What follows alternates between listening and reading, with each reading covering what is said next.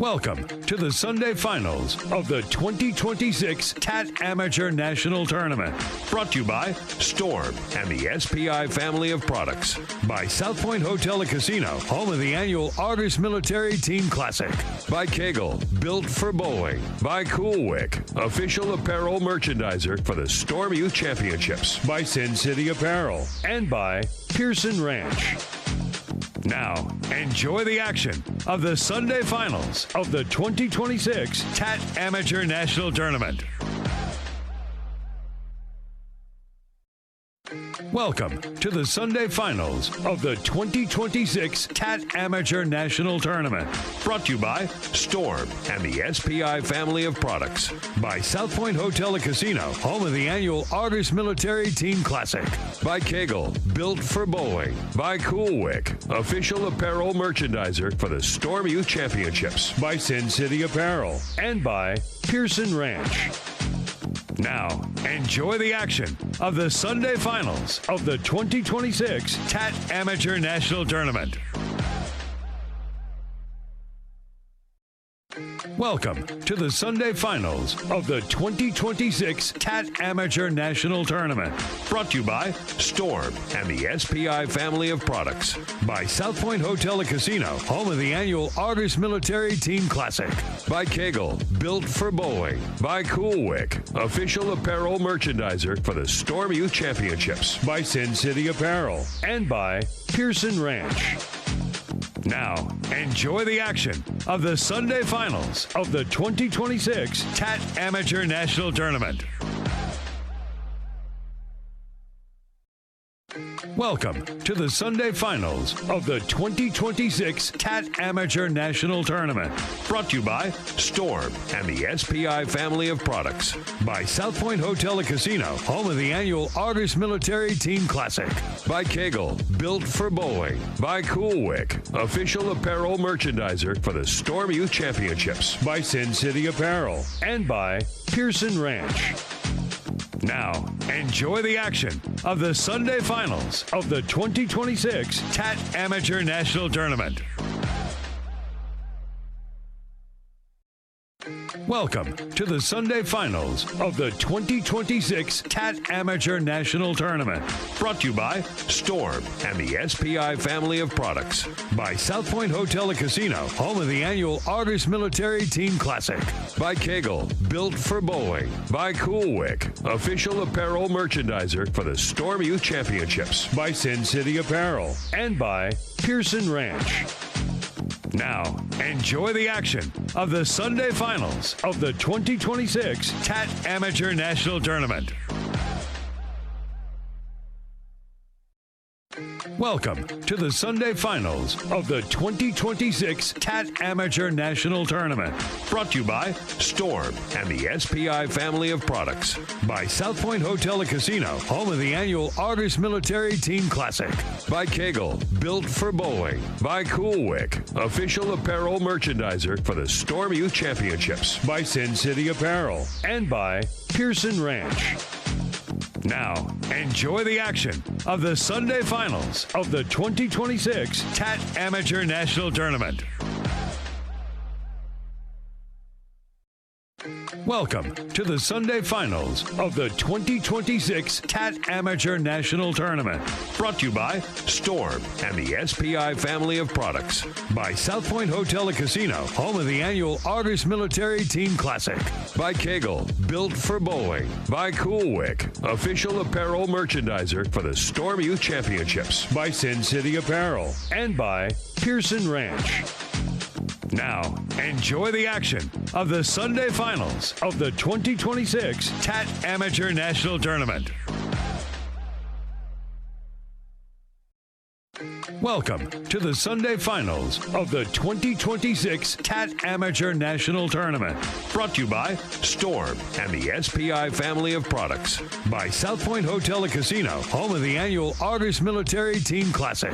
By Kegel, built for Boeing. By Cool Wick, official apparel merchandiser for the Storm Youth Championships. By Sin City Apparel. And by Pearson Ranch.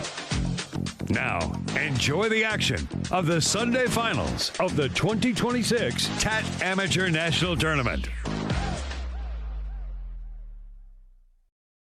Welcome to the Sunday finals of the 2026 TAT Amateur National Tournament. Brought to you by Storm and the SPI family of products. By South Point Hotel and Casino, home of the annual Argus Military Team Classic. By Kegel, built for bowling. By Coolwick, official apparel merchandiser for the Storm Youth Championships. By Sin City Apparel. And by Pearson Ranch. Now, enjoy the action of the Sunday finals of the 2026 TAT Amateur National Tournament. All right, good morning, everyone at home. Good morning, live from Las Vegas at the South Point Bowling Plaza. We are coming to you live, and we will be bringing you the action from the True Amateur Tournaments National event every year, Super Bowl Sunday. In February, we do the TAT team puts together a great event, the national tournament, and this morning we have 400 bowlers, a little over 400 bowlers actually, that have made it to the Sunday finals. And there's so many bowlers that they cannot floor all 400 at the same time. Even though we have 60 lanes here at the beautiful South Point Bowling Plaza. So you currently are watching two of the divisions compete. We have the senior and the 169 and under divisions on the floor. So we'll try to show you some action from both sides of the building. It's been a great week here at South Point. We'll keep you live all day long as we are getting down to the finalists in each division today. So, of course, as I mentioned, we have the senior and 169 and under. So on each pair, the bowlers are only bowling within their division, and they are mixed together. So we do have some senior pairs, and we have some pairs that are 169 and under. The next squad will be the 169 and under and the 170 to 189.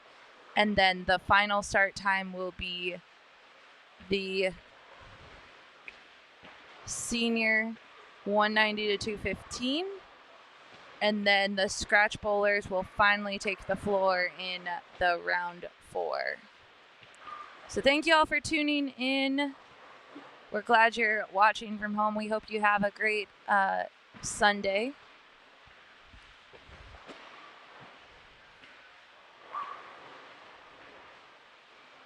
Looking in the chat.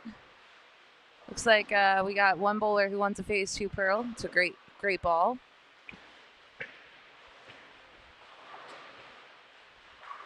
Good morning to Brandon. Good morning to Kyle.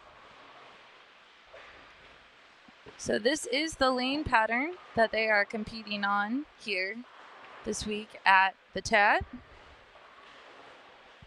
They're bowling on the fresh this morning, and this week, all week, we've heard a lot of people say that it's best to start with surface, try to keep it closer to the gutter at the start, and then just chase it in. So that's what we'll probably see most of the bowlers doing today. We have Matt McNeil has been working all week in the booth, and he is wrapping up the ballroom this morning, and then he'll be in to give some commentary on what he's seen on the lanes this week. Great shot there on lane 49. We also may have Tim Mack swing by the booth for all the fans of Tim Mack.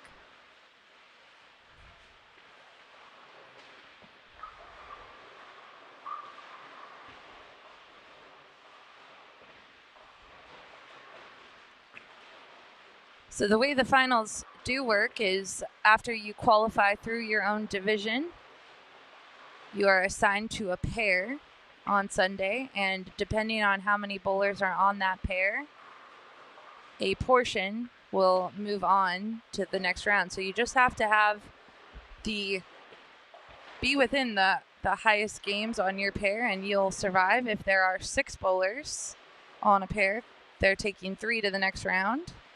If there are 5, which this round everyone is starting with 5 bowlers, 2 bowlers will move on to the next round. And if there are 4 bowlers on a pair, 1 bowler will move on to the next round.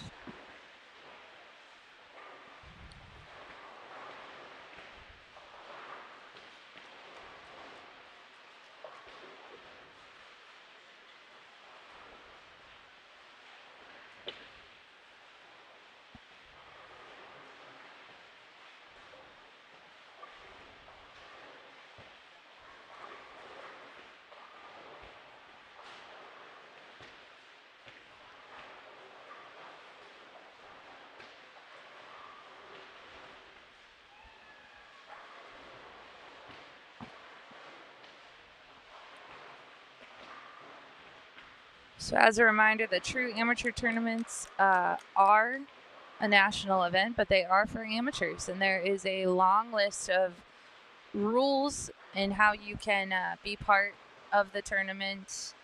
The eligibility is very important so that each division is true to that space. We do have some champions bowling, though, that have either in the senior division they've aged out. Of course, we have Vernon Peterson bowling this morning. Ed Roberts there on lane 48. He did a lot of bowling this week across a few tournaments in Las Vegas. Lots to bowl in for sure. We have bowlers from all over the world here. There are 260 bowlers from Mexico. And we also have a group of bowlers from Norway that came over to compete together.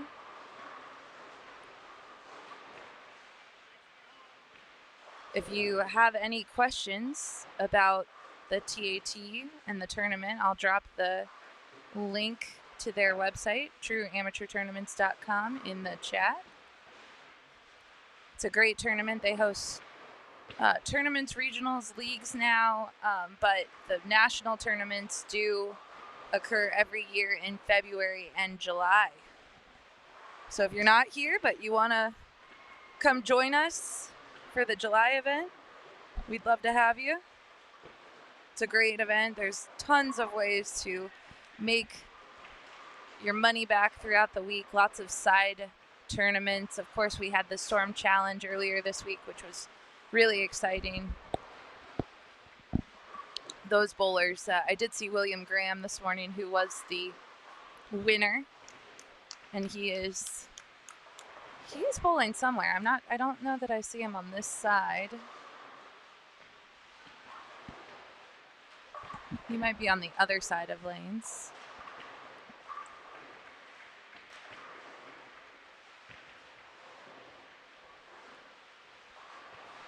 Take a look at the other grouping. This, of course, is the backside.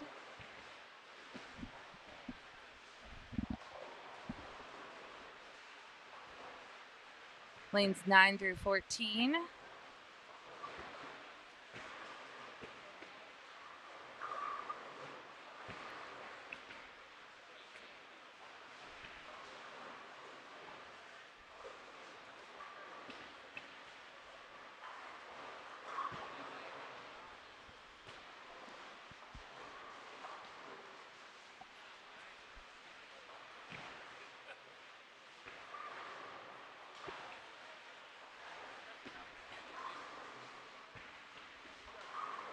Good morning.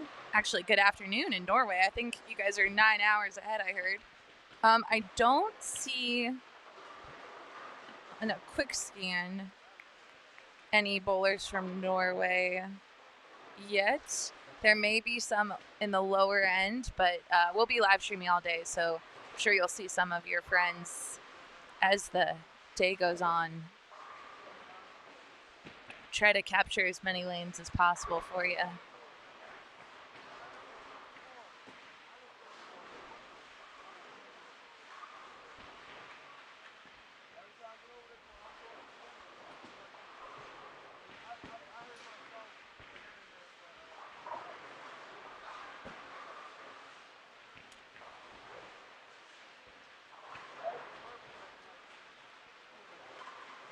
course, we are at the South Point Bowling Plaza, a very famous building in bowling, and we love being here. It's been a great week here, as always. The facilities at South Point are wonderful. The food options are great, and the lanes are just wonderful. I've heard many spectators, as I've been chatting with them, they love the stadium seating. There's plenty of room for everyone to spectate. Just a really comfortable facility. So if you've never gotten the opportunity to bowl in the bowling plaza, definitely add it to your bucket list of items, because it really is a great place to compete.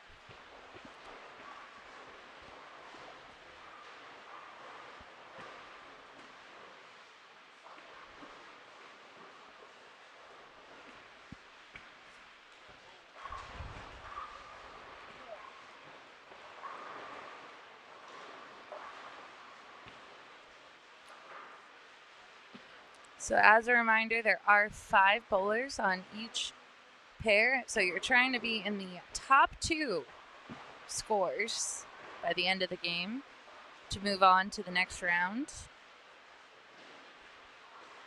Now the seniors will have 1 round off, but the 169 and unders will keep bowling because they have more bowlers to get down to the finalists in.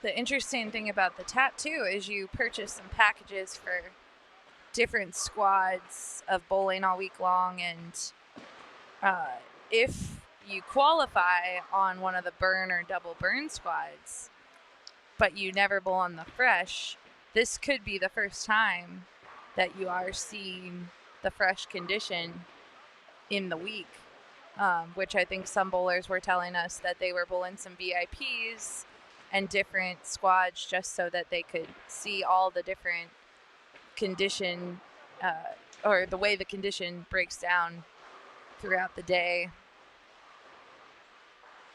It's really a great week of bowling. People come in for a great time in Vegas and are able to not only bowl multiple days, they maybe, if they qualify early, they can take a day off and enjoy Vegas, because there's plenty to do in this city.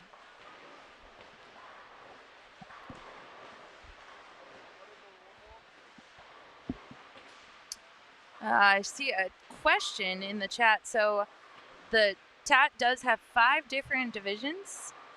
Those divisions are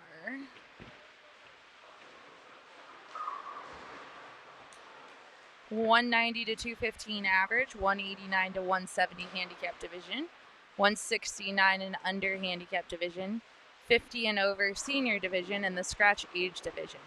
And the really cool thing about the TAT is you do not see the bowlers, or I'm sorry, you do not compete against the bowlers in the other divisions until the grand finals later today, where you'll be able to watch a 1-game match against the finalists in each division. So yes, currently you're watching the senior division and the 169 and under division. Those are the 2 divisions on the floor currently.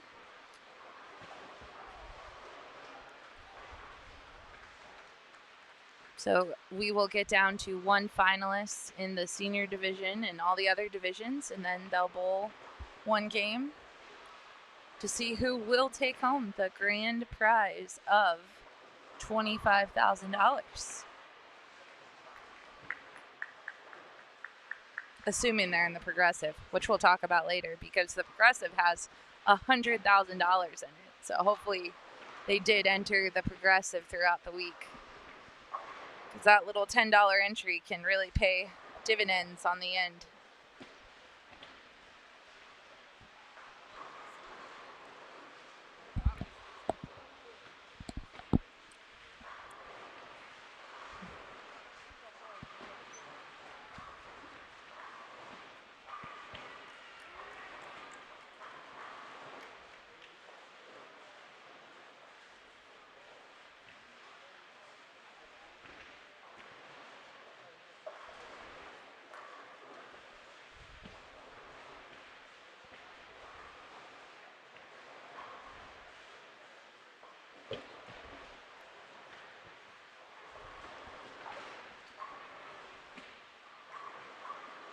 What a shot on 50. Oh, 10 pin.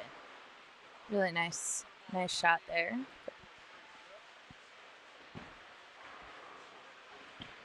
Good morning to everyone listening at home. Morning, Ron. I see you in the chat.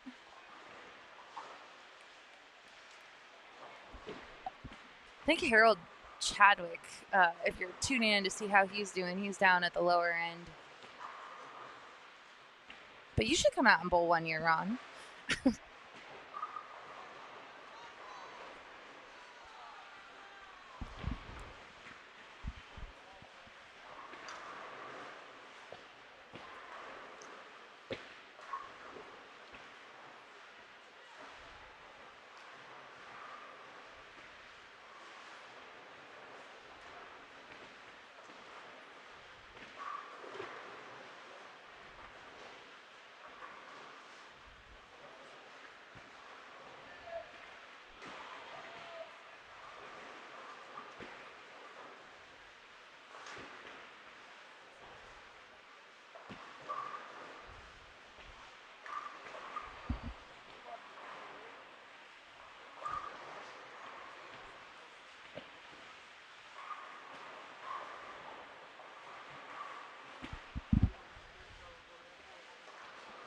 Show the lanes 9 through 14 for a little while. Here are the bowlers on the other side. As we mentioned, we had 260 bowlers from Mexico. You see one of those bowlers on lane 12. Oh.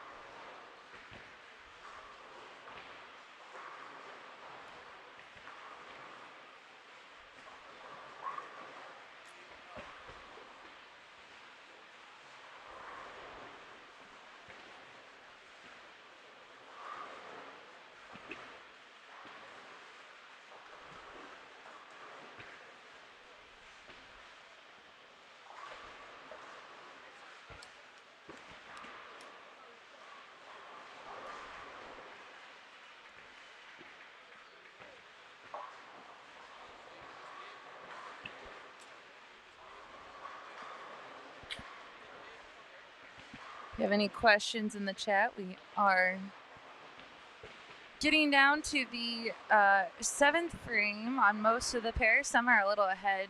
Looks like we do have some pairs that are going into the 9th frame. So we will be taking short breaks in between each different round because it will take a minute for all the bowlers to check in and get started again.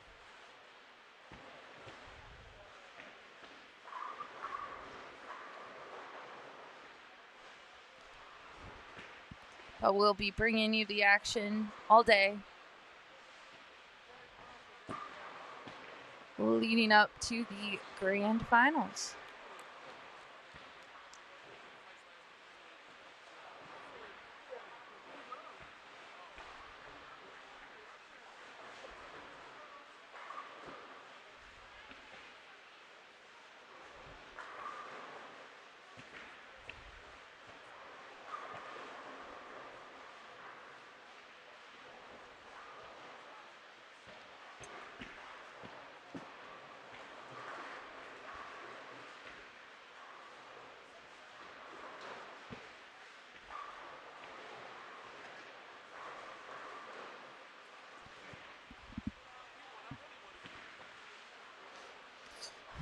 I do see the question The storm balls are not a requirement to enter. There are no limitations on what bowling balls you can use. However, every bowler in the tournament can purchase a bowling ball with their entry from Storm. This year, that ball was the Equinox Solid.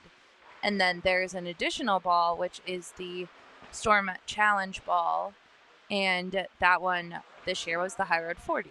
So bowlers had the opportunity to get 2 balls for the tournament that they can take home, and they can purchase those through the tournament. You have to be a tournament bowler to get that exclusive offer. And then there is an exclusion on Wednesday nights. We host our Storm Challenge, where every bowler must use a Storm bowling ball, and they must get 9 or better to survive their pair. And then we get down to the final 5, and in that tournament, 1 bowler from every division, and they get the chance to bowl strikes across 5 pairs of lanes, and someone wins $5,000. So that bowler this week was William Graham, who actually I did spot bowling down at the low end, he's in, I think, 33 and 34, so he's off camera, but he was the champion this week at the Storm Challenge, and he is in the senior division.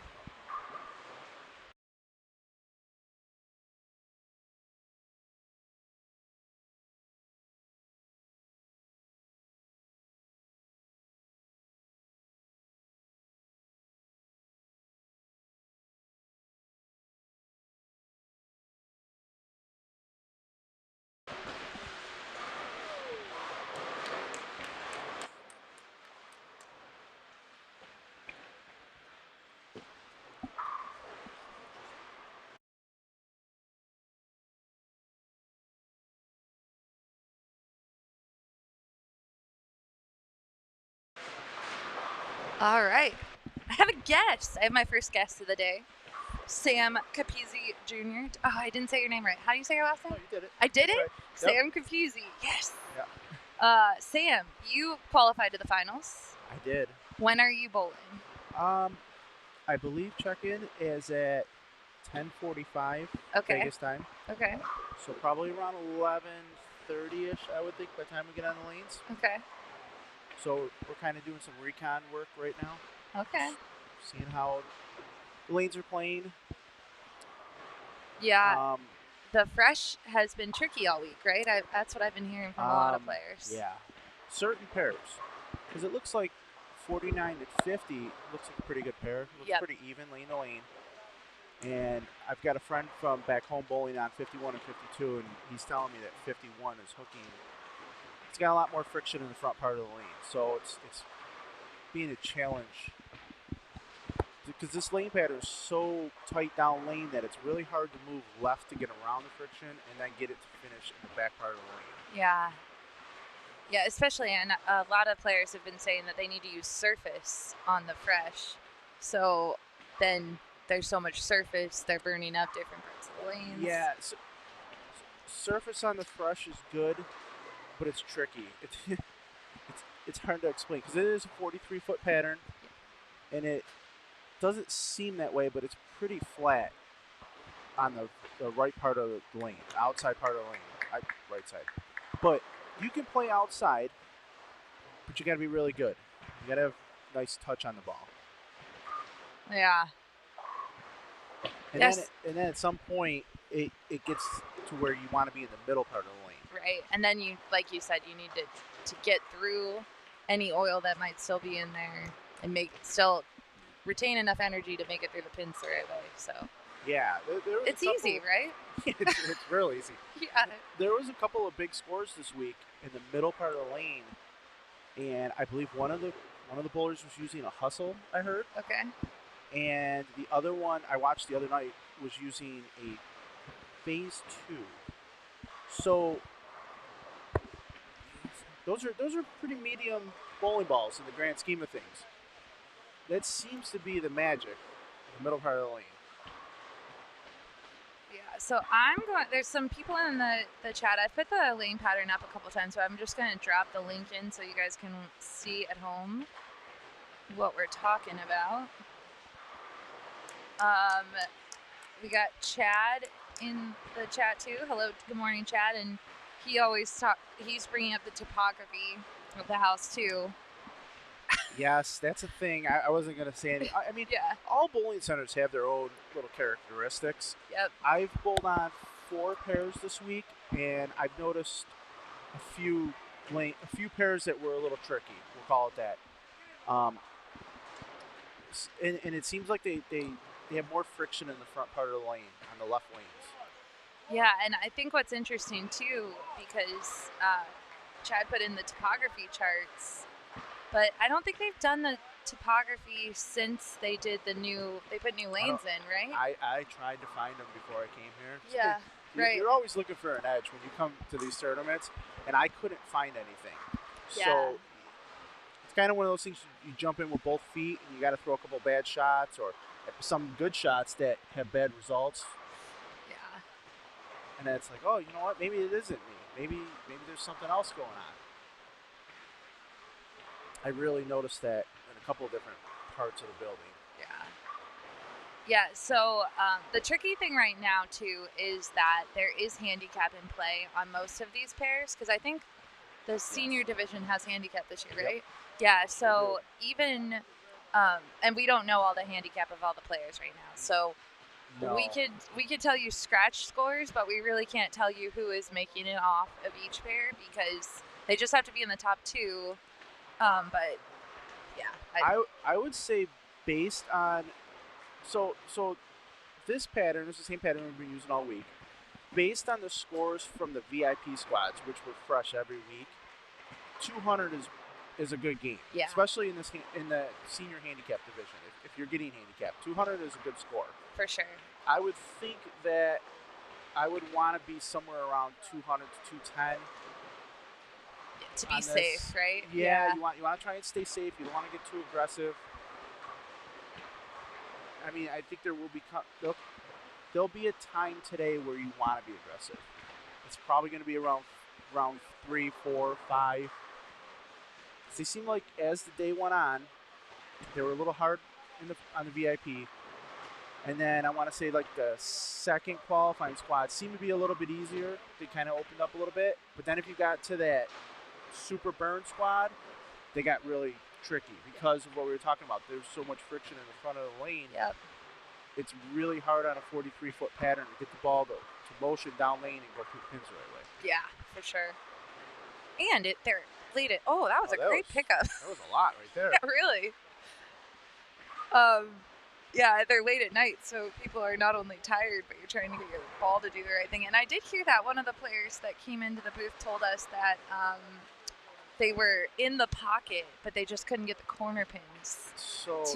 Yeah, that's another thing. Getting the ball to go through the pins the right way in this bowling center. Yeah. You can play to the right. There's a lot of different angles and ways to get to the pocket. I noticed Gerald here on lane 49. Yeah. He was playing a little bit further to the right. The problem is that right there. Yeah, right. If you don't throw it perfect and your angles through the front of the lane aren't perfect, you get goofy results. And then sometimes you might throw it really good and leave a 10 pin. Yeah. Yeah, for sure. And then you're back to square one. Yeah, and as they get tighter and tighter down lane, we saw some 710s too. Yeah. I mean, it's just like, man. Yep, this is ice oil, so if you're familiar with the oils, it's going to carry down a little bit. Yeah. And it does it pretty quickly. So you're already seeing the transition. Transition already hit, probably about 3 or 4 frames ago. So now it's just a matter of who's figuring it out. And it's weird because it makes you want to move right because it's stretching the pattern out. Right. But then all of a sudden you get hit with all that friction in front of the lane. Yeah. You have Mike Slatsky over here. I hope I said his last name right. Yeah. Oh, that was a great shot. Yeah, he's struggling a little bit this morning. It looks like he just had some misses early, but yeah, there's a lot that goes into this. A lot of nerves and whatnot. Yeah, and you're waking up early and bowling on the fresh. I was saying how some bowlers that may have qualified early on a burn or double burn, you have to make sure you come back and bowl on a fresh. That's what we always tell them in the booth. We're like, hey, don't give away all your squads. Bowl a VIP or bowl something on the fresh. Yeah, I put up a post earlier this week about not giving up because I bowled the VIP. I bowled 2 150 games, trying to play to the right. And I think I bowled a second VIP, bowled another 150 game, and I finally said, okay, we got to make some changes because that's just not working. Right. Even though it's fresh and you typically want to start to the right, something's not right. For sure. And there's a lot that goes into this because you have so many different styles, so many different bowlers, different rev rates, and different ball speeds, and different equipment. It's kind of a mess. Yeah, it does. It's an organized mess. I mean, Jamie keeps it very organized, but it's an organized mess. So when you're on the lanes, if you can stay away from that and kind of use it a little bit, it's a good thing. The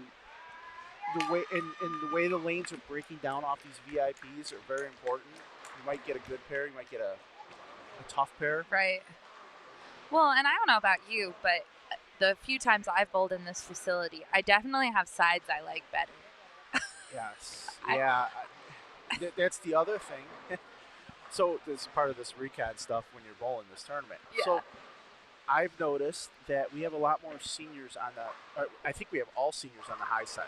It the appears lower like division, that. the 169 and under? Yeah, yep, 169 and under, and they're on the back here. They're on the back side of us. Yep. The lower end of the building is going to not break down as nice and friendly as the higher end of the building today. For sure. Now, that being said, the lower end's usually higher scoring, but I think it's going to play into it. Yeah, you're right. The easier side is going to have some more challenging breakdown, probably. Yeah, that's where you get everybody playing everywhere.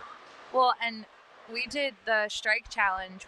It started on lane 47. Yep. And 47 was such a challenging lane for everyone in that challenge. And you can see 47 and 48. Those scores are not high on that pair right now. No, 49 and 50 looks like a pretty good pair. Yeah. I mean, it's hard to tell with the scores. They could be 180 average bowlers bowling 215. Totally. We don't know what the handicap is. Yep. But I do know that on 51 and 52, Brian Weber's up right now. He's from my hometown area. And he was having issues with 51. It looks like he kind of has a good grasp on it. We had a little pep talk. Told him, just make sure you stay safe. You don't want to get too aggressive. You don't want to put yourself in a position where you're making big moves and ball changes and stuff like that. You got to do what you can do to bowl 200. And I believe he's going to make it off of this pair. So 2 bowlers off of every pair. Yep. Because we have 5 across the board right now. So the way it's going to work, if there's 6 on a pair, you take 3, 5 take 2, 4 take 1. So, and then if we are going to get down to some divisions like scratch and seniors where there may be 3 on a pair, and then I think they still take 1 off that pair. Yep. So yeah. Yeah, it's a challenge. I mean, this whole tournament, even though it's an amateur tournament, it is a challenge. It is. I mean, there's a lot of people out here having a lot of fun. Yeah. Because it's Vegas too. And there's vacations and all kinds of stuff. I learned something this week. You did. There's a downfall to making the cut early in the week. And what is that? You have 2 days of trying to not spend money in Vegas. Yeah. And it's pretty hard to do. Yeah. You can do a lot of walking. And it is 75 degrees outside. It's very nice out. Yeah. But there's things to buy along the way while you're walking too. There's stuff that catches your eye. Yeah. Yeah. That's true. Oh man. Yeah, 47. That lane's. I was gonna say, I think Mike needed that. Yeah, I think he did too. Because as we mentioned, this pair didn't have super high scores, but I think this E bowler that's up on 48. I mean, again, not knowing handicap, I really think he's safe. He's playing the lanes very safe. So good, yeah.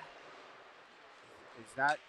I mean, you don't want too much ball motion on this pattern either. I mean, left to right, it's a little goofy. So the straighter your angles can be, you get away with it. It also helps your pin carry. I've noticed in this place that you don't want a lot of angle going through the pins. So just as we're watching today, the senior division does have a max of 24 pins. The 169 and under division, their max is 55 pins. So 55 pins, as you get close to that, that's a pretty big swing. So. Yeah. So later on, when you get to the finals and everybody's bowling one another, if the lanes are playable at that point, we'll call it that, it's going to benefit the scratch bowlers and the lower handicap bowlers.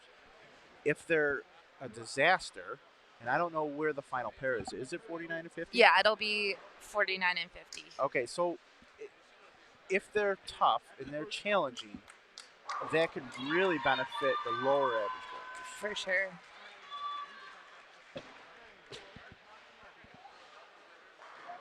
Sounds like they picked a pretty good pair for the finals. Yeah. Yeah, that it's all based on internet too. So we got a hookup right here. So that's how we choose. Well, you know, in this tournament, one thing about this tournament and one thing Jamie does very well is it's very fair. Very fair. Yep.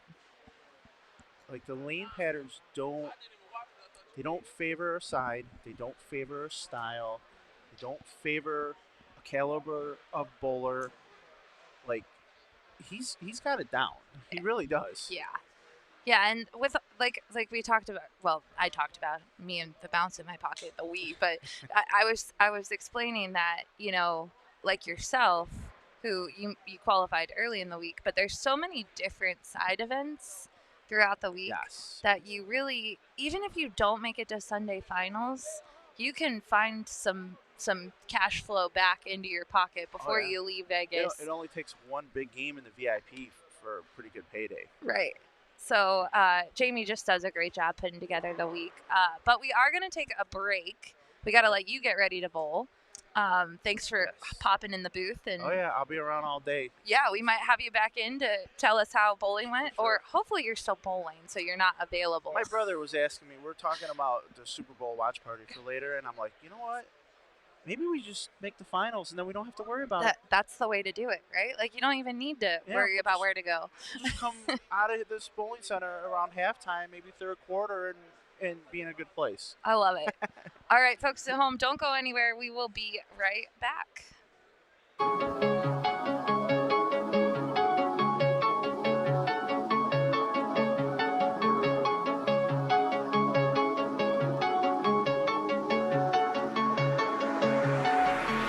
Hey, what's up? I'm Brad Miller, and I'm going to be throwing the Storm Bionic for the very first time. I'm going to throw it for 10 shots, and I'm going to take you guys along with me. Now, first of all, by the look of this bowling ball, this is one of the prettiest bowling balls I've ever seen in my life. I mean, if you could take a look at that, just visually, really awesome looking bowling ball. And in terms of the cover and the core, it's a brand new core with a hybrid version cover of the Ion Max. It is a symmetrical bowling ball, and I'm gonna give it a shot. We're gonna take 10 shots. We're gonna see what we think. All right. First shot, you always line up around the track. We're gonna go about 17 to 10 and see what happens. Look at that. I mean, the ball's pretty, and it rolls pretty good. I mean, with the first shot, that looks pretty good. It actually hooked a little bit too much, a little high flush, so I'm actually gonna move a couple, and we're just gonna see if it continues to hook, or if it, I don't know, gives us a wiggle or whatnot. Now, if we can somehow go 10 in a row here, that'd be nice. So we'll see what we can do. All right, we're gonna move a little left, go a little more flush.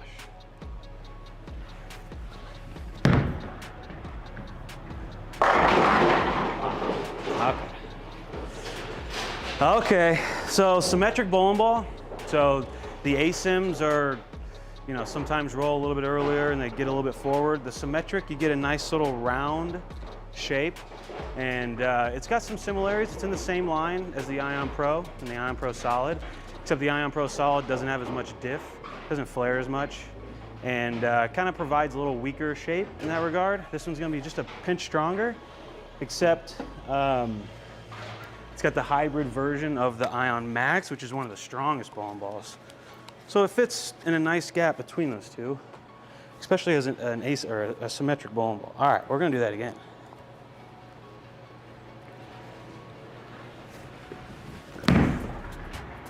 Slow. Slow and inside. That was my bad. Ball's hooking though. That's like the first thing you want to know if when you start throwing a ball for the first time is, does it hook? And it hooks. We've got 3 in a row that's gotten back to the pocket, a little high flush. Dead flush on one that I missed a little bit to the right. And then I got slow and inside on that one. But, you know, it's still held line. There's some balls that get really aggressive and whippy. And I'm not seeing that. Not seeing that at all. Very smooth. All right. I'm just gonna cheat one left, just in case I get slow. Oh, it was way right. Look at this thing. All right. First thing you look for, does the ball hook? It hooks. Second thing you look for, does it allow you to miss the building to the right? And does it come back? Yes, it does. And that's a good feeling. When you feel like you can stand over here and get it going over there, and it whips back through the pins like that, that's a good feeling. That gives you confidence. That makes a non-confident bowler pretty confident. There we go. Oh, that should be good. Oh, look at that. All right. So far, I like what I'm seeing. Nothing too crazy or aggressive. I have not thrown every shot the same. I'm sure you can kind of tell. And we like balls that don't make us have to throw it the same. You know, if you're out there and you really like the Ion Max, it's like one of your stronger balls. Maybe your bowling alley's a little slicker. That ball eventually will get a little too strong, and then you have a perfect, I mean, you even get a different shape because it's symmetric.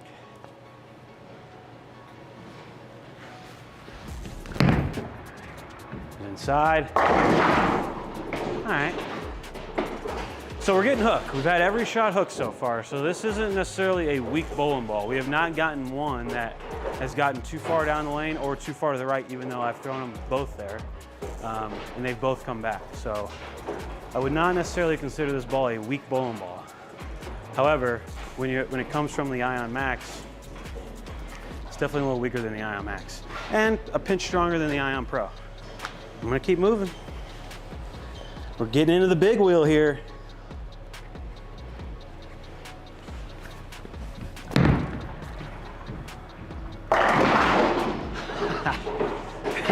That was a little grabby. That was on me a little bit.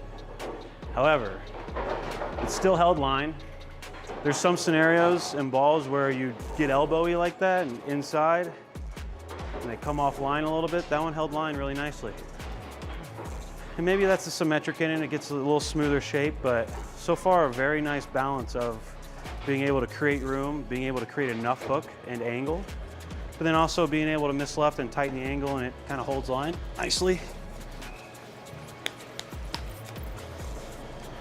All right, keep moving.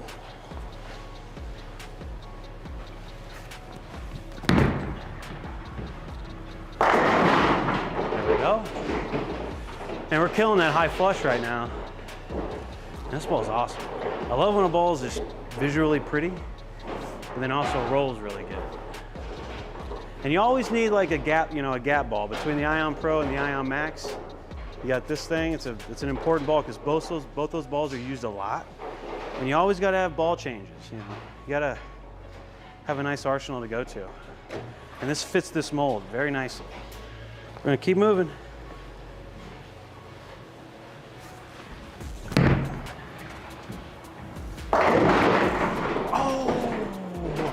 That was grabby.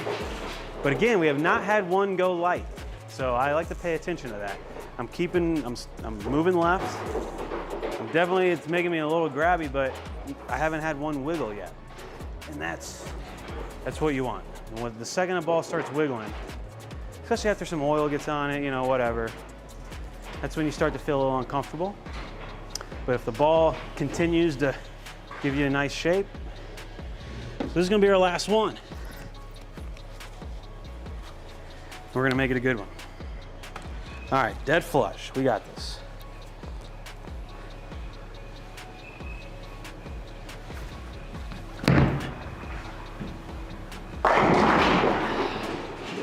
All right, so Storm Bionic, it's an important ball because symmetrical balls in general are just very important, especially when you throw ASIMs and you need ball changes to go to the symmetric. It's got a hybrid cover on it, which means it's not going to be overly strong in terms of roll, which makes it a nice step down from the Ion Max and a step up from the Ion Pro. It is the first symmetrical ball in the Ion line, which is really awesome. And yeah, I'm gonna throw this thing a lot. I mean, just based on the way it went through the pins and it gave me some miss room, it's looking like it's gonna be a very nice bowling ball. And you guys can get yours in your Storm VIP Pro Shop when it comes out.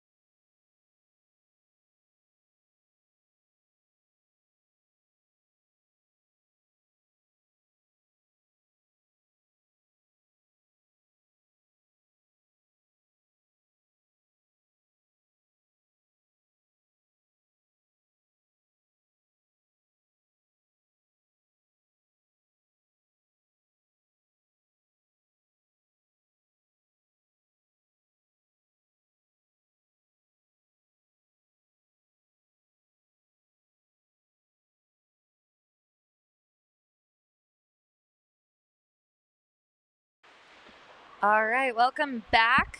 We are here again from the South Point Bowling Plaza, and I am Blair Blumenscheid. And this round, I'm joined by Harold Chadwick. Hey there, how are you? From Columbus, Ohio. Welcome, Harold. Now, unfortunately, you're here. Thank you, go Buckeyes. Unfortunately, you're here, and you did not survive your round, which happens It does from happen. time to time. Yeah, it's. I'm still decompressing. Actually, it takes a minute, honestly, Yeah. because you build this thing up for so many weeks and months, and it's kind of the highlight of my year, a couple times a year. So Yeah. yeah, it gets a little rough after you blow out the first game.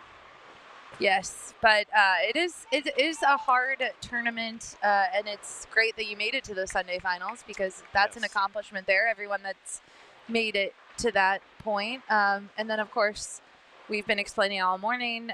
If there are 5 bowlers on a pair, we take 2 bowlers off of that pair, which is a steep drop a little bit. I mean, Yeah, it's, you know, it's wake a up rough early. cut. Yeah, we got a little selfie going on. But so you were part of the senior division, correct? That is correct. I am an old guy. It doesn't seem like it. No, I don't feel like I'm an old guy when I'm bowling, honestly. I could probably still compete in maybe a scratch division, but it's probably going to take a little longer to figure it out and make the cut. Right. So the seniors are a little kinder and they give you a little handicap to work with. But even when that happens, I'm still one of the lower handicaps. So you still have to compete against guys that are getting 20-some pins. But the way they structure the finals, it works out pretty well. For sure. Matter yeah. of fact, I didn't even look at the handicaps. So maybe I didn't lose as bad as I thought I did. Oh, there you go. Yeah, I mean, it looked like you were bowling pretty good down there. So I was hitting the pocket. I've hit the pocket all week. It's getting the right surface on your ball. Ball selection is important, but surface is very important. And it's not that hard to get to the pocket. It's definitely a playable shot. And the fresh is definitely a lot different. We bowled on the very fresh, like just oil. But that's a little different than bowling on the double burn, which is where I qualify. and that's what we were talking about earlier, because you can qualify. Well, actually, let me back up. We are watching this round. Yes. 169 and under division again, and then the 170 to 189 division. Yes. So those are the bowlers you're watching. We do have 2 camera angles. We have in front of us, and then I'll pop over to lanes 9 through 14 behind us from time to time. But those bowlers are, of course, mixed, or the divisions are mixed together most of the time, not on the same pair, but Right. throughout the house. So I can't really tell you which division we're watching. But Yeah, it's hard to tell too because these divisions are so close in average. exactly. It's not like you see scratch bowlers and some 170s and under, but Exactly. But back to what you were saying, we were talking about that earlier, where a lot of times you come in for the whole week. yes. You buy the package because it makes the most sense, because you get multiple VIPs, multiple squads if you need them. But if you qualify early on a burn or a double burn, you have to remember to come back in and bowl the Yes. VIPs in some of those, That's very those important. rounds. Yeah. It's an underrated thing. Is people, I'm guilty too. I've skipped VIPs because I'm taking the day off. But bowling on the fresh, especially if you have a chance to do it every day or every other day on your VIP squads, get it in, because when you make the finals, you got to have that knowledge of how to treat a ball, what part of the lane to play. Consistency here is pretty good. Like day to day, the fresh is going to do this. The burn is going to be somewhat different, and then the double burn is going to be, you're going to be playing left to right, middle part of the lane. At least on this pattern. Some patterns are a little shorter. This has been a longer pattern this year for the February, and I'd like to say it held up better. I don't know if that's true.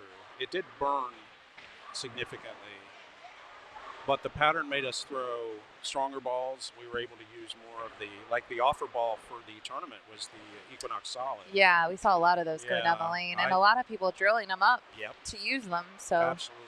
yeah, Matt McNeil was actually mapping them out in the booth for bowlers that were going to take them out and bowl later.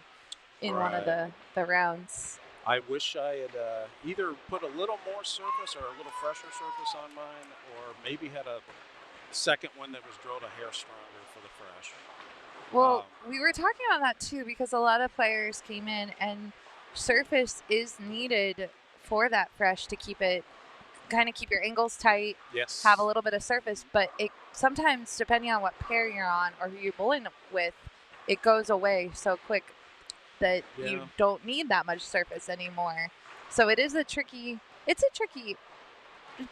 thing, surface is, of course. Yeah, because, I mean, qualifying, you don't know who you're matched up with. You might have 3 seniors on your pair, or you might have one from every division. So people play the lanes differently, and they have different skill levels. So that track usually gets beat up pretty good no matter what pattern they put down. And then you have to negotiate that. Once it starts to happen, you have to get away from it or ball down, find a way to deal with it, you know. My way of dealing with it was to jump left and play the center of the lane. And it has a good look for a lot of the guys with lower ball speed. Yeah. Some of the higher speed guys can play right into that burn, not worry about it so much. Yeah. Just looking around, it seems like most of our pairs are 5. There's 1 6. Oh, there is a 6. You're right. Yeah. Almost everyone's 5 though. Yeah. We got Ray Lofthouse on 47. He's always at the TAT. Yep. Ray is awesome. Right, yeah. Brought his wife this year. She gave me a pen, so thank you. Oh, is that her? Yes. Yeah. I didn't know. Was she a bowler too? Or? No. She's here watching Ray, and I told her, I go, I cause trouble for your husband a lot. I give him a hard time. She goes, well, somebody has to when I'm not here. I go, okay, I got your back. I see the contingent from Norway is hiding out down here. They must have a bowler on the squad. Yeah, we had down someone. Around 41 somewhere. We had someone watching earlier that was asking about the bowlers from Norway. He's from Norway, and I didn't think we had any bowling quite yet, but we must have one bowling now. I believe there was one on my pair, but I hadn't met him before. Okay.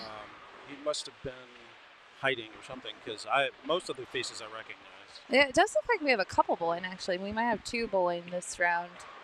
Yeah, down near the lower end or higher end, high end.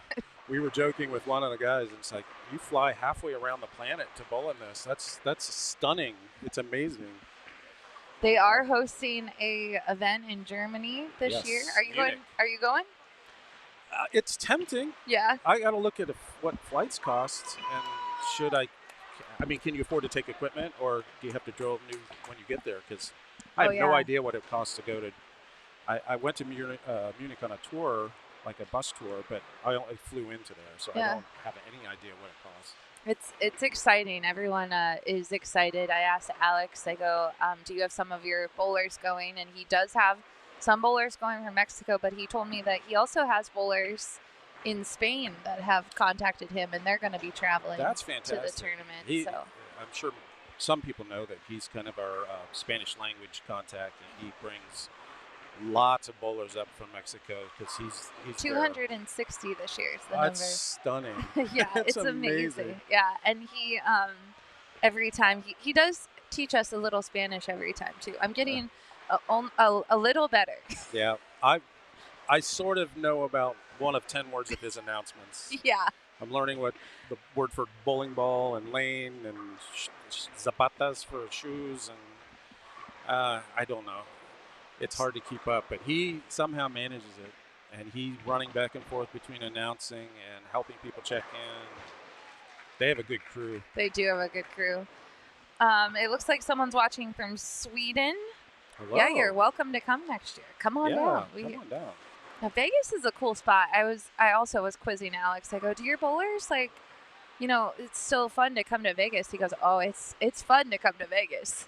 It's really? a lot of fun. I guess they treat it like a vacation. I treat it like a business vacation. Like, sure. Most of your days there's a lot of downtime to do whatever you want. But bowling is still the priority for us. But I don't know how most people treat it. If they treat it like it's a week to get away, or if they're semi or super serious like I tend to be. But I think it's 50-50. as we're talking to people that come to the Storm booth, you have some of the bowlers that maybe it's their first one, and so they're treating it more like, oh, I'm here for experience, but also for fun. And then as they bowl more and more and get the hang of it, then it might become a little more focus on the bowling. But even we had a bowler who's bowled a lot of these, and he's a scratch bowler. I'm sorry, he's in the senior division as well. And he told me this year that he never really allowed himself to have some fun at these tournaments before, and this time he did prioritize that. Like, he qualified early, Right. and then he went to a hockey game and some other things. Yes. So yeah, There's a lot of things to do. There's shows. There's hockey. Yeah. Especially this tournament, we're going to have the Olympics started too. Mm-hmm. But there's always stuff to do. I was trying to think what we do in July. What's our fun time? It's usually you get to see the fireworks. Fireworks for sure. After qualifying one night. Yeah.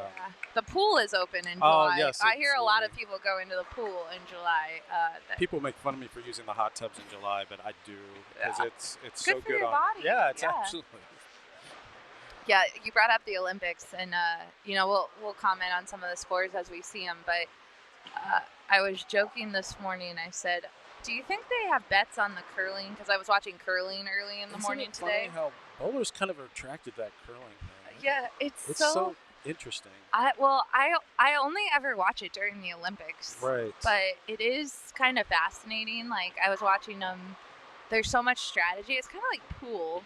Yeah. Because there's strategy in, like, defensive moves and then getting it in the right targets. But I still don't know how the brushes work. yeah. I don't know if they're brushing it to make it turn a direction or make it go faster, make it go slow. I have no idea what it does. I think it's all of the above. I have no idea. I'm no expert. I do know that in Park City, though, we have they have some Olympic displays because they hosted the Olympics. So there's, like, the Olympic training facility, and there's an area where you can lift. I don't know what the rock is called. A stone. The stone. Is that what it is? Okay. Or at least in English. I don't know. You can lift it in a case. Oh. It is so heavy. Like, so heavy. Like, I have no idea. I think it's. They look like they're made out of granite. Yeah, I don't know what let me they're made out of. Google how heavy it is. But I've lifted it, and I'm like, oh my goodness. But it's so funny how delicately they kind of release them, and that's this big heavy thing. So the stone is between 38 and 44 pounds. I wonder. And 42 pounds is the standard. Standard. Yep. So they get to decide, or is there like an Olympic standard? Or This one says, according to the Olympics, 42 pounds is the standard. But maybe it's like anything. You have the, like, range for other competitions that aren't Olympic sanctioned or something. Maybe we should try oiling the full lane and trying stones down at the pins. There you go. I bet that'd be interesting. Yeah. Probably wouldn't be hard to strike, I would imagine. Very good. Okay, so like last time, there is a handicap involved in both of these divisions that we do not know for the pairs, but we'll comment on some of the scores that we see. Right. I am seeing a couple of spots where they're clean, a few strikes. Nobody really stringing them up yet. 47 and 48 has been a pretty tricky pair for most everybody this week. 49 and 50 has been a little kinder, but it looks pretty rough, actually. Yeah, that 47-48 pair is not nice. I kind of wish I had a bolt on that pair. It's just to make my spares and hope for the best. Yeah, at that point in some of these matches, that is what you have to do if you're on a pair. We were talking earlier about topography and that kind of stuff, but there hasn't been a new topography chart that we can find since they put in the new panels. Since the new panels? Yeah. That was a year ago. Yep, minus a year a ago. couple weeks. Yep. Yeah. It was, I think, right after this in SYC last year. Yeah, it was between when you guys left and when the women's championship started. Okay. Because women's was in this house last year, and they're coming back again this year. I was wondering that is, I think that the summer TAT will be at the Orleans, correct? Because of the I think so. The Women's Open. Probably. I think. Let's look. I haven't thought that far ahead yet. Unfortunately, I have to. As soon as this was over, I was like, what's next? The Orleans. It is at the Yep, Orleans. it will be there this summer. Yeah, so if you're watching at home, I mean, we talk about that a lot. Can you put that back? Yes, I could. It looks like it starts after the 4th. You're right. It's July Wow. 5th to 12th Okay, this it's year. usually the week of July 4th, but it's Wow. going the week after this year. uh, Interesting. Wonder if Good that'll call. free up some space for people. Yeah, so like we said, I was just these TAT tournaments are a great opportunity for anyone that wants to bowl in a national type tournament with lots of different ways to enter, lots of different ways to make some money. Yep. We've dropped the link in the chat, but all the rules are at trueamateurtournaments.com. Yep. And you can learn more and enter, and it's really a fun tournament. How long have you been bowling the TAT? Oh my gosh. I don't know if I have a year for that. It was when it was still at Texas Station. Okay. So it's been, and Jamie's dad was running it, Ed. Yeah. I would say it's had to be 20, 25 years. That's amazing. Yeah. The format was a little rougher then. It was still the 5-2 cut, 40%, but the divisions were all scratched by average, I think. Okay. And there was I was in a scratch. It was scratched by age. I'm sorry, scratched by age. And then when I moved into the middle division, I about jumped up and down because that meant it was a bit 20 pins easier to make a cut. And then I got to the senior division, and it got another few pins easier to make a cut. So I think I hit my stride when I turned 50. I was like, oh my goodness, I can actually compete still. Yeah, that's cool. That's the hard part about. We talk about these tournaments at home, but people don't realize that you can be a 162 average bowler and bowl in this. For sure, and you're in the 169 and under division. Yeah. Like there's five. That is a newer division too, I believe. Yeah. There's 5 different divisions, and what I love about it, and this is what I tell a lot of people, is whatever division you're in, you don't see people from the other divisions until the final round. Yes. So absolutely. The final pair. Yes. Yeah. When So you win your division. yes, exactly. The grand finals when you're bowling for the Yep. $20,000 or $25,000 Exactly. plus the progressive. I hope you skipped a couple hot dogs and got in the Please. progressive this week. Everybody, when you enter this event, spend the $10 to enter the progressive pot. Yeah.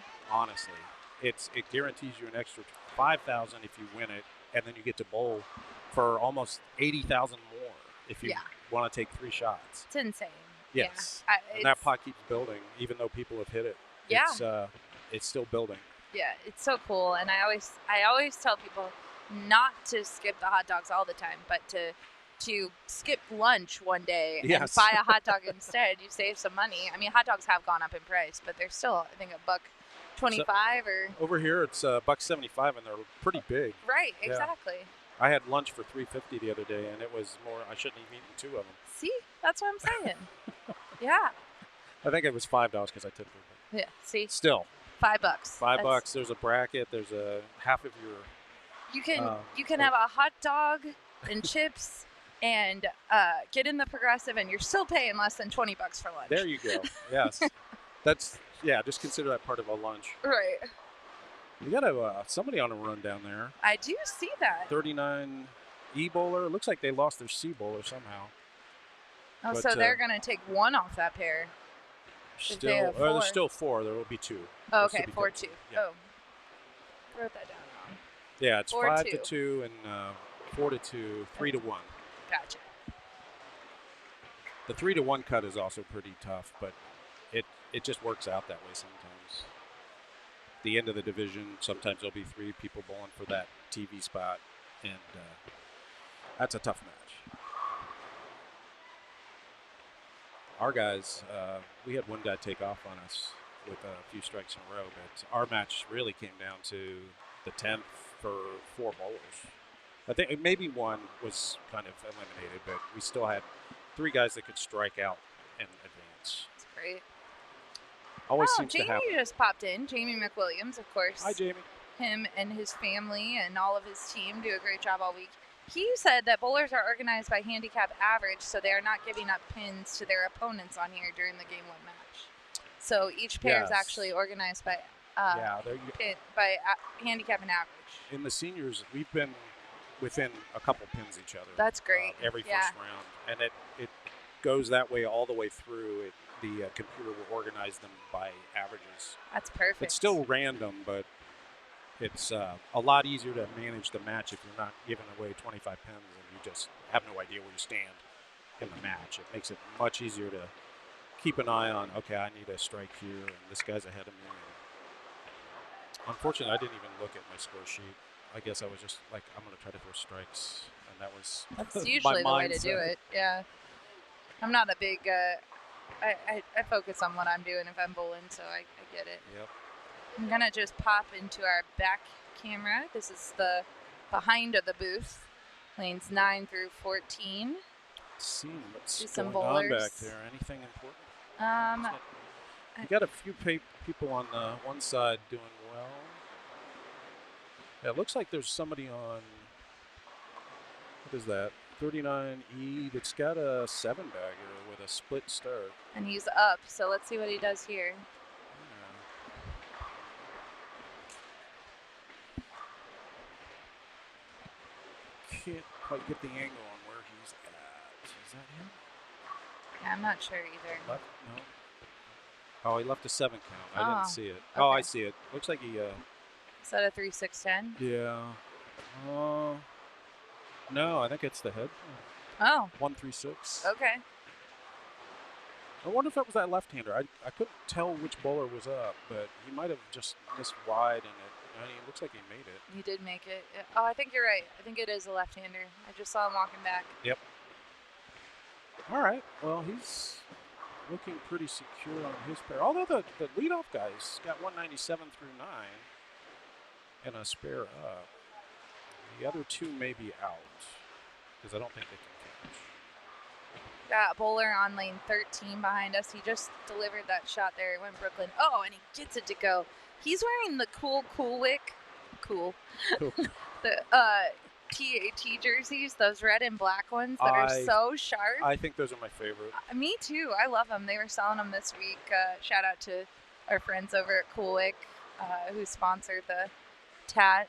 But I really like those red and black jerseys. Yeah. I thought when they had those as staff jerseys for the TAT staff, I think starting a couple years ago, and I was like, man, I wish we could get a hold of those. And now they do sell them, so yeah. It's awesome. Yeah, it is cool. Let's see, we have a tight match down on 57 and 58. Still have a few frames left. Let's see. Not a lot of people running away with matches. Just seems like that 39 and 40 match might be done, but there's still a few frames to go. And like we said, it can come down to the 10th almost every shot. There's Vu Dong just smashing the strike. If nobody's ever met Vu, he throws it hard and straight. And his shirts usually mention something about what pattern are we going on, because I don't care. Oh, I remember that. Yeah, He made. Did he make the finals a couple years ago? Did he make the final? I thought he did. I think he did too. It's pretty outstanding. He throws it like 20 miles an hour. I think he told me he uses 12-pound equipment, but he just throws it. And he's not a spinner. He's not like the guys from Taiwan or stuff that can throw that kind of spin shot. He just throws it hard. Got Ray Lofthouse about to throw a shot here. It's still tough to tell on some of these matches who's doing well. Yeah, they're all pretty close. I mean, that is the one thing. Another credit to the TAT team. They really do try to keep these divisions fair and equal so that you're bowling against people that are in your same kind of competition level. Exactly. Which is great, and just gives you more chances to make it through the rounds and make some dollars. Yep. You get to that final pair, it's not crazy different in handicap. The handicap bowlers still get handicap, and the scratch is still scratch, but it's not outrageous. No. Yeah, I You think still have a shot if you're a senior, if you're a Right. 169, you can still throw enough pins down to win the win last 25. few grand finals that I remember, like the max handicap, usually they're within like 10 or 15 pins. I've seen one Right. where maybe one of the handicap bowlers makes it and she gets like 20 or 30 pins, or he. But most of the time it's under 10 pins, or Yeah. especially under 20 pins. Yeah, it's never enough that you're stressed out and you're running back and forth to the score sheet, Yeah. trying to figure out, wait, how much do I have to make up? Right. I think the last few years it's been like 2, 3, and 4 or something like that. So it's been not a lot. I think the winners of over the last 5 or 6 tournaments have come from basically all the divisions. Like, Yeah. Yeah, we it's had a pretty even. handicap winner last year. The handicap, we had a senior. Or the summer. I can't remember if it was summer or Marvin was, won. He was scratch. Yep. Yeah, Marvin Hale, I don't know if he bowled this week. He's been here coaching, and He did not bowl he's this been week. working with some of his bowlers from back in California. But yeah, I don't know. I didn't see him bowl, so I'm assuming. I even talked to him a little bit about what I was doing, and then we got squared away in the that double burn squad. Nice. That was funny because we were score hawking, and they were looking at the sheets as they came in, and we thought I was second for the day, and it turns out I was about 4th or 5th for the day and barely made the cut. Oh, that's funny. It's just, you never know.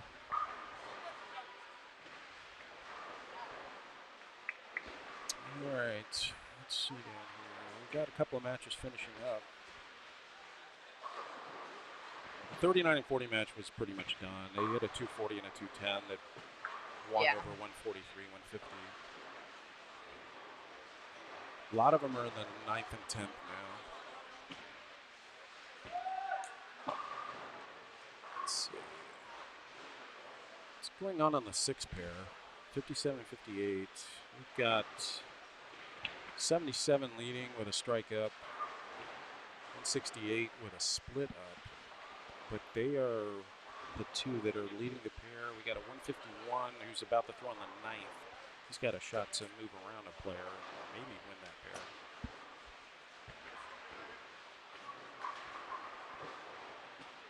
It's hard to keep track of when there's this many people There's a having lot. fun out here bowling. Yeah. The early rounds we're just watching some fun bowling and letting people, if they know their friends and family are back home, tell them, hey, you can watch me bowl. So that's what we're trying to do. I wish Give we 'em did a- have a list of names, so if people shouted out a name, we could tell them what lane they're on. Or I wonder if the scoring system works here, where you can watch remotely like you can from Nationals. I don't know. That's a good question. Yeah, I don't know. I've Yeah. had people say they're going to be watching, but I don't know if they mean our fabulous broadcast Right. or the scores, or both. I'm giving them a glimpse at 9 through 14 again. Looks like they're getting down to the 8th or 9th frame behind us too. So we're on a really good pace this morning. Jamie is doing a great job getting all the squads off on time. We started at 9 a.m. Yep. So That was an early call this morning after having a day off. I was like, I got to get up at 6:15 and get something to eat. yeah, Showered up and over here by 8 or so. yeah. We still didn't get here on time. Yeah, 9 a.m. can be a little early in Las Vegas sometimes, depending on what your last night activities were. But a lot of these bowlers were here bright and early, ready to bowl. And then as the day goes on, of course, the big game is on Yeah. everywhere, in every casino. Yeah, it seems like it's not quite as hype as it usually is.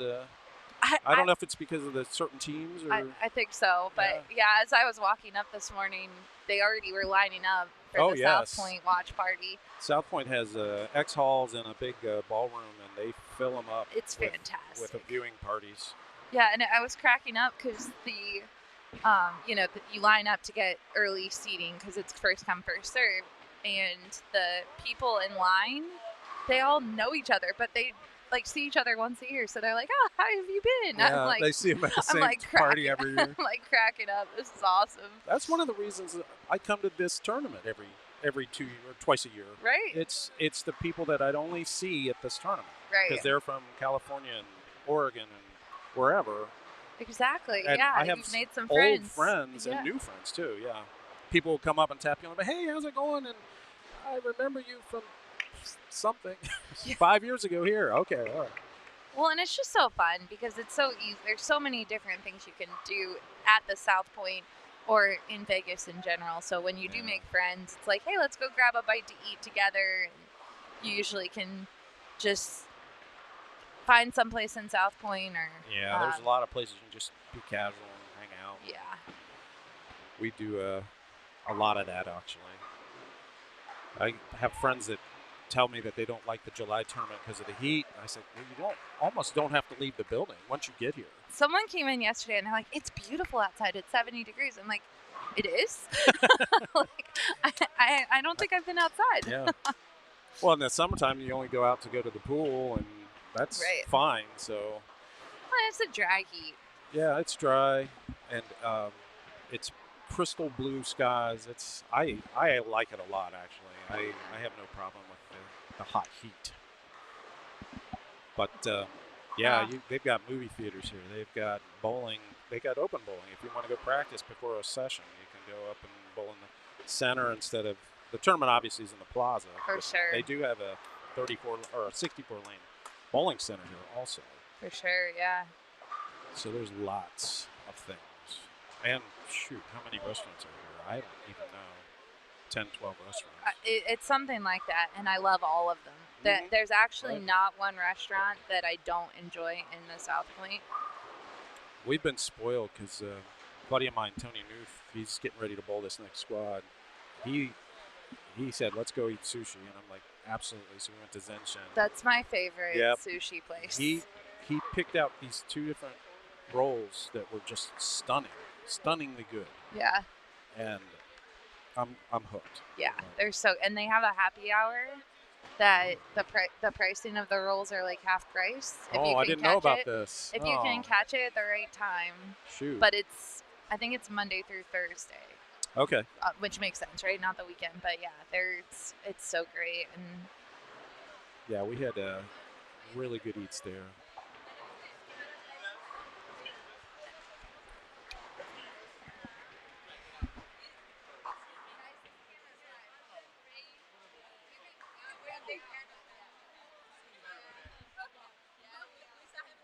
It's looking like most of our pairs are getting done here. Let's see if there's any exciting. You haven't heard a lot of loud cheering this round. I think everyone's still sleeping.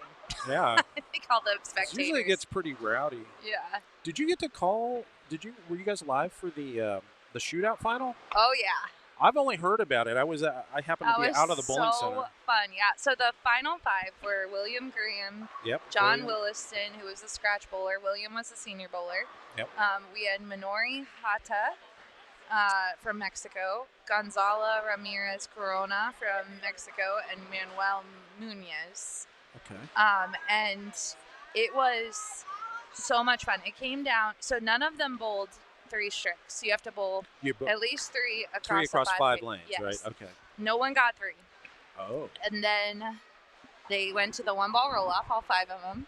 And William and John both did not strike. It was on lane 47, which is why I know 47, 48 is a hard pair. Okay. 47, no one struck on that lane.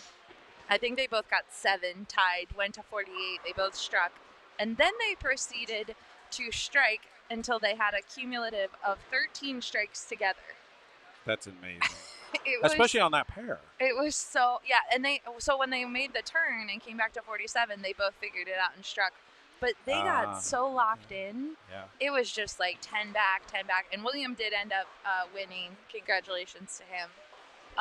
And he was using so the trick with that tournament, you have to use a storm ball. Right. In the summer, it's a Rotogrip sponsored tournament, so it's a Rotogrip ball. So it's only storm. No Rotogrip balls, no global balls. But he was using an Omega Crux. Oh, my. And he said it's one of his favorite balls, and it's like 10 years old. Yeah, I've heard that about that ball, but I had no idea he was using it. Yeah, but he did say he's like, I really like the Ion series too. He was telling me today. So he was looking at, we just announced a couple, and there's an Ion Max Pearl coming and a Bionic, which is the symmetric version of the Ion Core. So yeah, anyway, it was pretty fun. Yeah, I wonder if he's just kept that ball around for this kind of thing, or if that's just one of his regular Arsenal balls. Yeah. I heard him say that he's now won everything in this possible except the main event. That's unbelievable. That's outstanding. Well, I mean, C.J. Patterson's done some damage too. He's won the shootout and he's won the senior event. Yeah. Yeah, and William, I think he's still alive today, so we'll see. Yep. We'll see what happens. He's here somewhere. He still had his booties on his shoes. So.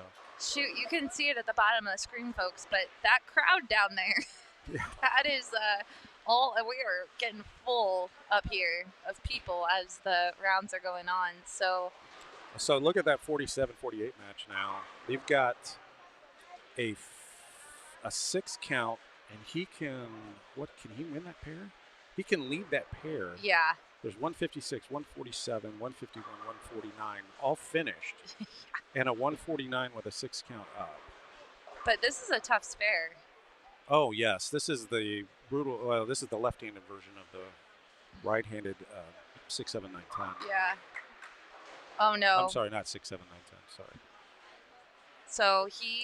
3, 6, 9, 10. Well, he did. He's won. He shot 155. Oh, see, he advanced, even though he got 3 of the 4. Yeah. Oh, that was awesome. Yeah, that that's double in cool. the 9th, 10th really put him through. All right, so it looks like we got two pairs still running on this side. It looks like this person's going to lead their pair also. For sure. Up next, the seniors will come back out. The scratch division will floor for the first time. And we also will see the 190 to 215 division. Oh, wow. So we got... There should be a lot of bowlers we recognize and know by name. Yep. By this time.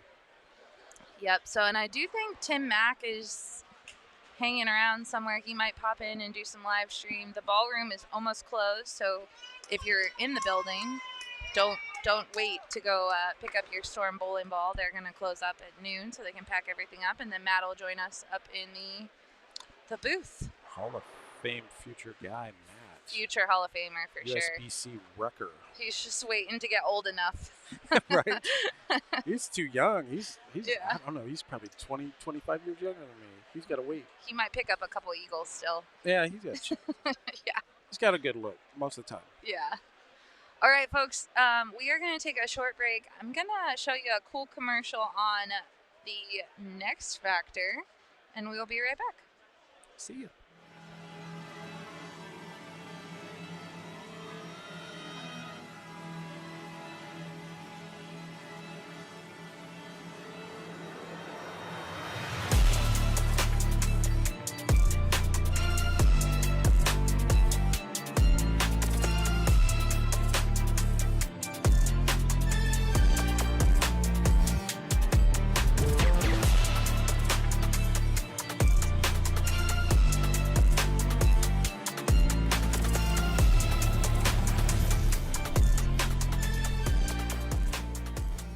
What's up, Nicole? Hey, Dylan. You said you needed me? I do need you, but before I get to my surprise for you, Ooh, I think we should take a trip down memory lane. What do you think?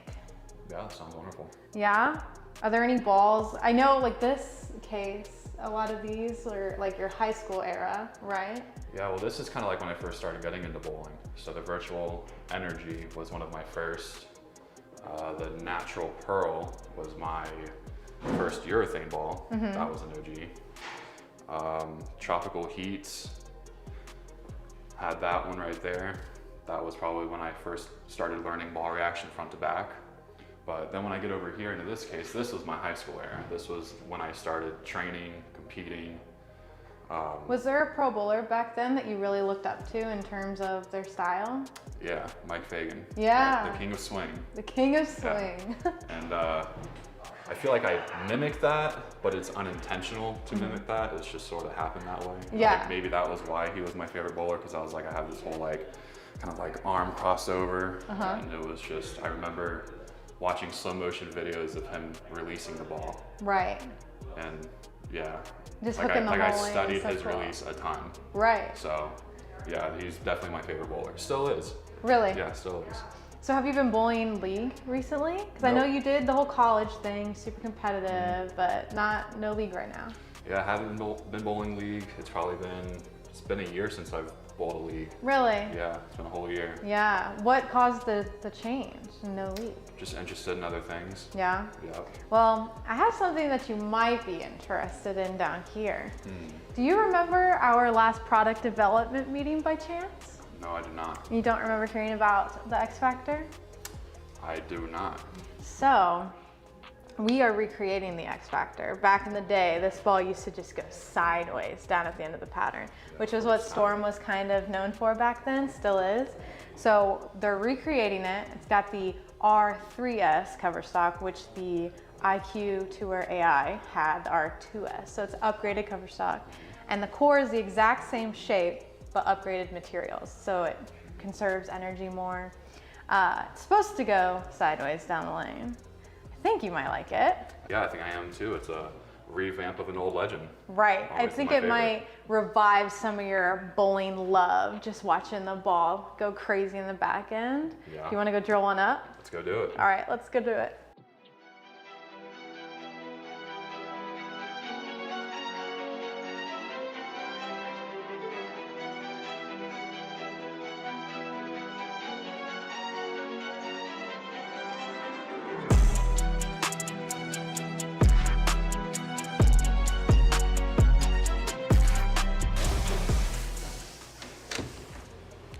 What's up, Storm Nation?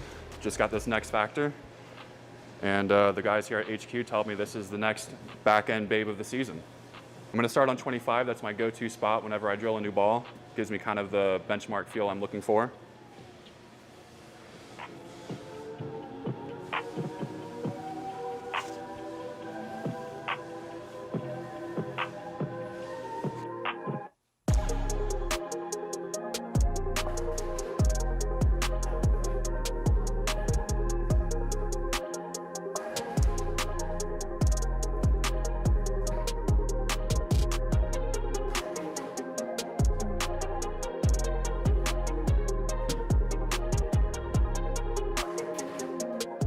So the last time I threw R2S was on the IQ Tour AI, and I really enjoyed that ball.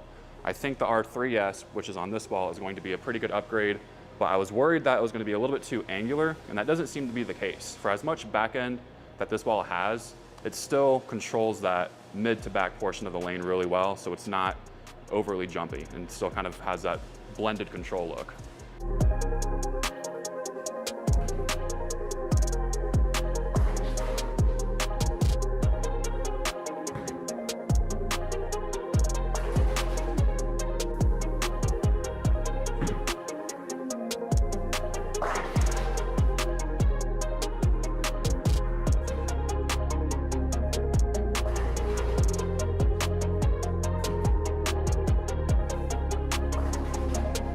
So now I'm going to move left all the way to 50. I'm going to slow my speed down. I'm going to see just how much this ball can maintain its back end shape.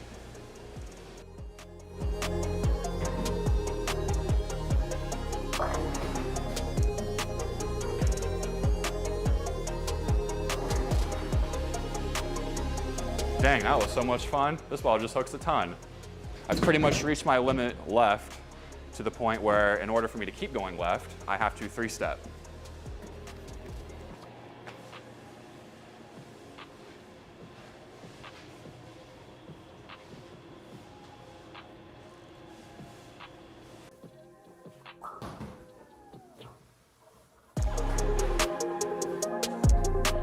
Dang, that's crazy. I haven't three-stepped like that since college. Now, I was worried that this ball wouldn't have enough to make it back on the back end, but this ball recovers nice.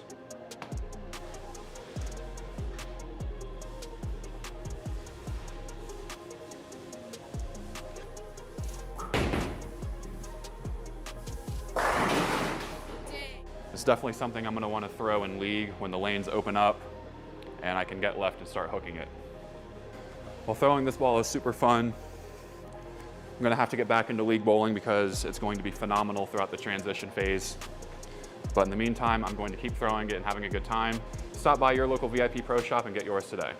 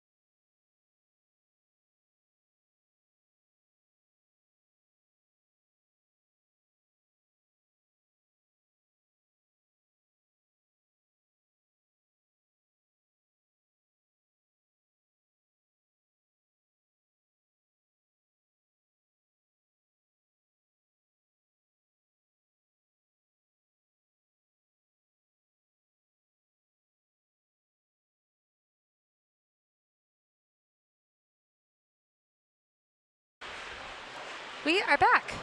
Hi, everybody. Welcome back. Harold is still joining me in the booth. Yep. She was looking for a celebrity to join her, but they seem to be busy at the moment. You're a celebrity. What are you talking about? I am a frequent bowler.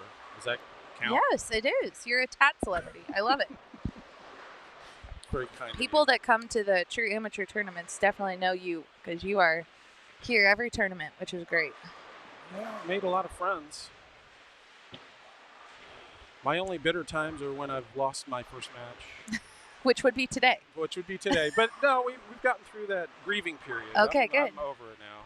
I'm having fun now. That's it. That's the way to. I've got a buddy in the division behind. Actually, there's several buddies right behind us. Well, bowling. You could. Oh, here, wait. I can turn the camera if you wanna. Are they on 9 through 14? Yeah, William Graham's back there. Oh, perfect. Tony That was Newf our. is back there. Let's see. Yeah. T-Mac is hiding down there. Tim Mac. Actually, you can see him right on the middle of the screen. Oh, there he is. Yeah. Yep. Fortunately, he's not feeling well. He's going to have something done. I'm not exactly sure. Is it hip? Hip and knee. Hip and knee. Yeah. Wow. That's rough. It is rough. Yeah, and I do think that there's some bowlers from Norway Let's see. in this grouping. Yeah, there's one of the guys is right down there on about 19 and 20. It's easy to spot them. They conveniently wear all the same jerseys. It is nice. Yeah, and right in front of us, actually, we have one of those bowlers just walked off. He is from Norway. What else was I was gonna say? Oh, I did want to mention the divisions that we are watching now. These divisions are senior and 190 to 215. This grouping. So the scratch bowlers will floor next round. They're not quite there yet. So they haven't. Scratch has not had a round yet. Not at all. Okay. Yeah. But then they don't get a break. So as soon as they start bowling, they're not. They're every round. Was scratch the smallest division this year? Did you notice? I cannot say that I noticed or didn't notice. Yeah, because it kind of fluctuates. It's gotten to the point now where most of the divisions are pretty evenly spread out. I know when the seniors were scratch, it got to be a little difficult, especially that division used to be one of the bigger divisions. And I think it was because there were so many retirees that would come out and bowl. For sure. And then it got to where we were scarce, especially at the beginning of the week.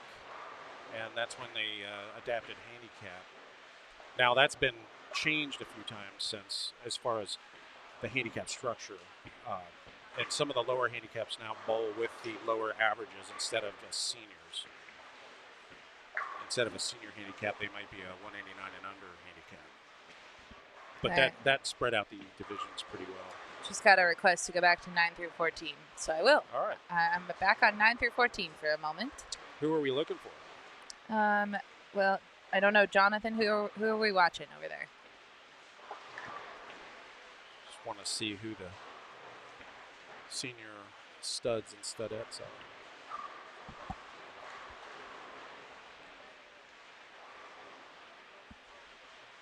There was a question, and I think it was when we were in the break, if there are any pro bowlers bowling today. And there are some exclusions in the tournament, so technically I don't think you can have your PBA card and bowl. You cannot have a PBA card. Right. And I think if you had one, it has to be at least 2 years off. Right. And then even there's some exclusions for how much money you've won in a given year. So yes. Sydney, who's bowling here, he bowled the 50K tournament this week, and he is bowling at the TAT, but the next TAT he would be disqualified because he won 50,000 over at the other tournament. Yeah. So this is he knows this is his last event for. Right. I don't know what the time period is. I think because one of the seniors, Trent Marner, was bowling this trip, and he had won. Trent, yeah, he won. I think this event 2 years ago. Yeah. So this would be his, I think, first eligible where he can come back. And I know if you win the handicap division, they move you up. Yep. In division, and you can still bowl, or are you still disqualified for 2 years? because of the prize money. I don't know about the handicap. I know the scratch and senior, you're disqualified, but I'm not. Maybe I don't know what they do for handicap. If Jamie's listening, he'll pop in and let us know. Yeah, I just ran into him a minute ago. I think they're listening in the tournament office while we're watching all the bowlers. They still have to keep busy back there, drawing pairs and getting the next squad set up. Let's look. Now I'm pulling up the rules and seeing if I can find rules. We don't have any rules. I see somebody coming from the bar down in front of us. Well done, sir. He's taking care of his friends. Yeah, you always have to have somebody help you out.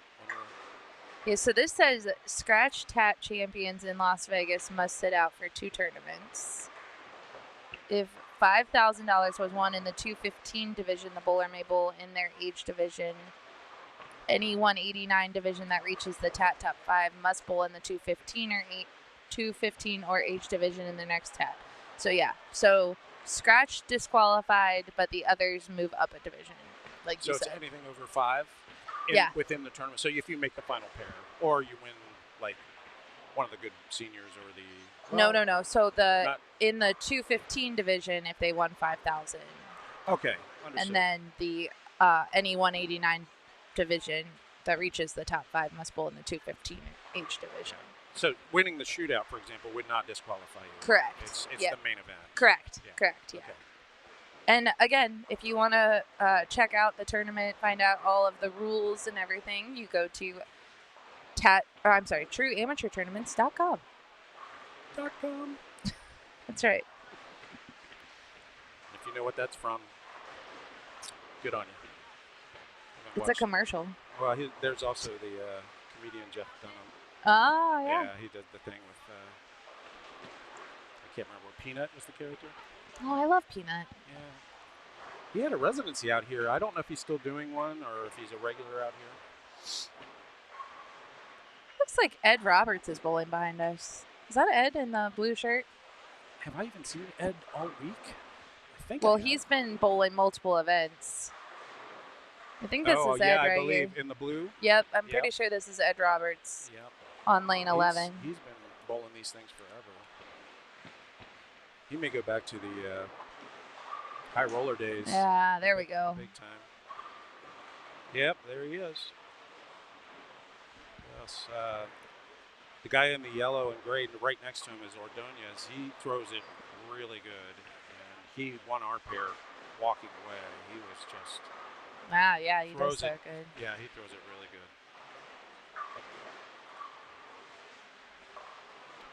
We got one of the Norway crew. That looks like the guy I bowled on. Pair with, just to the left of him.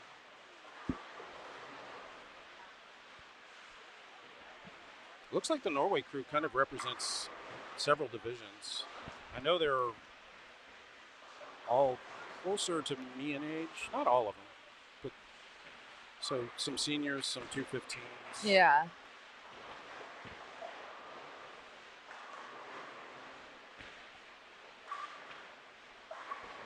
I think we've got someone cheering on Joseph in the chat. He's on lane 13, stepping up. Let's see what he's doing here. Lane 13. Joseph Pedinato? Pedinato? I think he's up right now. Yes. Yeah, lane 13. Let's see what he's got going on here. A little bit of hand in the ball and a little high. Yeah, we talk about him and then we cloud him. Yeah. All right, let's go back over to the other side for a moment. Face this direction for a minute. We're gonna just pretend like that didn't happen. Sorry, Joseph. I've done that 2 or 3 times to my friends this week, so I gotta stop. I think I just hit someone. Oh no, I hit the banner. Okay. I thought I just hit someone in the head behind me. I heard your mic bounce. I was like, what just happened? Yeah, I was stretching. All right, in front of us, we do have a bowler with the front 4, letter D. Yeah, let's see who that is. We got a front 4 on 42. We have one in a row on 47 and 48. Hey, sometimes on that pair, one in a row is huge. Having a strike is pretty awesome. 47-48 is hard. Yep. They got front four down there on 36 also. Nice.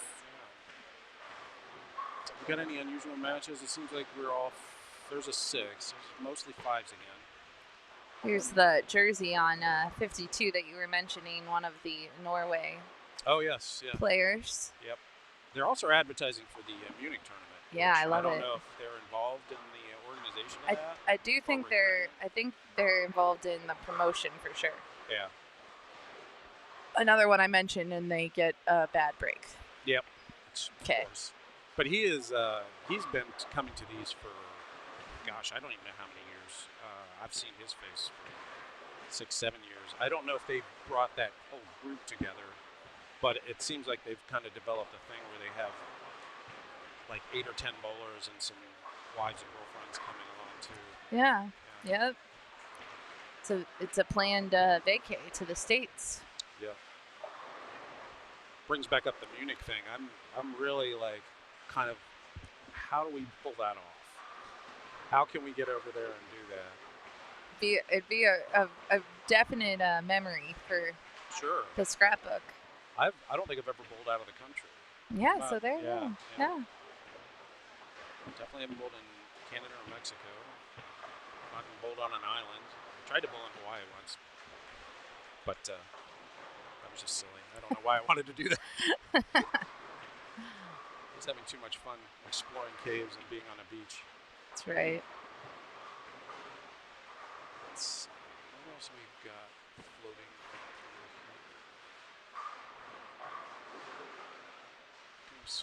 Just looking for friends at the moment. All right, here is the D bowler stepping up on 49 that has the front 5 now. He's not stepping up yet. Yeah, he's not stepping up. Maybe he knows we're talking. I think he does. I think he knows, and he's like, all right. Oh, it's Ruben. Ruben is stepping up. Ruben Suarez. No, he's not. Ruben went to lane 50. Just kidding. Pump fake. Sorry.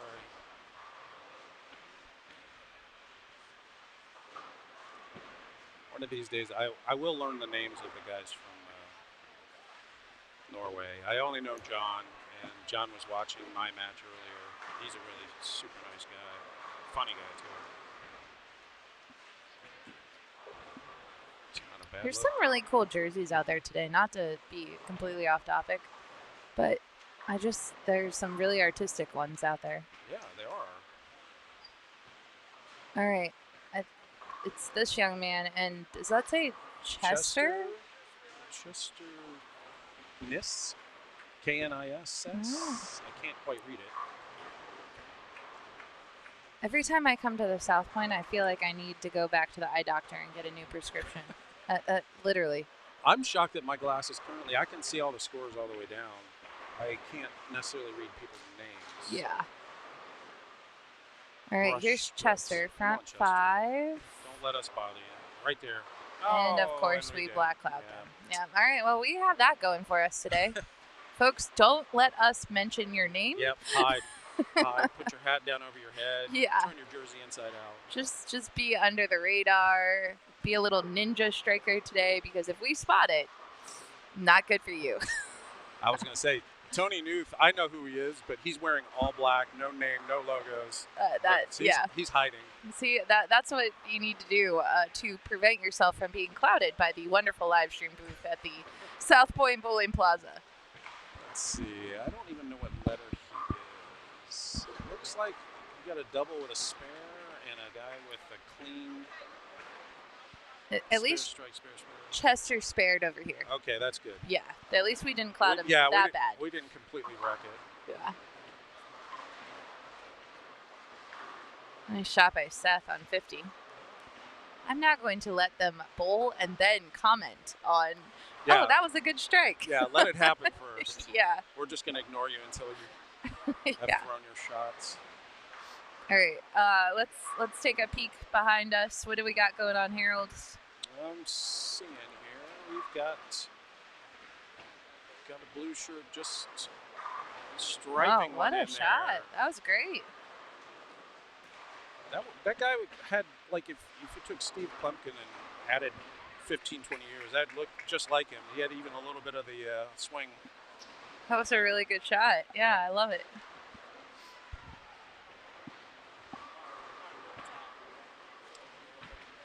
Coach K, still have your backpack from the Utah Open. Ah, nice. It was a door prize I won, or it was a fundraiser, but we bought the tickets. Yeah. At the Utah Open. Yeah. It's cool. It's been a couple years. It's funny when we walked in the door and you guys came to both of us? Yeah, it was just one of those spur of the things. We decided we were going to go to Utah. Why not? That's fun. And thanks for the ride from to the airport. Yeah. Or from the airport. It was from the airport. Yeah, picked you up. Yep. It was always happy to do it again if you come back out. Next heard time you have to come visit Storm. Yes, I didn't get to because they were just coming out of, and somebody had unfortunately passed away, and they weren't letting anybody go to the line at that point. Yep. But I heard that the Utah Open was actually right near Salt Lake this year. It in is. Salt Lake. It is. Yeah, they've moved it. Yeah. So yeah, it's closer. Now you could Uber. You don't even need a Ubler. So the headquarters is in Ogden? We're in Brigham City. Brigham City. Yep. I'm so sorry. we're about the tournament was in Ogden. When I was there. Yeah, and we're an hour north of Salt Lake for anyone listening. We do offer tours. You just have to schedule in advance. You can email us at tech@stormbowling.com or give us a call and we'll set you up for a tour. Does that include the museum? The museum's at the headquarters. Yeah, building. it does. Yeah, it's right next door now, and it takes about hour and a half to make it through the museum and the facility. So yeah, it's a fun adventure. Yeah. A lot in that museum. Some of the stuff that I remember from when he was first coming out with products, I was like, wow, it's been a minute. Yeah, it's very cool.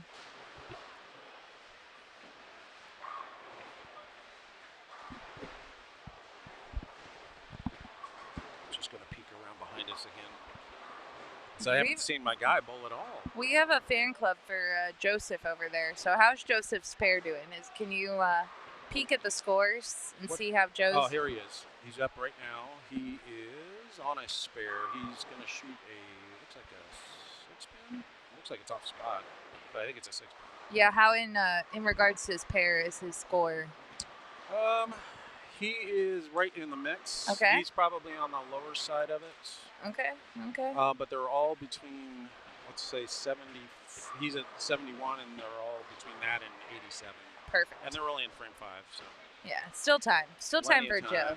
There's a couple of strikes up, and he's got a mark up. If you have a bowler you're watching and they are wearing a name shirt, we probably can spot them. So. Yeah, if you need any reports, I'm trying to do. There's a guy back here. His name's Global. Is he, you know him? His name's what? Global.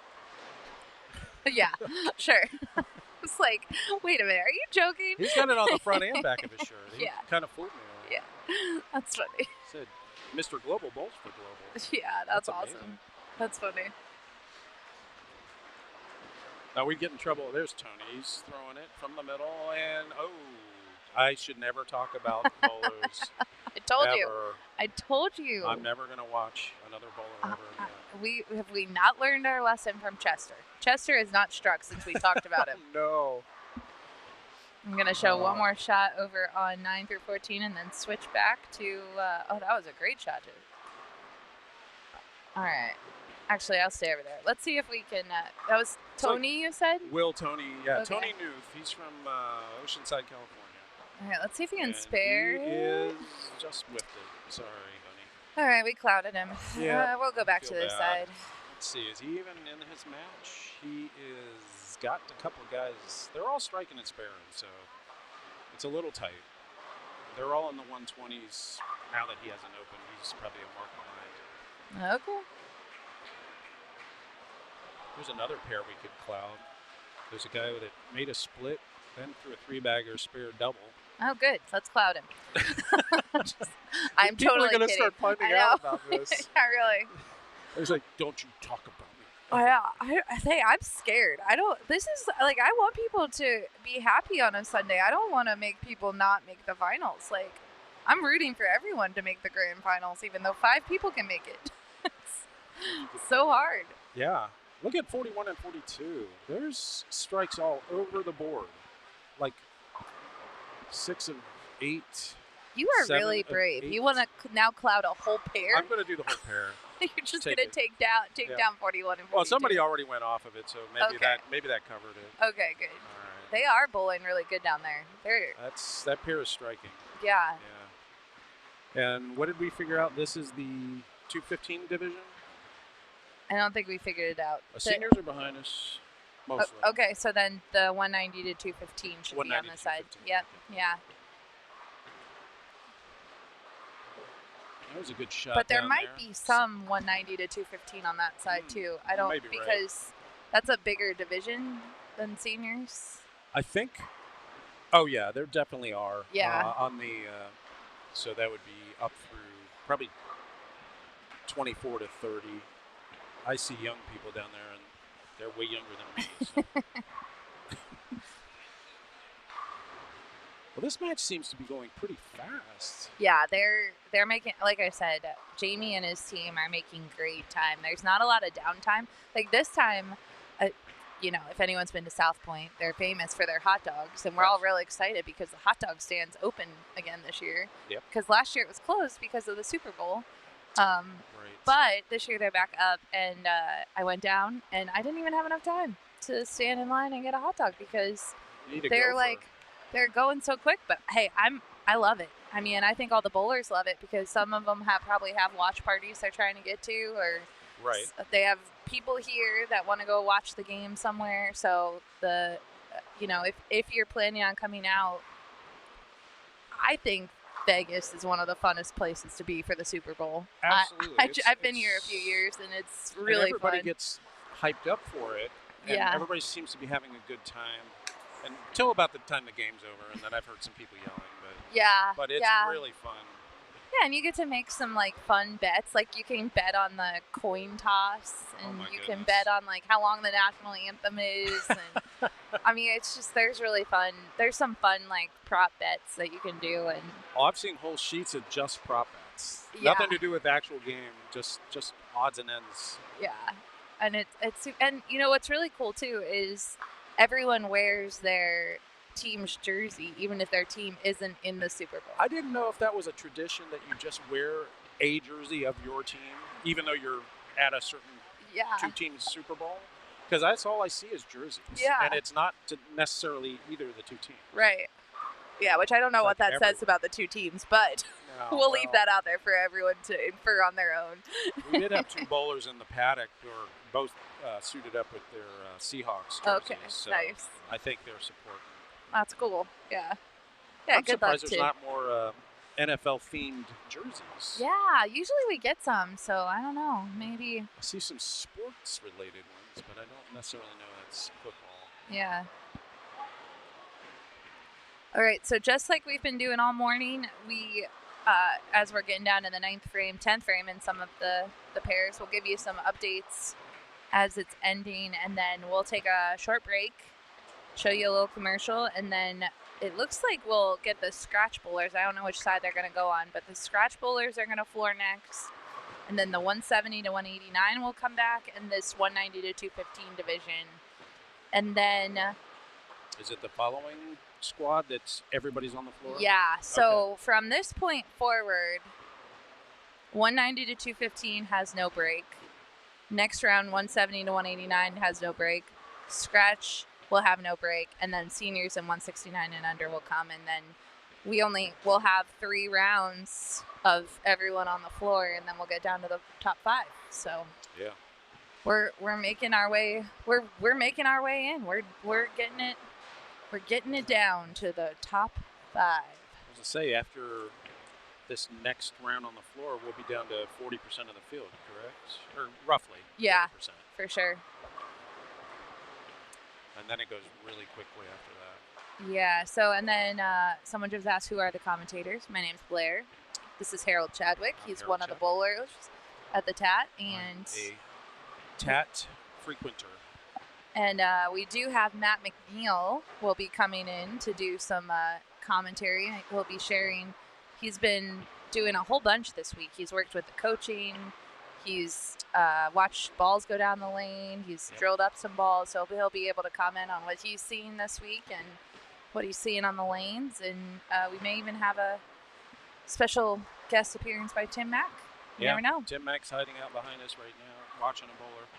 But that's the one thing about the Storm booth and the staffers that are here is you can ask any question anytime, and if they have a minute, they're going to give you a minute and help you out with a ball layout, help you out with surface suggestions, even if it's, do I have the right ball? Like what should my next step be? Yeah. Matter of fact, I wish I would have talked to somebody before I bowled my last match. Yeah. I might have got that little tidbit of let's surface up a little bit more and see how it works. Yeah, it's been really fun. We've gotten some great questions in the booth, and if you are here and want to come up and, like Harold said, ask anything. If we don't know the answer, we can find you the answer. Yes. And that's the fun we have part. Access to many people and lots of information. Is there standing somewhere? I think they'll be posting them online as the squads dwindle down, but it's just happening so quick, guys. Yeah, right now it's very quick. If you're looking for past days, they're usually posted on the website under results, and you'll see a card for each day, and then you can look through to see what divisions took for each division qualifying. You can also see the side events that were at the beginning of the week. Yeah. The results from those. I got lucky on one of those. I was 2 pins out, and it turned out one of the guys bowled twice, and you're not allowed to cash twice, so I moved up a spot into the money. Oh, wow. That was a nice find. Yeah. Turned the beginning of the week into a special instead of just meh. The bowling was good. It just wasn't quite enough, I thought. All right. It looked like Chester Niss. He kept his game together, and he just struck. And see, we didn't cloud him that time. Nope, we did not. You didn't. I didn't say anything, so I might officially be the black cloud. Yeah. No, I think it's a joint effort. Don't accept that. We did not cloud 41 and 42 though. Look at that. There's a 278 possible up there. Yep. He's on his last shot for 78. Those scores are high. 222, potential 278. Yep. 200. Done. And 219 with a strike in the fill. And then the last guy can get to 260. That's the thing about the national scoring system. I never know if it's counted in or not. Like in traditional scoring, you don't count the spare or strike until you've added something to it. But this does. So it's hard to tell sometimes. But if that pair has every bowler over 200, that will be a first for today. No pair has. That's a hard pair. It's a good pair. Yes. But a hard one to come off of, because as a reminder, we're in the situation where if you have 6 bowlers, 3 move on. If you have 5, 2 move on. If you have 4, 2 move on. And if you have 3, 1 moves on. So. Yeah, that pair, 278 is leading, 222 is second, and the guy in the E can punch for, I believe, 26. He has not. Did he just throw a shot? No. I'm looking at the wrong pair. It's hard to tell from this angle sometimes. Someone just said, he just left the 7 count. Can I go back to lane 4? I have lane 9, but I do not. You can't see it because you're at home, but I have a pillar right next to me. Yes. That causes me not to be able to show the full side behind me. What did they want to see from lane 4? Maybe I can help. I'm not sure. What are you looking for? There is nobody on lane 4 that's dead. Okay. Well, so maybe she meant 9. So let's see. Yeah. 9. Let's see. We have several good-looking games on that pair. 53 is done bowling, and then there's a person with 199 with an 8 up in the 10th. There's a strike up in the 10th that could go, looks like 211. Now that would count double, so it's 30 more pins. They could go, 211. And then the bottom bowler could looks like they could get to 248 with a strikeout in the 10th. Now that I've just clouded every single player on that pair. Good luck. Hey, someone just asked, where are we at? Past the qualifiers and in the elimination rounds. Yes, we are in the Sunday finals. This is the finals. So I'm not sure what the total bowler count is because Jamie's still tabulating everything for the week because they did have a lot of bowlers come in yesterday and bowl in those last-minute squads. Yeah, they ran 8 on a pair last night at 9. That's nuts. Yeah, but we had 400 bowlers, actually 400 plus bowlers make it to the Sunday finals today. Right. And now we're just going through the divisions trying to get down to the final bowler in each division. So the top 5 will bowl later on the grand finals. It'll probably be around 4:30, 5 o'clock, somewhere between 4 and 5:30. Yeah, We'll be bowling the finals. Yeah, there'll be a little longer break because they're going to re-oil that final pair and Yeah. set up some visual aids for the cameras and stuff. But yeah, and we were talking about if you were here for the Super Bowl. Usually, I've never been in here at the finals later than about halftime of the Super Bowl. Yeah, that's about what it is. Yeah, I mean, and that's if you make it to the final. Yeah. So you could still win the whole thing and still see most of the Super Bowl, or at least glass half full. Yeah. Of the Super Bowl. Vegas is Pacific Standard Time, folks. Yep. And we got Gerald Johnson. Gerald, we missed you out here. Former champion. Yeah. Your banner's up somewhere. Yep, it's right in front of me on lane 45. Oh, you almost can see it. And the guy that beat me is on 46. Mr. Rafi Schwartz. Yeah, Rafi. Yeah. I remember Rafi. Yeah, he bowled this week. I don't know if he made the cut. Oh, yeah, but I I've did see seen him him around. Yeah. That guy's mean. He's so nice. He is super nice. He's so happy. His picture and his big TAT check, he gave it to Storm, and it hangs over Gary Holstenberg's office. Oh, that's good. Yeah, it's so fun. Now, speaking of Trent Marner, his is the very next banner. I was like, I didn't even think it was that long ago. I thought it was just like 2 years ago. Yeah, 2021. Time flies. Yeah. I think we all, COVID just really distorted our time. I think so. I think getting weird. Yeah. As far as memories, because I remember when Riley Chin won the very next banner. Yeah. And I think I remember that too. Bowling the final match for the seniors in that one, and then we did fake commentary without the microphones, which it was a little bit more silly, to be honest. Someone just asked, what's the highest score so far? I think it's 278. I haven't seen anything above that. Early in the week, yeah, for the finals for sure, today, yeah. For sure. I think the pattern got tougher over time. Yeah. At the beginning of the week, there were some good numbers. There was I think 2 800 series and a 299 and a 300 that I remember. There may have been a 299 in qualifying the day I bowled on Friday. Did you say 299? Yeah. I did hear about the 299. I think they were using. Is it back over behind us? It was. I don't remember what ball they were using. I want to say Ion Max, maybe. Yeah, I never heard. Yeah. Whoa! It looks like there's an earthquake because I kicked the table. Sorry, folks. Oh, yeah. Do not kick the table. Note to self. Okay, it looks like we are. Are we done? Or we got one more bowler behind us? We're done on this side. Okay, so our crazy pair, it did take 222, but everybody shot 200 or better. Oh my gosh! 200, 201, 218, 222, 278. 278 is just outstanding. It's so hard to do that. 250s are so hard to do. No kidding. Matter of fact, you probably shoot 240 or 250 and think you could have shot 300 because it just takes that much. For sure. All right, since we have the Joe fan club in the chat, I don't know if Joe. It looks like Joe may still have. Well, his pair is the only one not done behind us. Yep, you're right.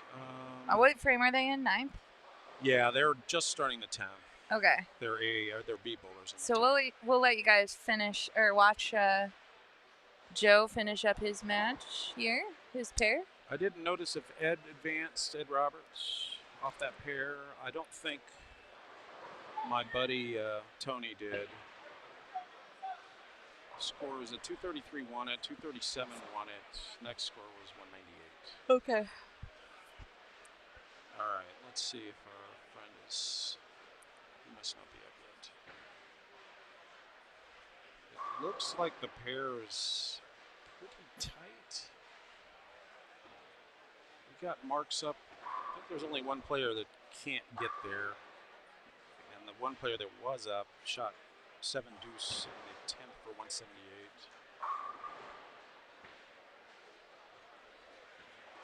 That was 13 and 14, was that Yeah. he was on? Yes, correct. Yeah, he's back there. I see him. Okay. Yep. I can't remember what letter he was, though. Yeah, I'm not sure. He looks pretty relaxed. Sitting back. Maybe Collecting his thoughts. Man, there's some really close pairs out here. We had 35 and 36, 227 and 221 were the highest. And then 180 175 were next. But 37 and 38 had one bowler bowl 230, and the rest are 173, 182, 156, and then this bowler can get to 204. What else do we have? 51 and 52, 203 led the pair. Wow. And then it went 178, 176, 160, 160. So, and one of the 160s did strike out, but it looks like anybody could have won that pair. See, this is the fun and challenging part of the TAT, because you qualify, you come in on Sunday, and you could get on the pair where the low score was a 200. Right. Or you could get on a pair where the low score is, or the winning score is 170. I mean, Right. it's just luck of the draw. There's luck of the draw, luck of the cross. Like who bowled the squad before you changes the lane a bit.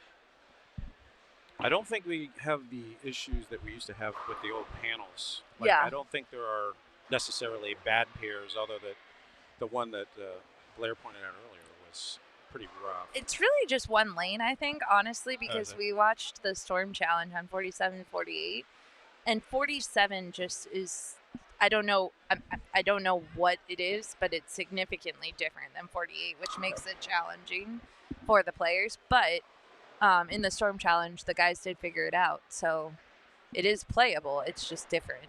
Joe's coming up here on 13 and 14. Looks like he is the C bowler. He's already thrown a 9 count, and it looks like he can spare a strike for about 163. Does that keep him in it? He may be eliminated. He didn't look happy about that. He did not.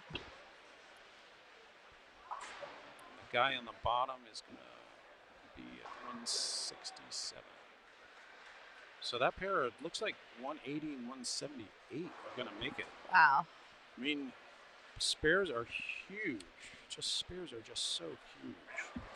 We just got a update from William Graham. He came up and he was our Storm Challenge winner, and he has said that he's still alive. He's still alive. He can do the, what are we going to call it, the Triple Crown, if he wins every event in the TAT triple or something, what's it called in golf when you win all the majors? He's going to do the TAT version. Yeah. The Tiger Slam.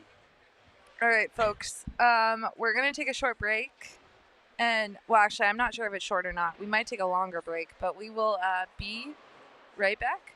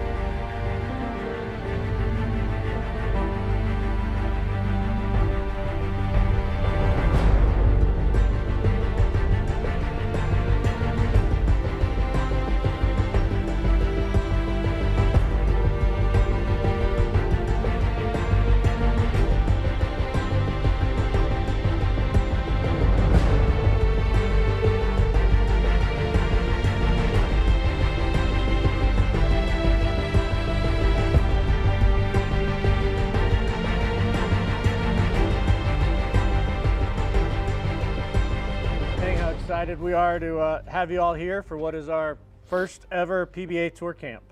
This is something we've talked about for a long time, and it feels right to start with this group here. At the moment, where Storm is headed, and with this group of guys, I think it couldn't be more perfect.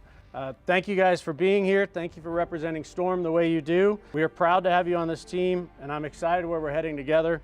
Let's get to work today, and let's bowl up a storm. Thank you guys for coming. Appreciate it. Okay, this is a whole different idea. I could say it's a whole different concept. This is kind of how the name came about. A pun on words, whatever you want to call it. We had a cover stock that was unusable, like unusable, because it hooked so much. This absorbs oil faster than any cover stock that we've ever built. But I also built a shape that was the highest RG. We were trying to make a urethane shape. There was a 261, less than 20, right around 20 diff. That whole urethane type look. We know those numbers are really good in a lot of urethane bowling balls because urethane wants to roll here, but we're trying to get a core to push it to here. So we built this and we said, let's put that cover on that core, and over a couple different renditions, and with some help from quite a few players, we dialed this one in. Now I will tell you, this thing hooks a bunch. We're really excited about it. And so trying to dial this in, this is a special one, okay? You also, this week, we're gonna drill a ball called a Bionic. Once again, everything that we do here this week with the Bionic, it doesn't get outside the door and go that way. We don't talk about it because we haven't told the world about it yet. But you guys are gonna have it the first week on tour. So we want to drill everybody a Bionic this week too. But I wanted to get the numbers because the Bionic is taking the Ion Pro and taking that same principle of shape and making it a symmetrical.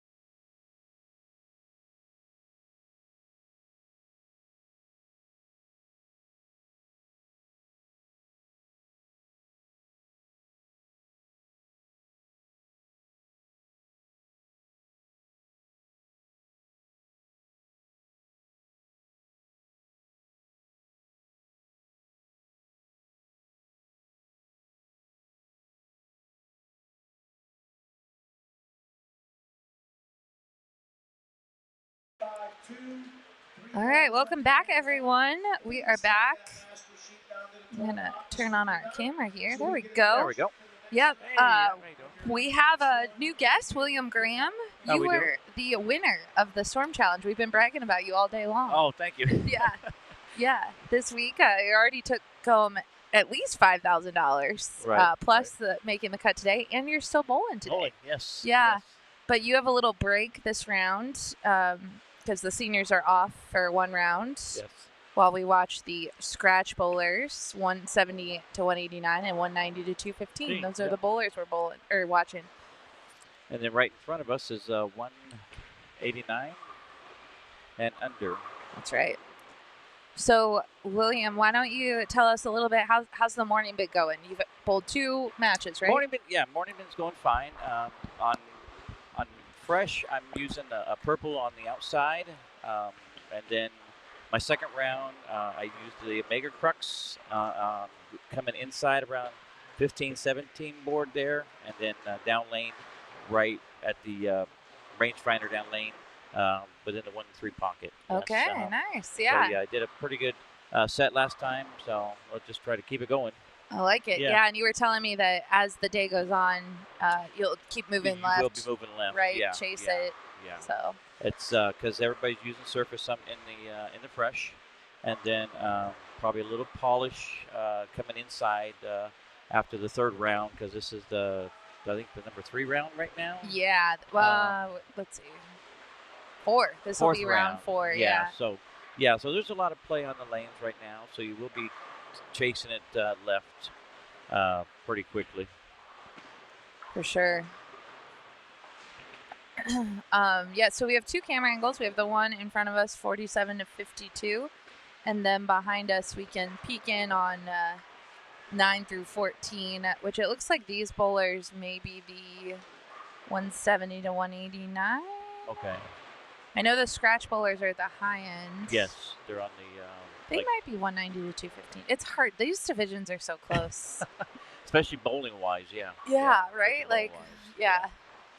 And the pattern's getting trickier. Yes, correct. It's just on the left side, the high side, compared to the low side, I think it's a little bit more hooky over on the high side, and then a little bit more tighter on the low side of the bowling center.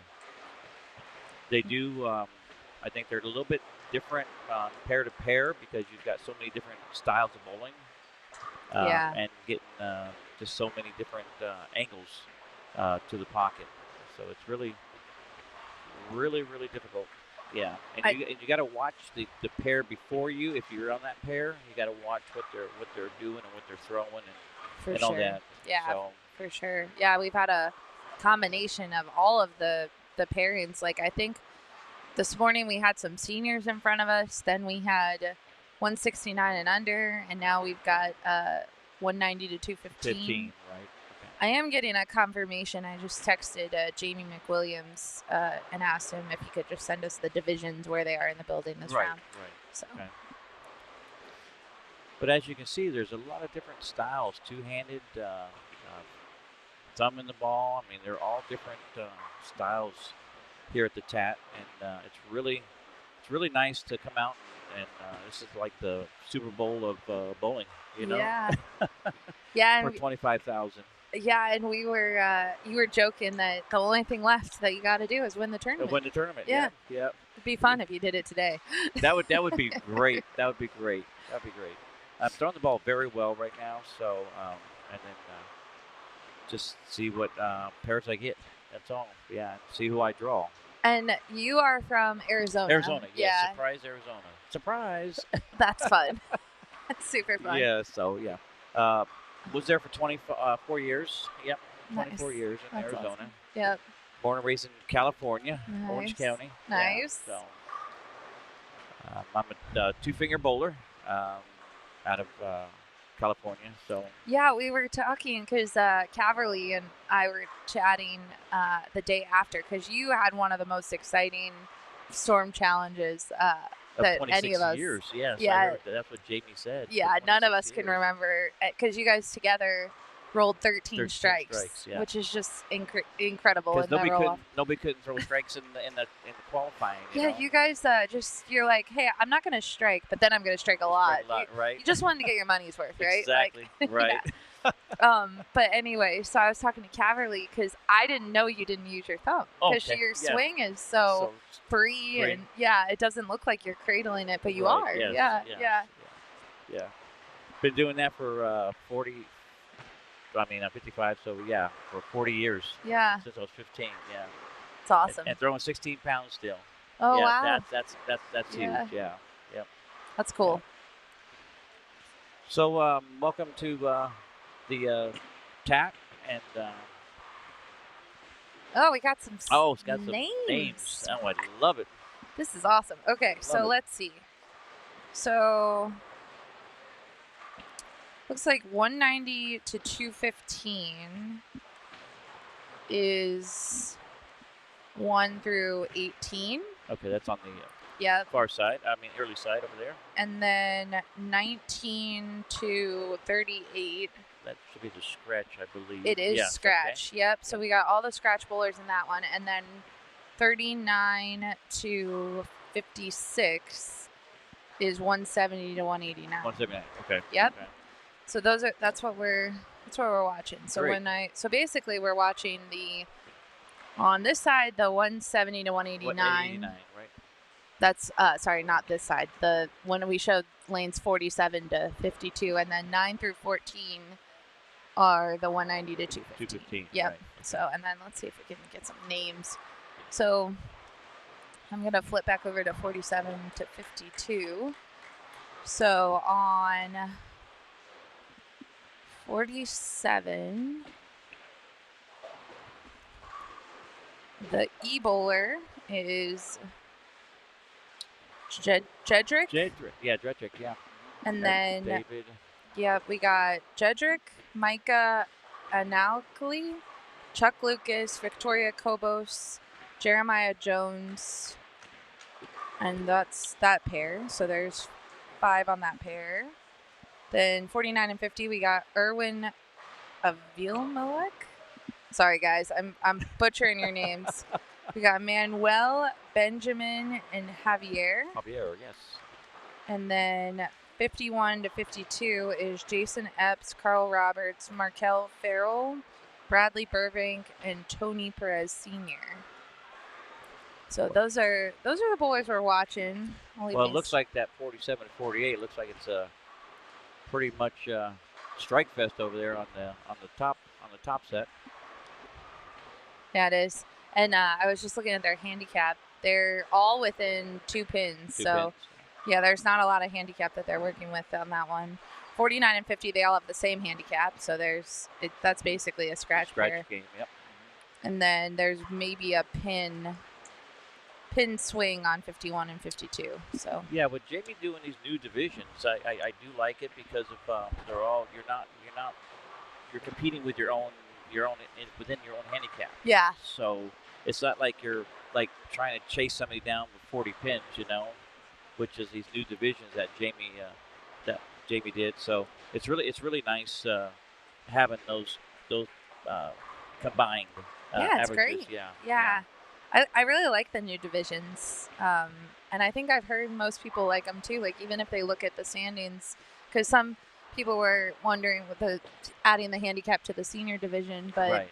No, I mean everything is still close. correct. Even if you're a scratch bowler combined into the handicap, you're still probably chasing a few pins as a scratch bowler in the senior division, but you're still I think you still got a chance. Put it that way. For sure. Yeah, we did get a request to show the scratch bowlers. We can't right now because of where the cameras are set up, but they will move around the house, and you'll get to see the scratch bowlers maybe next round. Yes. Any notable names over there? Well, this division is a killer on this 19 and 20 lane. George Cohagen, Mike Albert, Michael Villarreal, Yep. and then Kevin Vermont, and then Justin Ziegler. Oh wow. Oh, that is a barn burner of a pair, I tell you.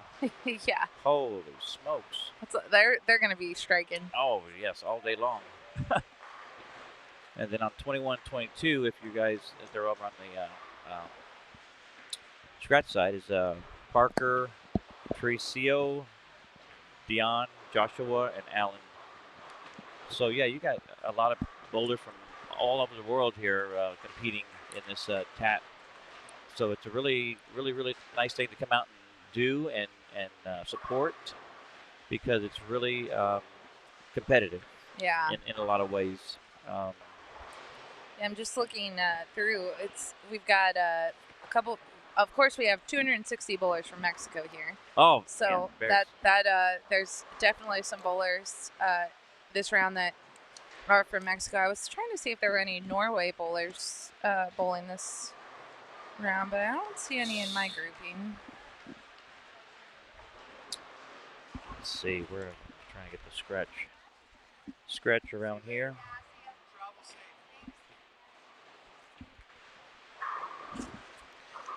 Nobody from Norway yet. Yeah, so maybe they're off this round. Oh, wait, I got one. Here's on lanes 1 and 2, John Haugen from Norway. Yeah, they brought over a few people from Norway. Yeah. Looks like we have a few in the 190 to 215. John Fossum's in that division. Yeah, so actually, John Fossum, he's on lane 5 and 6. So you can almost see him, but anyway, we have some bowlers that are watching from Norway, cheering on their friends from home. Very nicely. Yeah, so you'll see them probably the next set. Yeah, maybe. That's what I'm thinking. They'll move around the building. Yes. Do you have a favorite side in the building? I do like the high side, and the reason why is that it does hook a little bit more, but with my ball speed, I like it a lot more because it's just more continuous on this side compared to the low side. Gotcha. Because underneath the stadium here, you got the kitchen on the high side. Oh, So you've got the kitchen, so the heat from the kitchen kind of dries out, it does its thing. Yeah, right. I didn't know that. Yeah. Huh. Yeah. Makes sense. It's always interesting. People don't always think about it when you're bowling in this stadium or even the National Bowling Stadium that you're on the second floor. You're not on ground level, so it can make some weird things. So anything that's underneath it, can come up, right? All right. So as this week has shown, as the day goes on, the scores are going to get a little higher. And that's what we're seeing, even on 47 and 48. Yeah, that pair is really smoking over there, yeah. Which is rare, because that pair's been tough all week long. Yeah, especially on the shootout. I mean, nobody struck on 47 for the Storm shootout. Yeah, so you guys made the turn, and you both struck on 47. What did you do differently when you came back? Do you remember? Yes, when I was qualifying for the Storm Challenge, that's where I started at. Okay. Okay, I was on 40, and I went to front 6 to qualify to beat this gentleman, and then I moved over to the other side. And when I came back to 47, I was just a little deep. Okay. Okay. Then I made the turn because I moved a little bit right on 48 and 49 because I struck, and then I flat 10, and then I kind of 2 something on 51. And I was hoping that the gentleman, I think you have his name here. I do, yeah. John. Yeah. I think he pulled it in a little bit, and that's when I let the 8-pin, so now we tied. Yep. So I just moved a little bit more right, and I kind of piped it up about 15, and every ball sat in the pocket for the next eight balls. Yeah. It was incredible. Yeah, you really did just get locked in, and it was cool. It was fun to watch for all of us. All right, I did switch to the camera so we could watch the bowlers on 9 to 14 for a little while. 14, what we got? You got 9 if to you 14 are cheering on, yeah, I do. If you are cheering anyone on, let us know. We can at least tell you what pair they're on, and maybe we can spot a score. Yeah. We'll do our best. Because 1 and 2, that camera's not there, so they might be moving the next round. Yeah. Yeah, we can't show the whole building. Sorry, guys. Yeah, that's. It's just. We don't got that many cameras. Yeah. So John from Norway is on 6 there.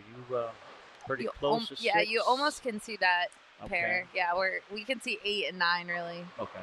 The pillar next to me. Pillar. Yeah. That one, that causes some issues too. Jet from Norway. We do have a Brazil here. Wow. Oh, wow. I didn't know that. Yeah. Brazil.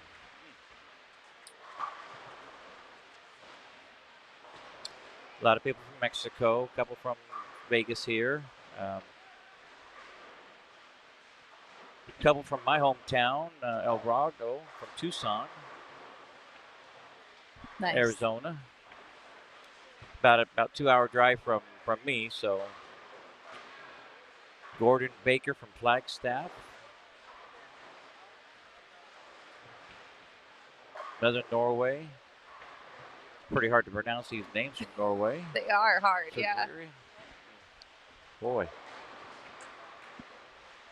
Darren Garcia, from my hometown, Long Beach, California. That's where I was born and raised. Oh, that's Long cool. Beach, yeah. Born and raised in. Then moved to Orange County back in 1979 from Winter Park. I moved there. Yeah. Wow, that's awesome. We did have a question. Is George Gohagan still bowling? He is. Yes, he is. He's on that super pair. Yeah, the big old super pair on 19 and 20. We can't see what he's doing over there, but yeah, he's bowling over there right now.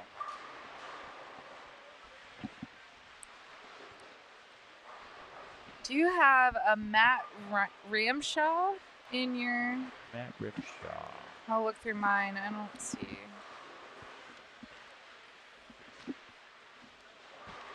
There's a lot of bowlers. Matty Rimshaw from Washington, Longview, Washington. He's on 25 and 26. Okay, so He that is in is the scratch division. Yes. that is just out of view on our camera, but we'll try to give you some updates on him. Yeah.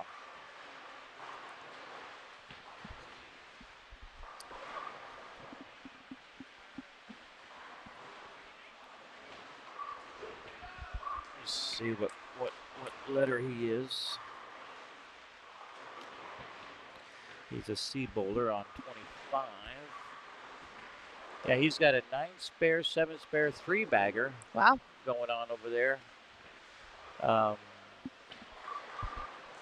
Looks like he is right now 1 pin up for second on that one over there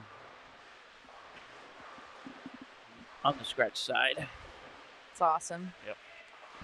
All right, so right in front of us on 47-48, like we said, we have Victoria, Jeremiah, Jedrick, Micah, and Chuck. Chuck is from your area. Chuck is from, Surprise. Chuck Lucas. Yeah, Chuck Lucas, yeah. Yeah, he is the D bowler, but we did have a bowler foul up on 47. 47. But this match is pretty close. Oh, she fouled on that first shot. Yeah. I go going 4 and then split and a foul 9. Ooh, that might be a little rough. But she wasn't on a mark, so that was a little decent. But she did get a 9 count on the field ball.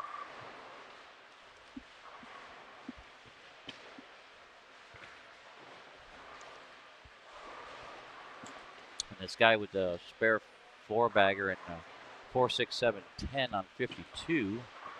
The A bowler. Looks like he's in kind of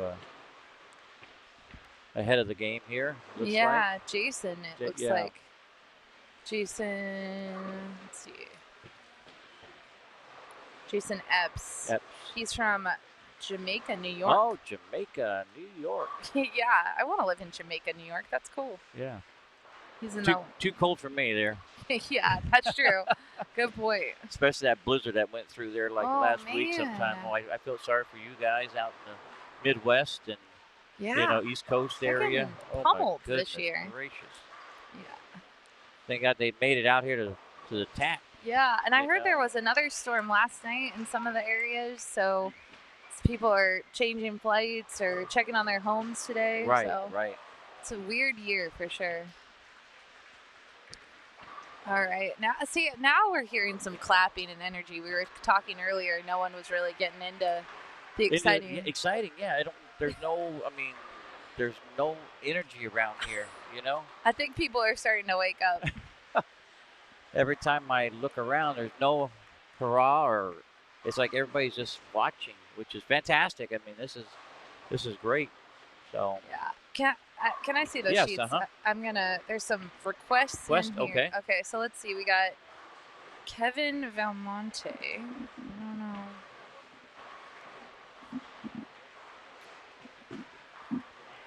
So welcome to the chat, everybody around the world.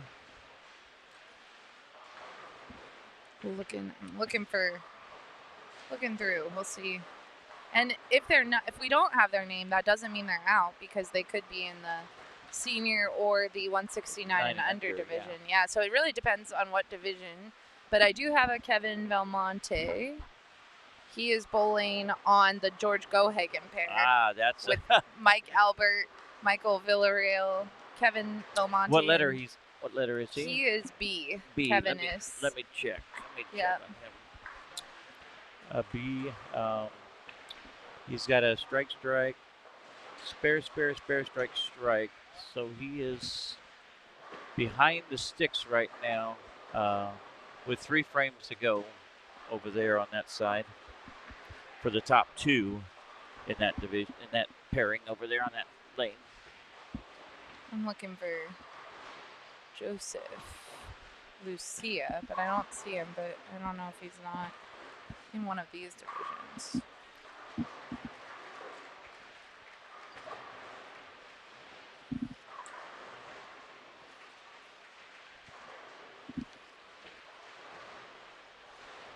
Yeah, so like we've been saying all day, we got 5 on a pair, most pairs.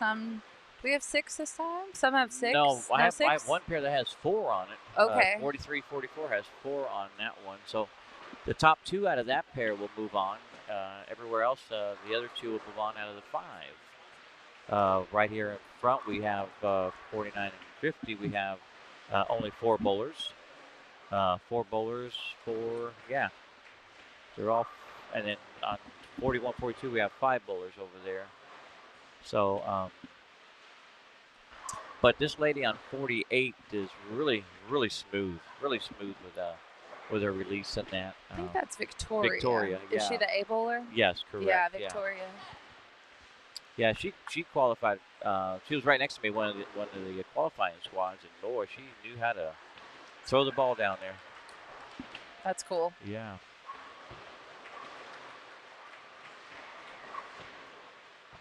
It's like we got a spammer in the chat. Gotta go delete him. Oh. No spam here. No spam on the chat channel. Thank you very much. None whatsoever.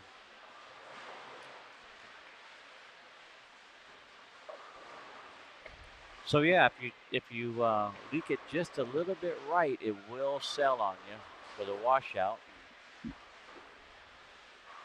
But your spare shooting has to be spot on, because if you don't, then you got a good chance of not moving on. Yeah, especially as we get down to some of these pairs. I mean, they're moving on 1 or 2 pins difference between the top and the 3rd place. Yes. So it gets tighter and tighter. We do have someone in the chat that's rooting on Victoria. Victoria, yes. Welcome to the chat. Right now, let me see, 47, 48. Oh, I have it. Oh, you do? Yep, Okay. yeah.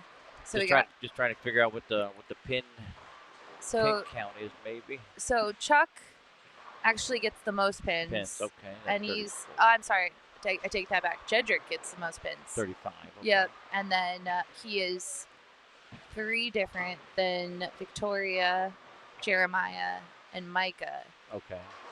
And 1 different than Chuck. So right now, she's currently in 4th place right now with 2 frames to go. So root Victoria on. That's right. Whoever's in the chat, root her on. Yeah, there was someone's rooting on Chester Niss, and earlier Harold and I totally clouded Chester. So, but I'm glad he survived. But he had the front.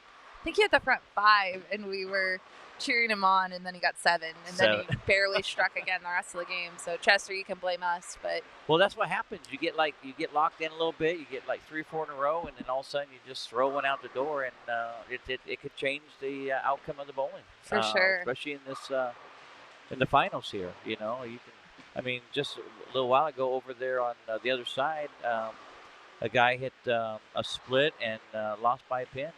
You know, to move on to the next round. I mean, it happens. Yep. Yeah, and we were talking about it earlier because you're right. If you do leak it just a little bit, you can get in big trouble with a 2-8-10. 10, right? And that's what you don't want to see. Yeah, because you want to keep your ball in front of you, but try to strike, but try to get something that you can spare. You know. For sure. Yeah. Yeah. Yep. Because there is a lot of open frames around here. Well, that was on 47-48. Beat the B bowler. Micah. Micah, yeah. Just missed that spare. Yeah. Like I said, it's if you don't pick up your spares, you will probably not move on. Yeah. Well, and anything can happen at the end of a game, as you know. Yeah, I mean, splits can really change. Someone could be in the lead, and then all of a sudden they're not even moving on. Right. So don't, just because you're not in the position of moving on going into the 8th frame, don't give up. Nope, never give up in bowling. Never. Because you don't know what the other people are going to do, you know, because you can't predict the future. So you have to kind of dig in and Chuck, watch out for Chuck. Oh dear. Yep. And Chuck, he's a long time TAT bowler. TAT bowler. Yeah. Yes. Yeah, the TAT's a great event. I mean, we've been talking all day. If you're not here and you're an amateur bowler, take a look at the website. Yeah, come out and try it. You know, it's if you do it a couple days, come out and have fun. You know, it's a fun sport. They got 5 different divisions. You know now, so come out and enjoy yourself. It's here in Vegas. Yeah, and you don't have to bowl every squad. No. You can buy a package, or even if you just want to come out and bowl a couple squads the first year, just to get your feet wet and then figure it out for the next year. Yeah. So close for Chuck. Yes, that was like a backdoor 1-2. But we're coming down to the 10th frame here on most of these pairs. 43-44 looks like they're finished up over there, and 217 is a high on that pair. It looked really, really nice. So 2 people will be moving on from that pair.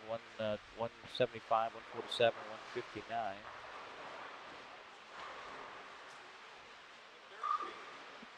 Yeah, and we're getting down to it. Next round, everyone's bowling. Everyone's bowling. Yeah, yes, and no more breaks. No more breaks. Just go right on division. into it. Yes. Yep. Which is probably, you're looking forward to that, I'm because the looking. breaks probably They're a little bit rough. Yeah. They're a little bit rough. Especially as seniors, you know, our bones get a little bit tight and achy. So yeah, I mean with these. You don't look like a senior though. Not at all. The way you were bowling on Wednesday night.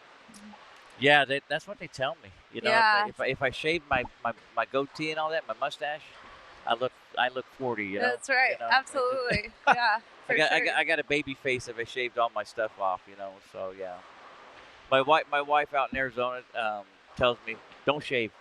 You know, she likes the goatee and all that stuff. Yeah, so, yeah, for sure. I hope my son's out there watching too. He's a 2-handed bowler. Nice. Yeah, he's 15 years old. His name is Joshua. Okay. Yeah, out there in Arizona. He's probably can't wait until he gets the ball. He can't come wait. bowl No, this tournament. yeah. He wanted to come and bowl it, but next weekend he's trying to get to that junior storm challenge. Yeah, SYC. Here next week. Yeah. So he was trying to.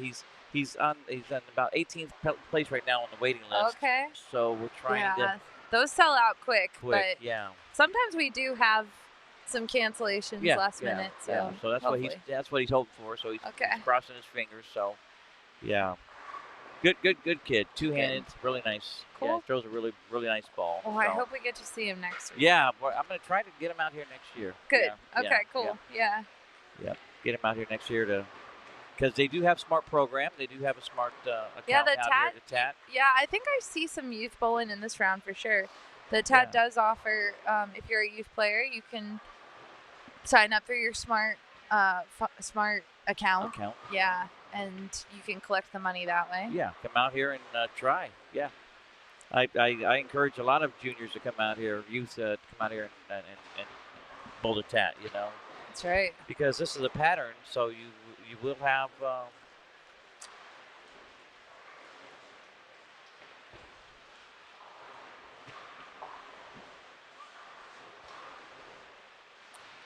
so we're coming down to the finals almost here. A couple more frames, and then they're going to draw for the next squad, and yeah, everybody bowls.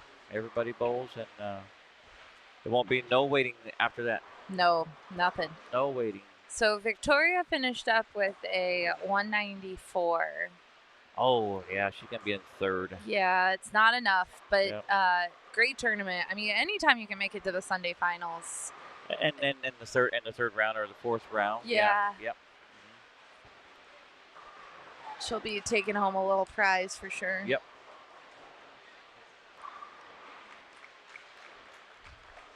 And this guy on the C bowler on 50, he just cleaned his spot into the next round because doing that three-bagger in the 9th and the 10th frame. It's awesome. Yeah. What a shot on 51. Yes.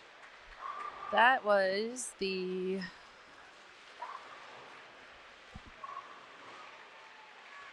What letter was he? He was a E-bowler, yes. E-bowler. Yeah. Markel Farrell from Henderson, Nevada. Henderson, hey. Yeah. A local here in Vegas. So, Markel Carl, who's the C bowler, so C, E, and D get one pin on Jason, which is the A bowler, and the B bowler. Okay. So there's a 1 pin difference, but... Well, it looks like the A bowler is going to probably move on. Okay. Oh, yeah, for sure. Yeah. Yeah, and that's I think, Jason. It really depends on how they do in the 10th frame here. The C and the E can go past the D bowler on 40, 51 and 52. Depends on what, because the guy opened up in the 9th frame on the D bowler. Yeah, that was a huge... Yeah, because that would have kind of sealed the deal right there if he would have spared.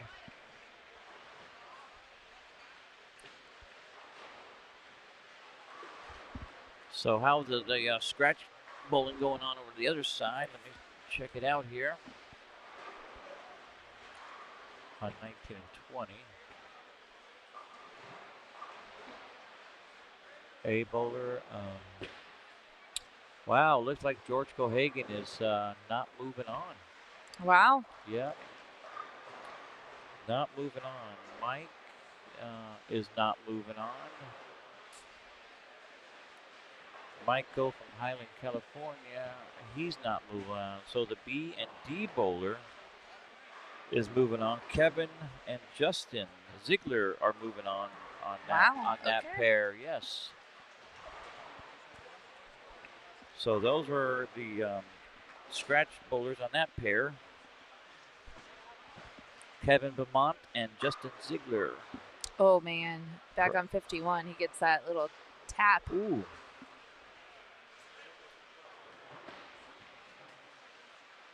So the B bowler opened. So the out. C bowler, if he picks up the spare, is going to be moving on. Yeah. So that's what, 1 pin on that one? Compared to the D bowler? Can you see lane 9 and 10? Lane 9 and 10. It looks like they might still be bowling. Check it out here.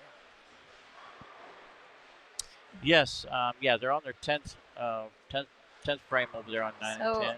We want an update on Jeremy Bradley. What letter is he? I don't know. You got the sheets. Oh, sorry. You're good. my fault. I'm looking over here. 9 and 10. Jeremy Bradley is the B bowler on 10. 175. He finished up at 175, open in the 10th frame. Okay. That might be, let's see. He's got 15 pins compared to everybody else. 175, 15 is 190. So yeah, he's the high on the pair with that open, so he will be moving on. Very nice. Jeremy Bradley, he will be moving on with 190. And everybody else, yeah, yep. Jeremy Bradley will be moving on that pair. Okay, so back on 51 and 52, we've got Jason is definitely moving on. He shot 196. Yes. Now we have Markel here stepping up. Currently, the D bowler, Tony, is the second advancer. Okay. But with a strike here, Markel could change it. Oh, dear. No. Off the hand to the right, missing the head pin to the right. So he will not be moving on. He will not. So on that pair, we got Tony Perez Sr. and Jason Epps moving on. So, well, thank you, William, Thank you very much. joining us yes. and giving us some insight into the tournament. We appreciate it. Thanks for supporting the TAT all these years. Yeah, I've known her. I know Jamie's dad because that's when I started back in those days, That's awesome. Yeah, super cool. So we'll be cheering you on the rest of the way. Appreciate it. For those watching at home, don't go anywhere because we got another short break, but then we're going to have a full house of bowlers. Every division is on the floor, and we're getting close. We're getting down to the finalists. So. And thanks for everybody out there rooting me on Facebook and because I did do a chat on my Facebook page. So nice. Yeah, cool. Start watching. Thank you. Yeah. All right. We'll see you later. See you later. Yep.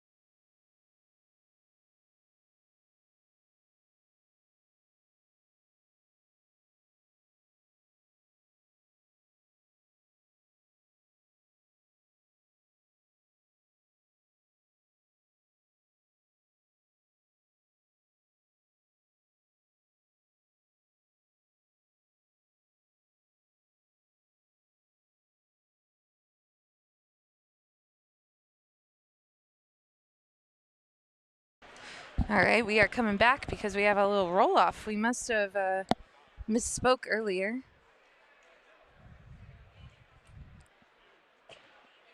Martel there. Cadillo, right? He is a bowler for UNLV locally. He is having a 9th, 10th roll-off with Tony Perez Sr.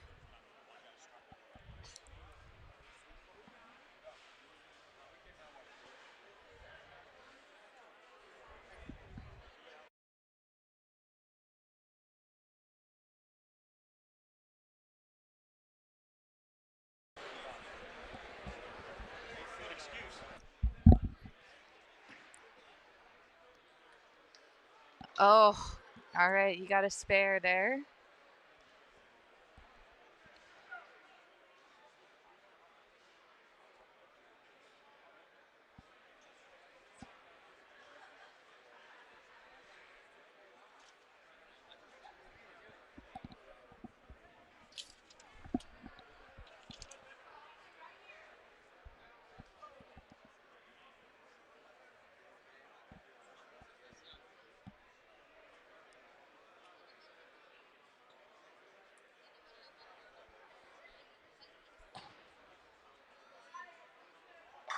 That's a great shot.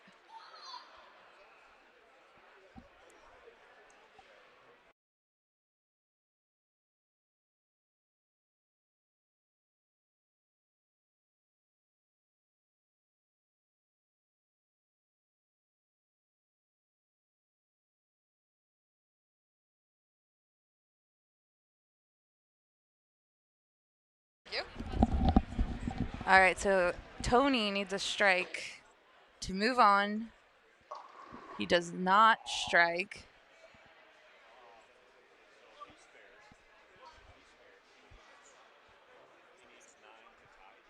Yeah. Yeah, so if he spares here, he will need 9 to tie, and they'll go back into a roll-off again.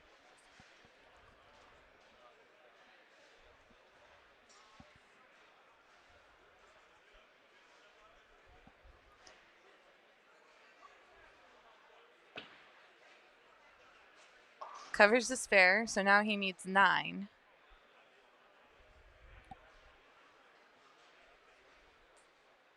9 or more, actually.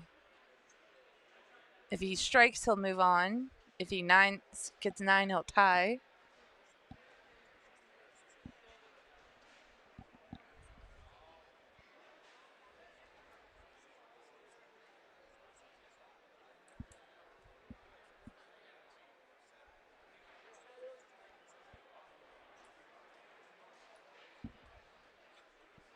Just take a minute. There is a big crowd for me. You can see it. I'll zoom out a little bit. Lots of people watching, no one else bowling, so this is a strike for the win.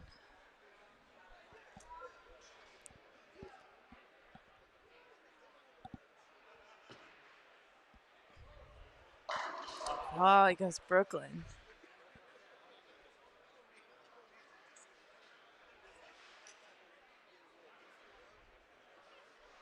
All right, so folks, we're going to be right back. And you'll see all the different divisions out here.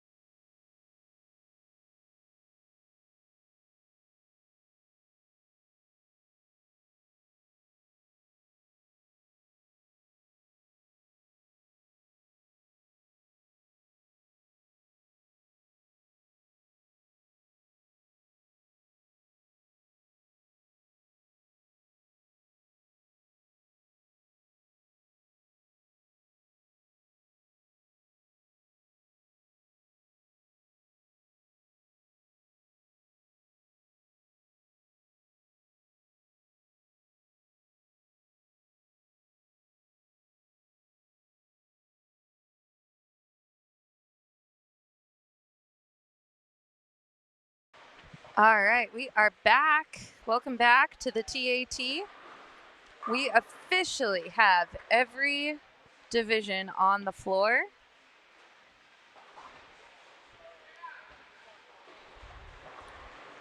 So right in front of us on 47, they are only using one side, I believe, this round.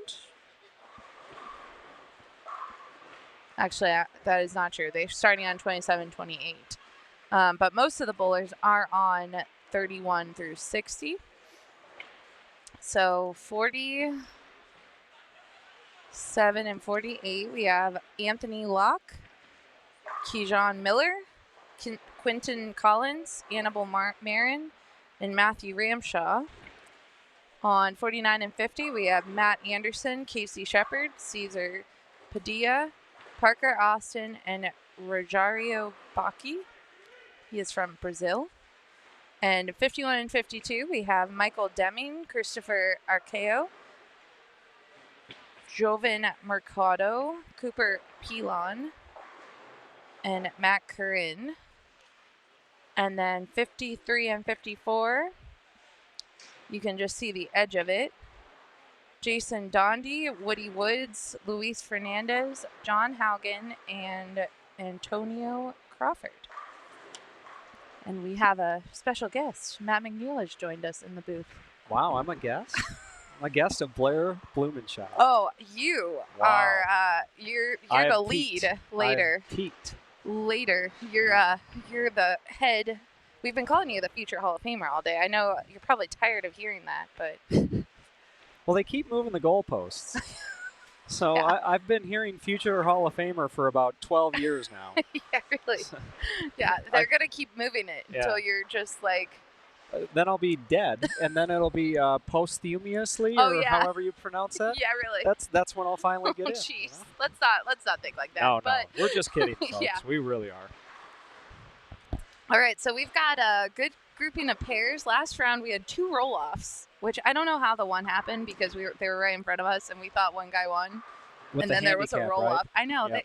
This is what we warn people. Yeah. But we do have sheets. We got sheets. We have handy-dandy sheets, so we can check our names. Now, we got names, but do the sheets tell us what the spread is on the handicaps? It does. Yeah, except all in front of us we finally have the scratch division. So, yeah, so 45 to 40. What are we looking at? 50? What do we got on the live screen there? Because we've got folks. It is literally standing room only here at South Point Plaza, and when I mean standing room only, I mean people standing in front of our booth. So you can't even see. I've got a good look at hair right now, the backs of people's heads. Yeah. And that's about it. Yeah. So the pairs or the video is really 47 to 52. That's right. our window. All right. Well, you'll be glad to know we had a great week with Jamie McWilliams and the TAT. We got a lot of storm balls out with the entries and the challenge packages and the marathon packages, and we just wrapped up the ballroom. And we were low on balls, right? We got everything inventoried. All is counted. Good. So if the office is listening, me and Lee did our jobs. There you go. All the accounting's done. And I was so tired, I actually went up to drop some things off in my room. And I was like, I'll lay down for 5 minutes. And I actually fell asleep on my headphones. Nice. And so now I got like a wire. Got a little crease going on. And I don't normally take naps. Yeah. I'm not normally a napper. I got to tell you, the Vegas... it's dry here. It's dry. It's very busy. Dry. Yep. Yeah.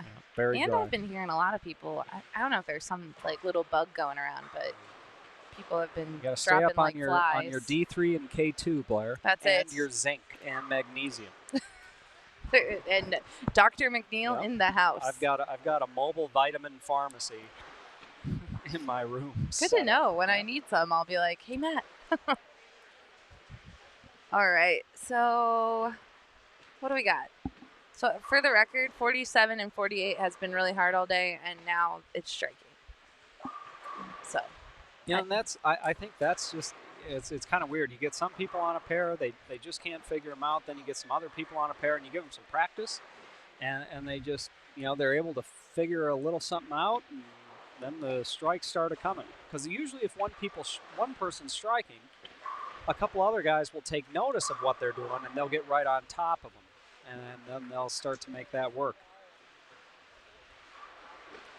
But we're into, a couple of these pairs have 3. So if there are 3 goes in, 1 comes out. That's a tough equation.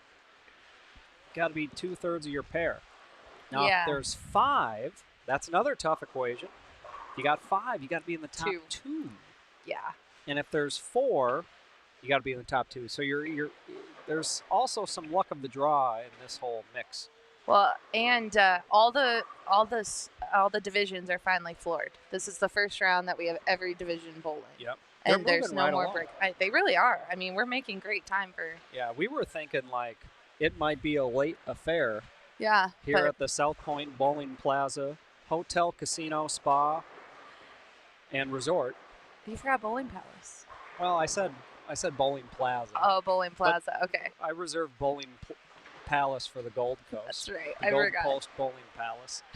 Okay, so this we officially have no more breaks for any division. We've been talking about that, but at the end of this round, we only have 2 more rounds until the grand finals. Yeah, so all these pairs are in front of us are gonna condense incredibly quickly, and in basically 2 3/4 games, we're gonna be ready for somebody possibly bowling for 6 figures. It's amazing. Six figures. Assuming they got in the progressive and had a hot dog for lunch instead of going out to eat. Because the progressive's what, $10? $10. Well, the hot dog's $1.75. I don't think that's a fair comparison. No, I mean you skip lunch for the 20, 30, 40, whatever. Blair, with that kind of math, you'd have to skip lunch 7 times. Fine. All right, fair. You Ohio people, I don't know what it is. They must not teach arithmetic anymore. Probably not. Back in my day, we had telescores, and you had to know how to do your math. There you go. There's the true McNeil coming out. There we go. Boy, we got big Matt Anderson out here. I asked Matt how he likes to measure himself against other bowlers. You know what he told me? By height. Oh, he wins a lot of the time. Yep. Currently on his pair, I think he wins. Yeah, he's got a nice Storm jersey on today. Did you notice that? I did notice that. Yeah, look at Matt rocking a bolt. Yeah, that pair is actually pretty tough. We got Matt Anderson, Casey Shepard, Cesar Padilla, Parker Austin, and Rosario Baki.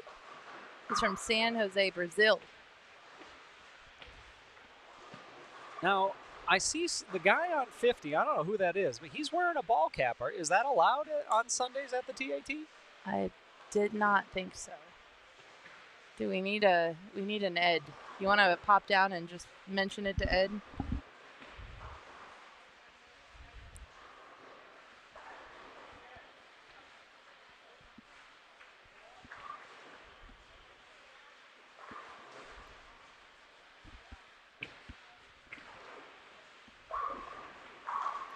All right, it's a good thing I asked Ed DeFeck, tournament manager, because the new rule at the TAT, you can wear ball caps on Sunday until the finals. Oh. So folks, everybody, we just learned something new, and that's how you become a better human being. You ask questions. You ask questions. That's right. Yeah. You don't assume you know everything, and you just ask. Casey's he works at JB Bowling Supply, and a very, very good ball driller here in the Las Vegas area. And so if you're not at the South Point and need to get a ball, you can certainly go over to JB Bowling Supply. And Mr. Shepard, who is a very, very, I would let Casey drill me a ball. He's so nice too. He's just a nice guy. I would let him drill me a ball. I was chatting with his wife earlier. She was using our table to hold our her beautiful TAT tumbler that she had. Yeah, nice. And yeah, they're nice people. But we have a question. Jerseys and pants are required after qualifying, correct? Yeah. Today you will see pants. The girls can wear capris and shorts. I'm sorry, capris and skirts and pants. So you might see something different on the girls' side, but for gentlemen, it's all jerseys and pants.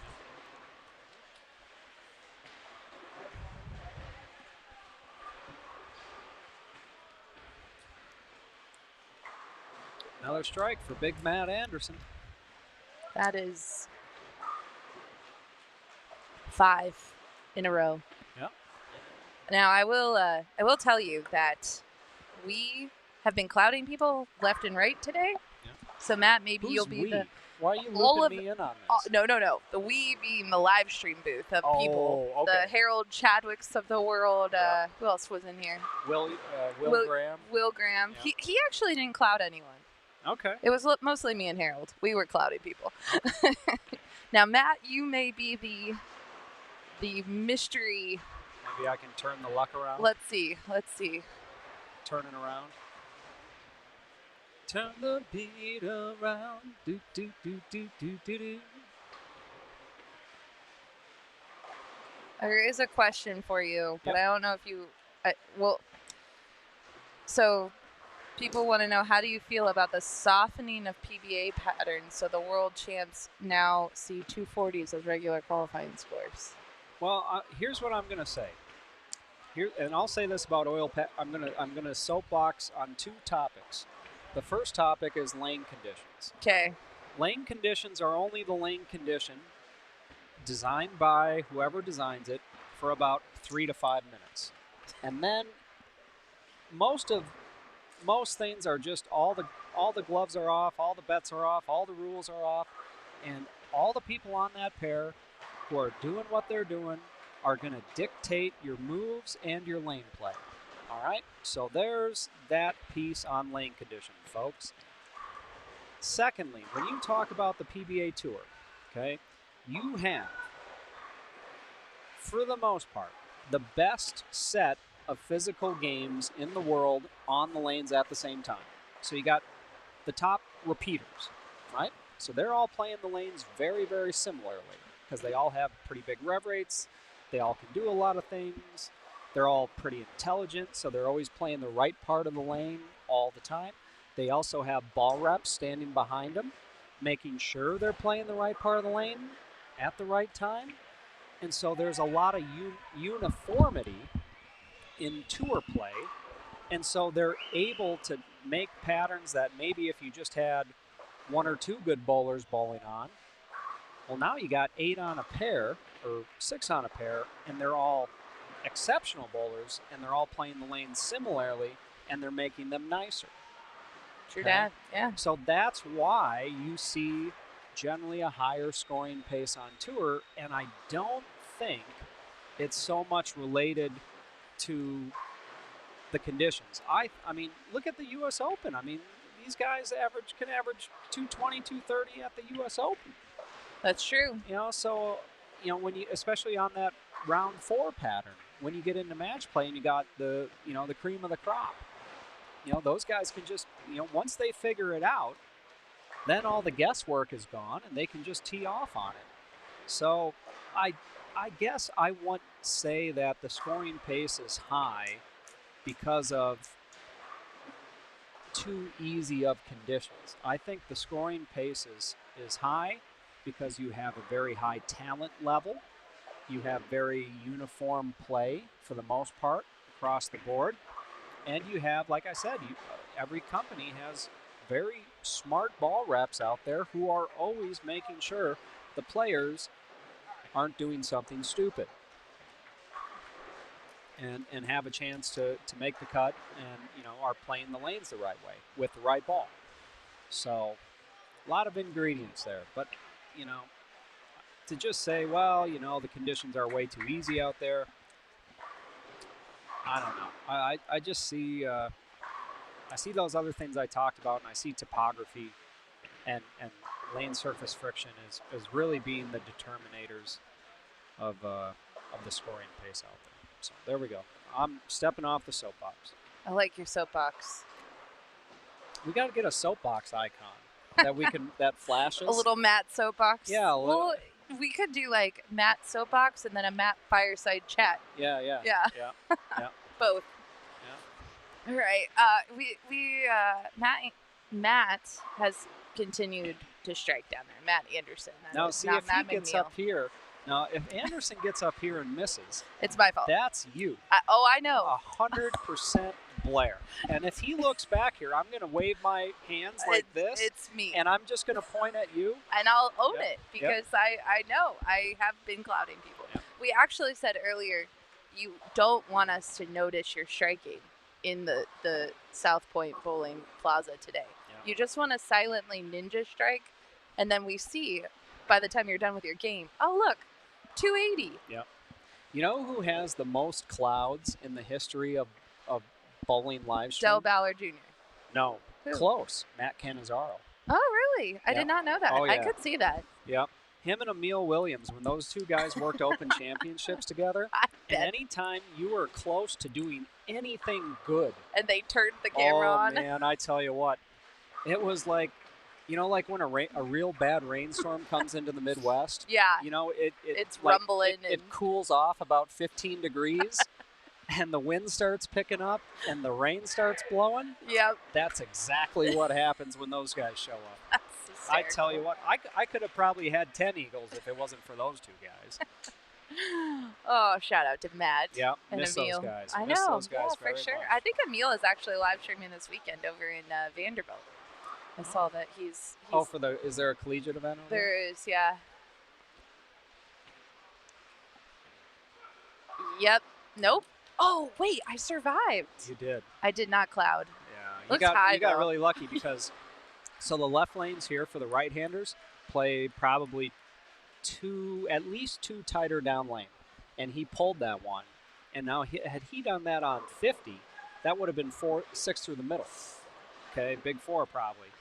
But because he pulled it on lane 49, he got away with it. Yeah, it was a get away with it. Write the mechanic here who's in charge of topography. Yeah. Write him a nice note. Buy him a hot dog. So this came up earlier, and I know there used to be topography charts for South Point, but they put new lane panels in. Have they done a new topography chart? They I haven't. don't think so. I don't either. I think because that's usually for USBC Open Championships. It's usually when they get that report done. I think Mark Young runs the machine and you get the printout. But here's now.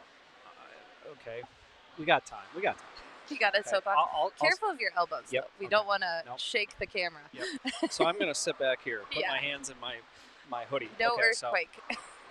So here's the thing about topography, folks.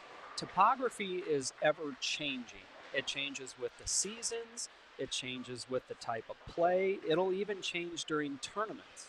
So like a prime example would be like when you have like a lawn format event, like say a World Series, right? A World Series comes to, a certain place. And you get a lot of, like I said, high-level bowlers playing the lanes very uniformly. Even then, the field for a week can change the topography, okay?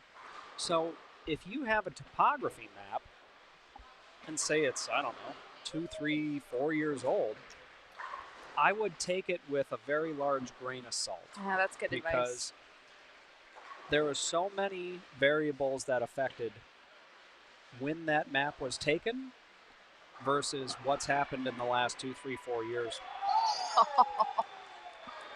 to change it. Yeah. So there's a lot of ambiguity out there when you look at topography maps. It's a guide, not black and white. Great tips, 100%. Andrew Anderson has entered the chat and has said, please don't cloud my brother. I need him to keep striking. We'll work on it, Andrew. We will try not to cloud your brother, but we cannot promise anything. Especially me, because I'm clouding everyone. But I do want, it would be fun if Matt kept going. Oh, yeah, we all want Matt to keep going. I mean, you know, I'm sure there's some sort of financial incentive for Andrew there if Matt keeps on a striking. I mean, if I'm sure Matt is in the progressive, which I would imagine, which we were chatting about a little bit earlier. Yeah. But someone could win. What is it? $100,000. Over 100,000. But you have to win, and then throw 3 strikes. No. I think you got to throw 4 or 5. Okay, 4 or 5. Okay. I think the first one gets you 15%. The next one is 25, 30, 60, and then or 4. I think you got to throw 4 strikes. The last one is for 80% of the pot, which I think is about 80,000. Shake it off. But so now, remember last year with Real Matt Jones? Oh yeah. From Arizona. Yep. He threw 2 and said, "I'm done." Tipped his hat to Mr. McWilliams and said, "I'll take the money and run." I don't blame him. Yep. I mean, when you start talking about some of this amount of money, it's like pays off your mortgage, pays off some. Could be life changing. Right, like Absolutely. sizable money. Yeah, it's a lot of money. Yep.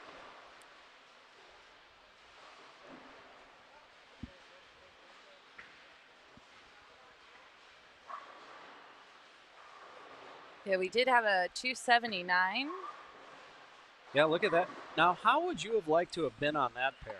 Yeah. Well, I showed up. I shot a pretty good 211, but the match was over in the 6th frame when the guy had 279 against me. Yeah, that was Eddie Kessler, Gavin Legg, and Jeanette Johansson from Norway. And Eddie did have 13 pins of handicap. So he had 292. Yes, Good luck. he did.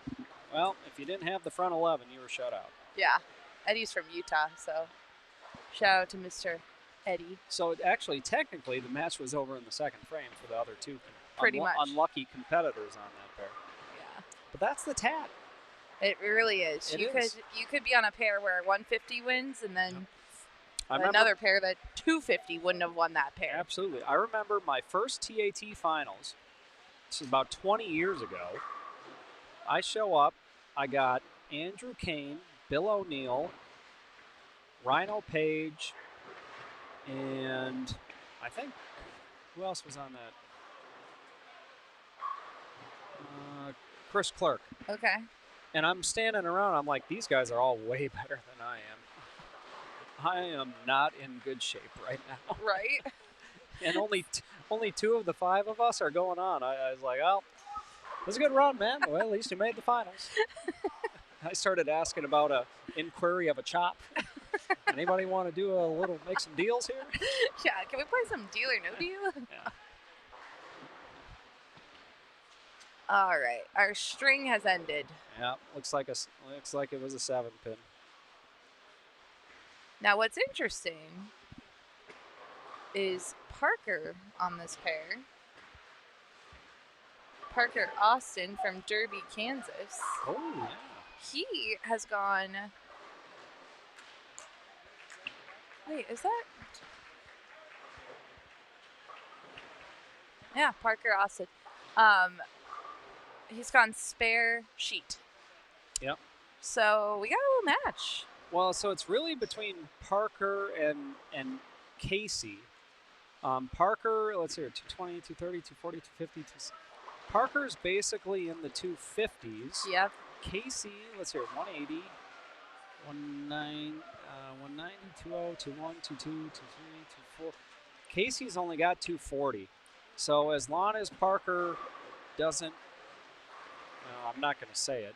Yeah, don't say Parker needs to fill a frame in the 10th is what Parker needs. A mark, and he's staying to play. Anything less, Casey can get up and make a run at it, I think. Yeah, and I think Casey needs this one here. First. Yeah, Casey's got a strike here. Yeah, that's first part. No, all right. That just settles that argument. So it's going to be Matt Anderson and Parker moving on in the young kid division, 49 and 50. Yeah.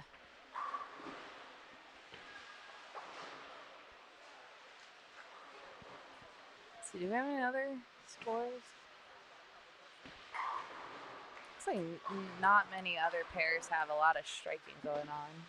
Now, Matt, this week we've seen fresh. Some people figured it out, some people did not, but usually as the days went on, the scores got a little higher. Yep.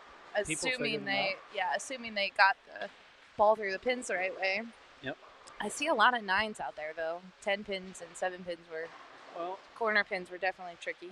Yeah, they're pretty much everybody's into the middle part of the lane here right now. This pattern started at 43 feet. It's probably playing about 48, 49 feet right now. 28 mils of ice oil.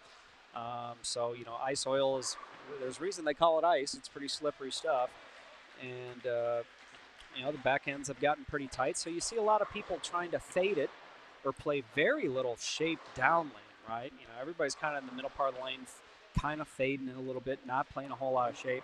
And it's just, in that part of the lane, in those types of conditions, it can be tough to get the ball to get through the pins the right way. You get a little quick, and the ball wants to get behind the head pin. You're going to see those weak 7s, weak 10s. If you slow down a little bit, because this pattern still had some challenge built into it, the ball might hook early on you. What's going to be interesting, though, is the fact that we still got 2 more rounds, and there's going to be no re-oil until correct. The finals. So, yep. I think they're going to be renting out. If I was renting out scuba gear, I'd be in business here these last couple rounds, because I think we're going to see some people get pretty deep. You know who is in business, and I think actually they may have just closed down? Hot dog stand? Unbelievable today. Yep. They made so much money off of the $1.75 hot dogs here at the South Point Bowling Plaza. I'll tell you what, Blair. I love, hats off, Michael Gahn and Ryan, who is the owner of the South Point. Yeah. And Ryan Growney, who's the general manager here, and Mike Moniak, and Angie, yes, and all these folks. They know how to treat people in Las Vegas. They do. Okay? Now, if I go down to the Strip, I have to fill out a credit check just to enter a hotel casino and try to breathe. And don't buy water. No. Water is not free. I have to call my financial advisor if I'm going to make a purchase. Okay? Yeah. But here at the South Point, the rooms are clean. The beds are really comfortable. Good pillows. The water pressure is great in the showers.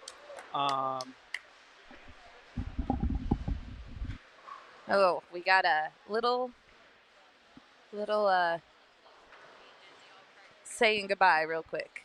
So this is what happens at the TAT. People leave at all given times and pop in and want to say bye.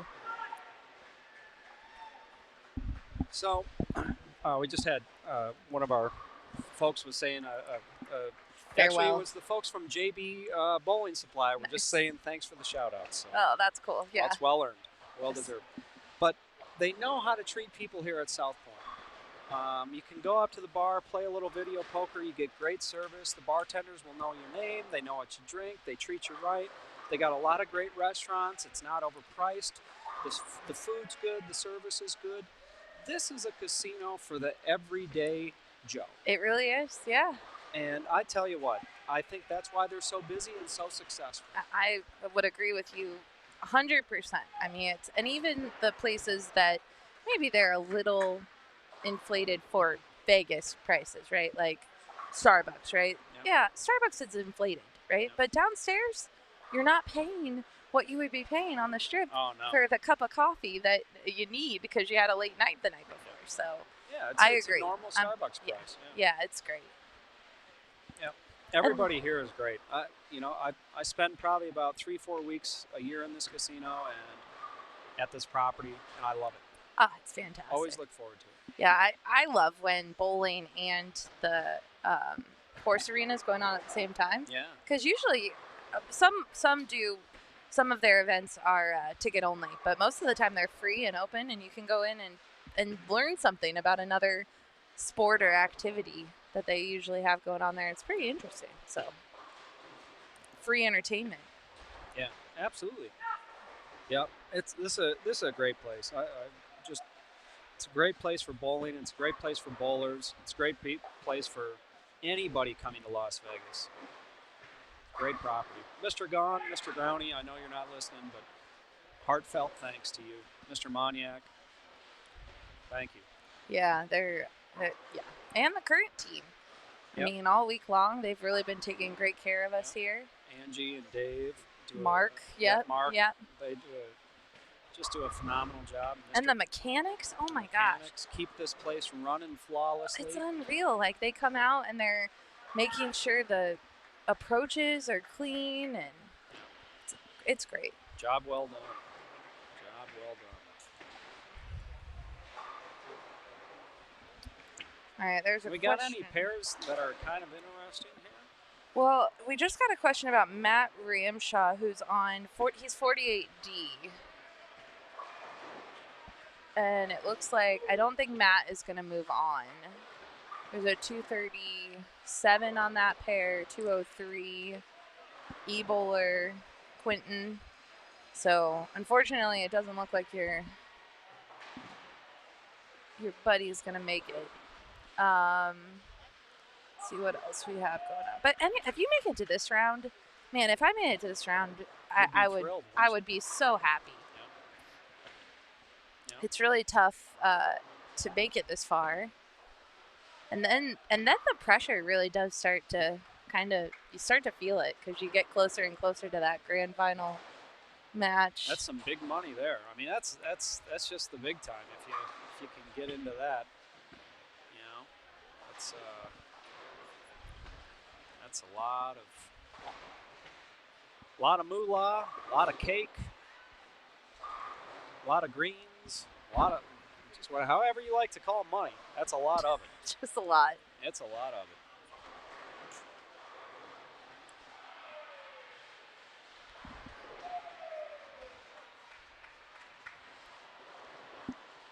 All right, we're gonna let 40. We got one bowler left on 47, 48. We got one bowler left on 51, 52. Then, Matt, we're gonna take a short break, and I think it will be short, because at this point everyone's here and they wanna. They just keep, recycle. Keep they keep bowling. them rolling. Yeah, they keep them rolling. They don't mess around here at the TAT. We fire in, and it's full speed ahead to that grand finals. Yes, it is. Yep. And because most people are here and want to enjoy the evening and see the game, but we could have. This is. Lost my name. This is Joven. I think we Mercado. got a shot to catch the second. I think we got a pretty good chance to catch the back half of the Super Bowl. I think so too, actually. Right? Yeah. It's my prediction. So back I think half. you guys don't have to watch the first half. Just listen to Matt's Mattisms later today. You have to keep them under wraps. Can't let them all go at once, Blair. We gotta keep the people hanging on here. Yeah. So don't watch the first half. Nothing happens anyway in the first half of the Super Bowl, and then turn it on at halftime. Unless you got some prop bets or okay, that's fair. Stuff like that going on. You know what direction the wind's blowing. Does somebody part their hair? What color shoes? Yeah. What the first play is, if it's a run play or a pass play. Tell you what, coin There's toss. You can bet on all sorts of stuff. That's great. And if you haven't gotten your bets in yet, there's still time. Yeah, Head on down. All right, we'll be back soon.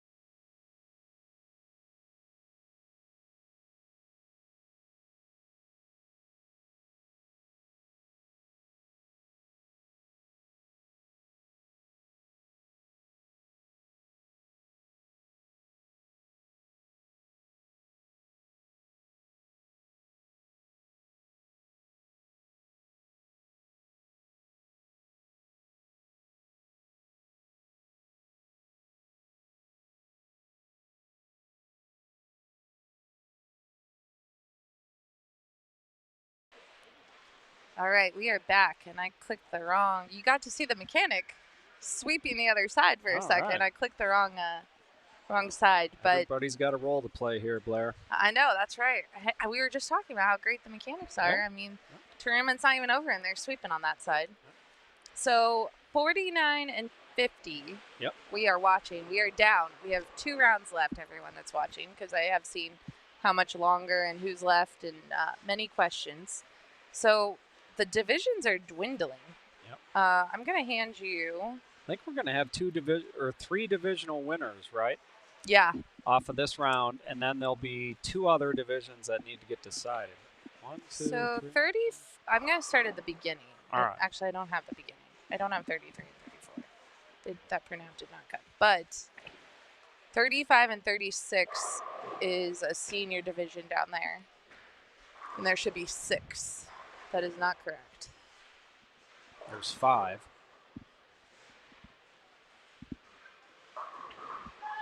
Well, I got.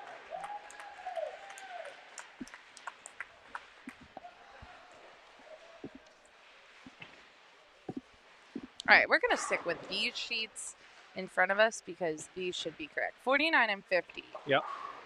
We have John Hahn from Norway. Yeah, and there's some of the Norwegian contingent here. This is the 190 to 215 division. Eddie Kessler, who just shot 279. Yep, fast Eddie. Luis Fernandez and Jorge Garcia. Yep. That's 49 and 50. 51 and 52, which only has 3, so we're only taking 1 off this pair. Yep. Jeremy Bradley, Lyndall Jinks, and Nolan Morey. Yep. And then 53 and 54 is the 170 to 189 division, as well as 55 and 56. So again, we have 3. We have Tony Harper, Javier Morantes, and Gabriel Ward. And then 55 and 66 is Clay Brock, Tony Perez Sr., Benjamin Broomfield, and Greg Walters Sr. Yep.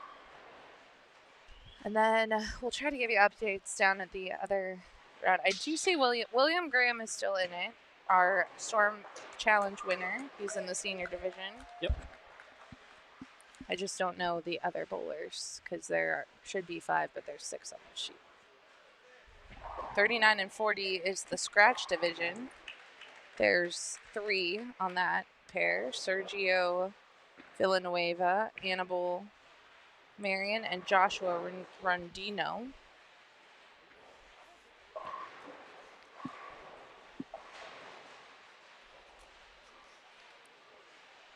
Yeah, so next round, I don't think we're going to have a winner this round. No, we said I don't think so. Scratch, we have 1 more round Yep. in that. Seniors, we got 1 more round. Actually, everyone, we have 1 more round. Yep, So we're yep, going to have 1 more round in every.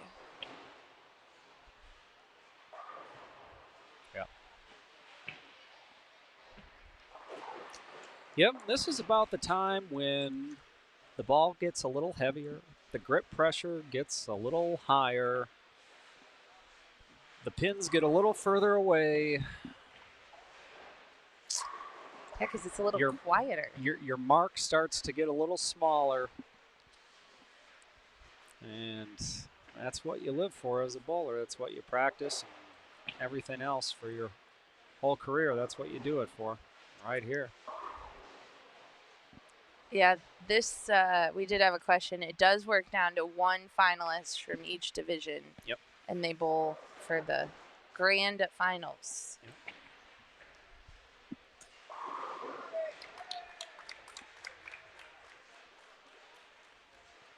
Yep, the next best thing to bowling in the grand finals is having fiduciary interest in somebody bowling in the grand finals. I've always said. Very true. Very true. Your horse makes it to the end. Yeah.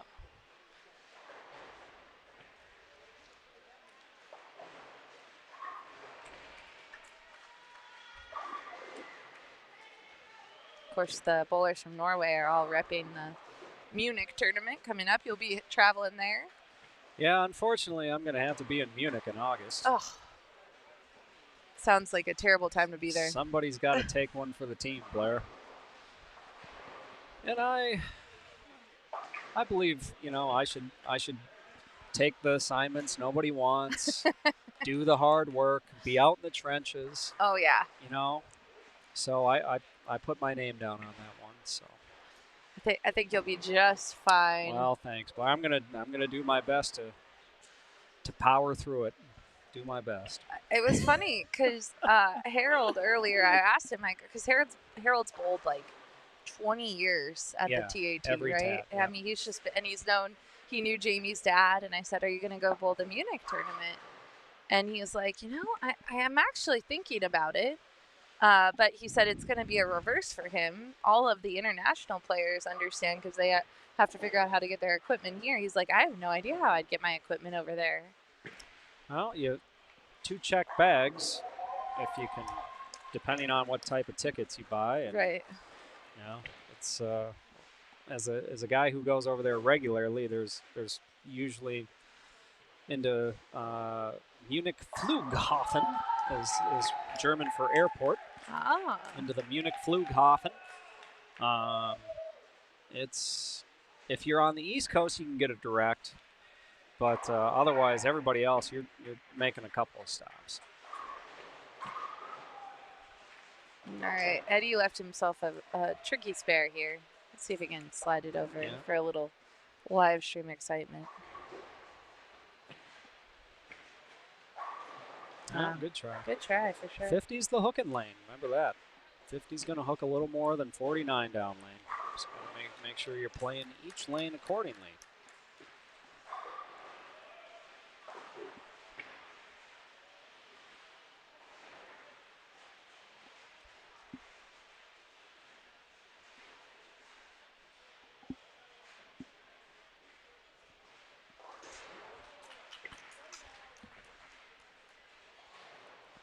So now this pair in front of us, we do have handicap. John gets 4. Okay. Eddie gets 13. Okay. Luis gets 8. And Jorge gets 14. Ah, okay. So there is a bit of a spread for the first time. All day, Jamie has been trying to match up averages and handicap, so you could be bowling on a pair, and it's mostly scratch. Yep. But now we're getting down to it where there just is no way to match that up. 51 and 52 does have some handicap in play too. Jeremy gets 15, Lyndall 24, and Nolan 22. Yep. Well, so far here on 49 and 50, we have some of the less experienced bowlers who are definitely making that pair look a lot tougher than the previous bowlers did, because they were the scratch bowlers. It looks like a lot of people are just too far right. Like I said, I wanted to be in the scuba gear business because you should be pretty far left if you're of the right hand right now. Oh, tough break for Eddie, wrapping the head pin around the 10 there.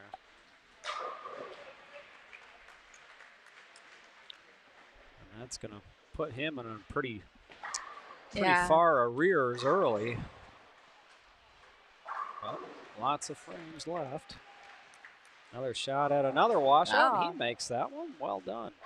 That jersey's cool too. I like his jersey a lot. Yeah. Is that Jorge? Yeah, that's Jorge. Jorge needs to move left. Yes, he does. Yeah. Jorge, if I can do that shining thing, with the mental abilities, buddy. Telepathic. Partner, we got to get you to move a little bit to the left there. All right, that was a good shot. A good shot. Double, too. Big double.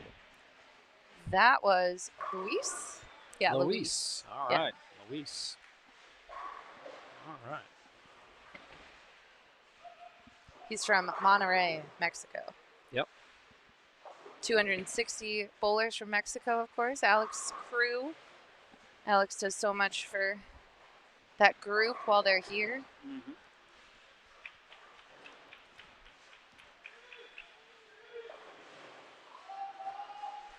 Yeah.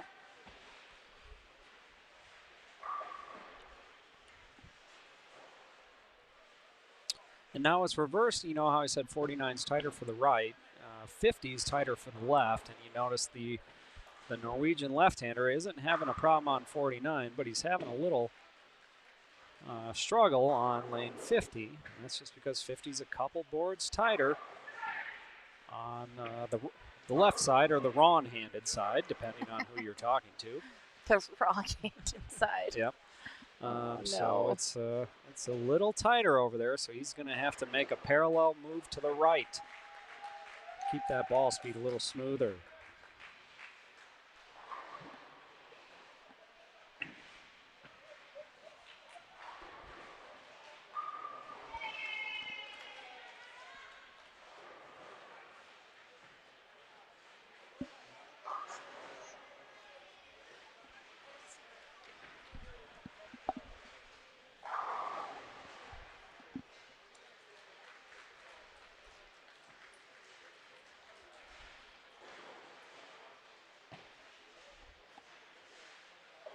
All right, Eddie got in, but Yeah. that ball is a little snappy.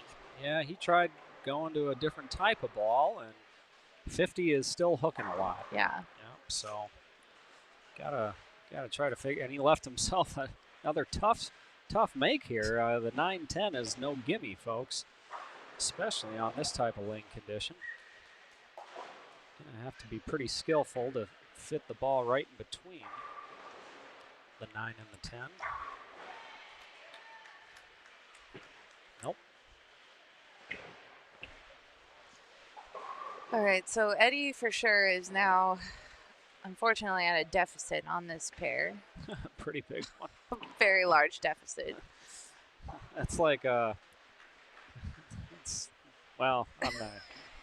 We're just gonna continue to watch bowling. See that left-hander? He's got 49 down cold. He's like, well, I don't know. I'm just fine on 49. Can I bowl the whole game on 49? That's right. You know?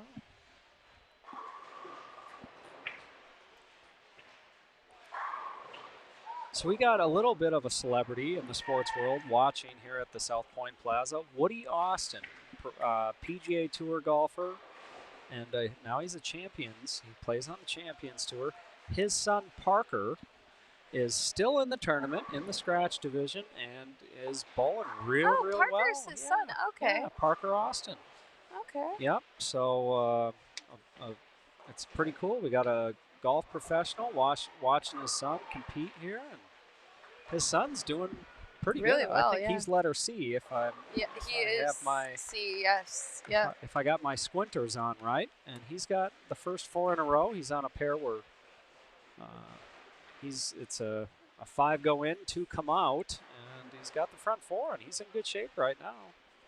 Everybody else is pacing 190, 2-0, and he's pacing 220 with the front 4. So see if he can hang on and make a run. Add a bowling title to that to the family tree. Those PGA titles. That's pretty cool. Yeah, I think that's pretty neat.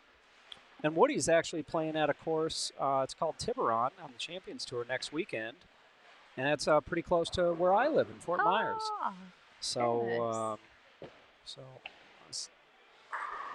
maybe see if you could sneak out and catch a round. Yeah, that'd be fun. Yeah, Champions Tour is great. It's a lot of great golfers out there, and take time with the fans. It's a good time. So, our friend Jorge, he did not catch your memo, unfortunately. No,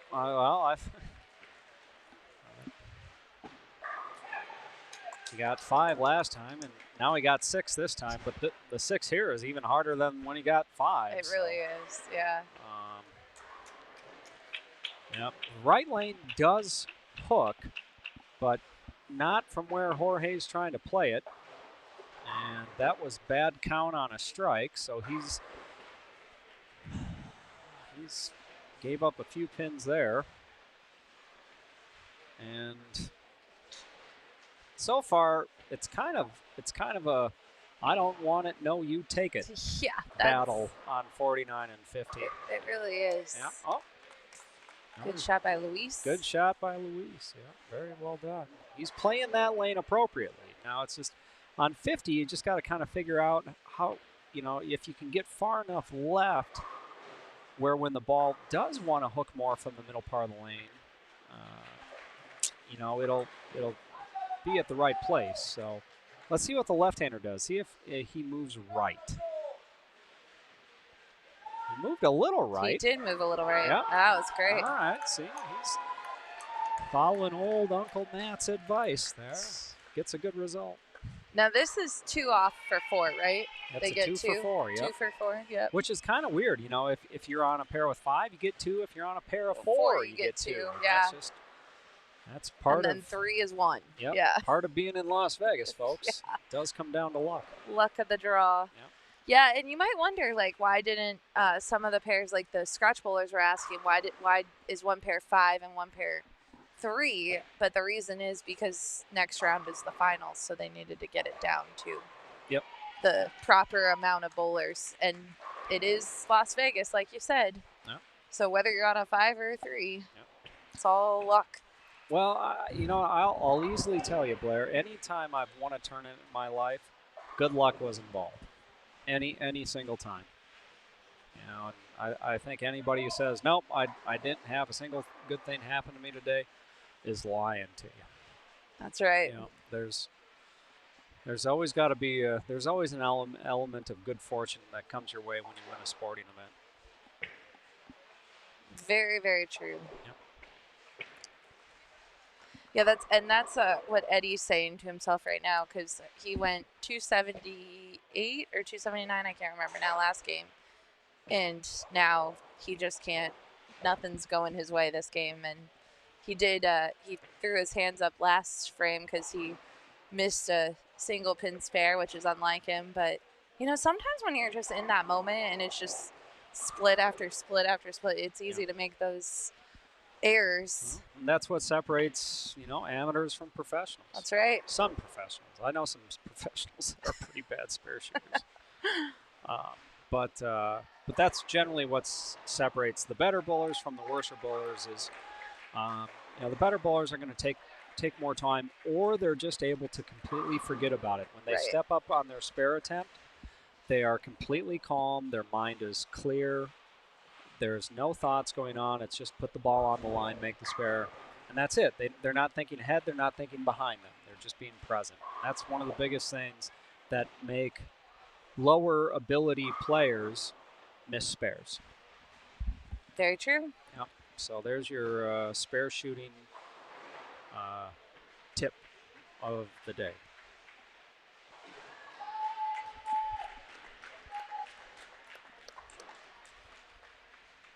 And I miss having Norm Duke here, because me and Norm would sit and talk about how important spares were. I mean, we'd be like, you know, a couple old guys, you know, talking about, you know, how important spares are, and the kids don't appreciate spares. Norm is quite the spare shooter. Norm's, you know, everybody thinks Walter was the best spare shooter. Now, if you talk to Norm, he will tell you, and I believe him, that he was a better spare shooter than Walter. I have not seen Norm miss a spare very often. Well, I'm trying to think of one. He was always really good, and if he did miss a spare, you'd see him test the approach. Like, you know, it was not him; it was those faulty approaches. Yeah, Yep, and so that's a good tip to grab from Norm as well. That's a good tip. Always right look there, down. Yep. If you miss that spare, don't let people think it was you. Yeah, you always look down at that phone. Yeah, take a couple test slides and shake your head and throw your hands up in the air. Oh, this is a big strike for Jorge. This is. We'll see if he keeps moving left or if he pulls the insanity act and throws the ball in the same spot, expecting a different result. I don't like his alignment. I'll tell you that much right now.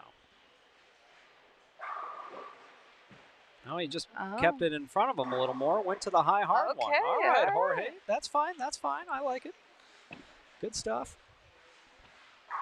Yeah, we did have a question. Is Norm coming back to the summer TAT? You never know who will appear at the true amateur tournaments. We'll see what the summer brings. We were looking earlier. Matt, did you know the summer TAT has moved up a week? Or I'm sorry. It's not the 4th of July. It starts on the 5th of July this year at the Orleans. Yeah, because of where 4th of July is. So it's going to be post 4th of July. It is. Yep. Yeah. Which is just fine because I got Bowl Expo, and usually that causes me to miss the first couple days of the TAT. Right. But now I'll be able to go attend Bowl Expo. Yep. And then come over for the true amateur tournament. Make my way to the Summer TAT at the Orleans Hotel Casino Spa and Bowling Palace. All right, so John here. Yep. That was huge for him. Yeah. Yep. Split. Yeah, and that was on the lane.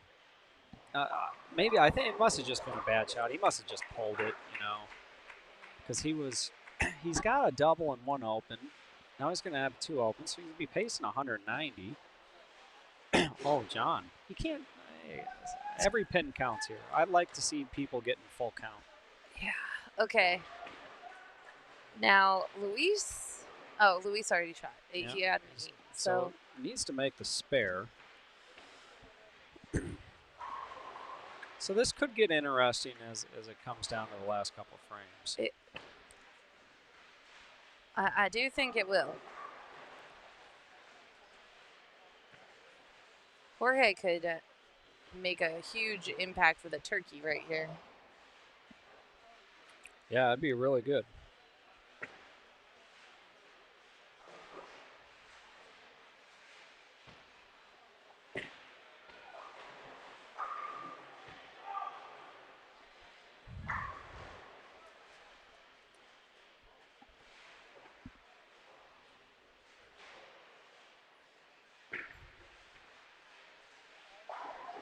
Man, Eddie is standing in front of the ball return. He got way in.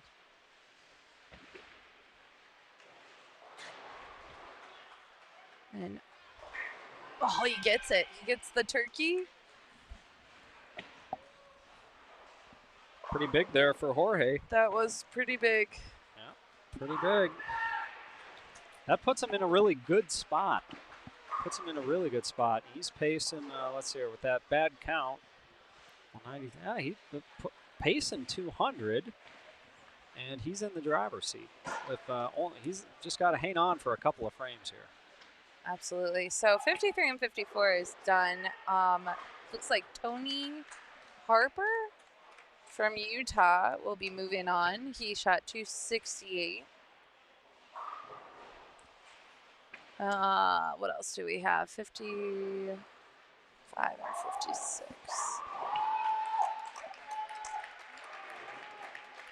And I'll tell you what, Parker Austin, front four spare double. He's in really good shape. He's got the lead by a healthy amount with 3 frames to play. In second place, it looks like it's a fight between Matt Anderson, who's letter B, and the letter A player on 41 and 42. The letter what? I'm sorry. A. Whoever letter A is on 41. Quentin Collins. Yep, Quentin Collins. Yep. So it's a kind of a Parker's in real good shape, and then it's kind of a race. The other spot's going to be a race between Matt Anderson and Quentin Collins. There's Eddie again. He's lining up on lane 48 to bowl on 49. I love it. Told you about the scuba gear. I mean, I'm telling you. Got to play deep. See, that's why you need the scuba gear, see? Okay. Luis just chopped a spare. Ooh, the plot thickens. It does.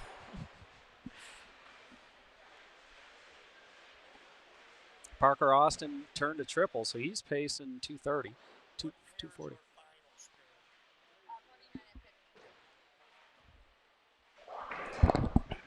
It's about that time, Matt, where they're checking to make sure that the grand finals pair now, folks at home, you get the inside scoop. It's 49 and 50. It's historically 49 and 50. It is, yeah. Yeah, it's historically 49 and 50. Pretty much every year. Yeah. Yeah, it's like a PBA Tour event. You know, back in the good old days, the TV pair was always the same pair. Oh, I didn't know that. Oh, yeah, absolutely. Okay. Like Riviera, it was always 27-28. Ah. You know? It makes sense. Yep. Knowing what goes into it, because you have to have certain things like outlets and internet. I mean, modern, but back in the day, I'm sure there were necessary things they had to do to get those cords and wires into the building. Absolutely. Yep. So Parker Austin's pretty much punched himself a ticket into the round to bowl for the winner of his division. And Matt Anderson's in a good spot to make sure that it's those two guys who bowl each other.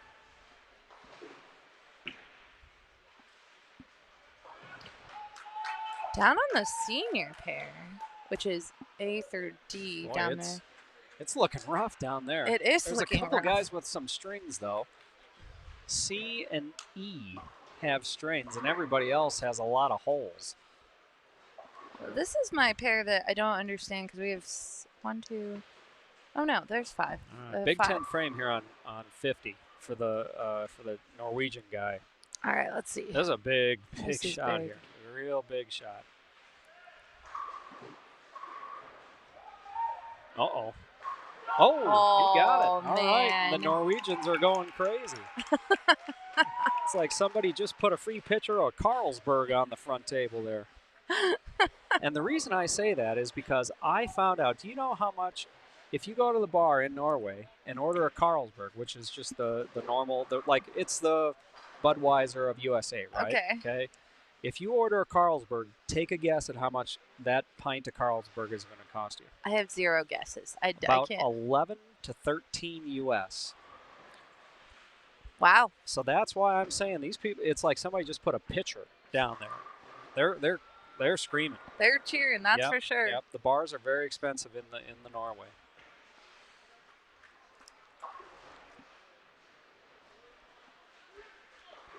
Oh. Well, and a 7 count. So get your 2 here. Yeah, definitely get the count Because here. the other player can strike out for 189. And he can shoot 188 if he gets 2. Yeah, the Norwegians are now doing the math, and they're all... People there's hands on faces and clenched jaws here. He does get the 2. So he gets the 2, so that's 188 if I'm right on the scoring. Yes, Yep, 188. Yeah. So what's the handicap situation? John gets 4. So Luis gets 4 more than Correct. Jan. So yeah, John. Yeah. So he still needs to double. Yep. So he needs to double. Right here on the left lane, got a double. No double, no more bowling. Time to head south.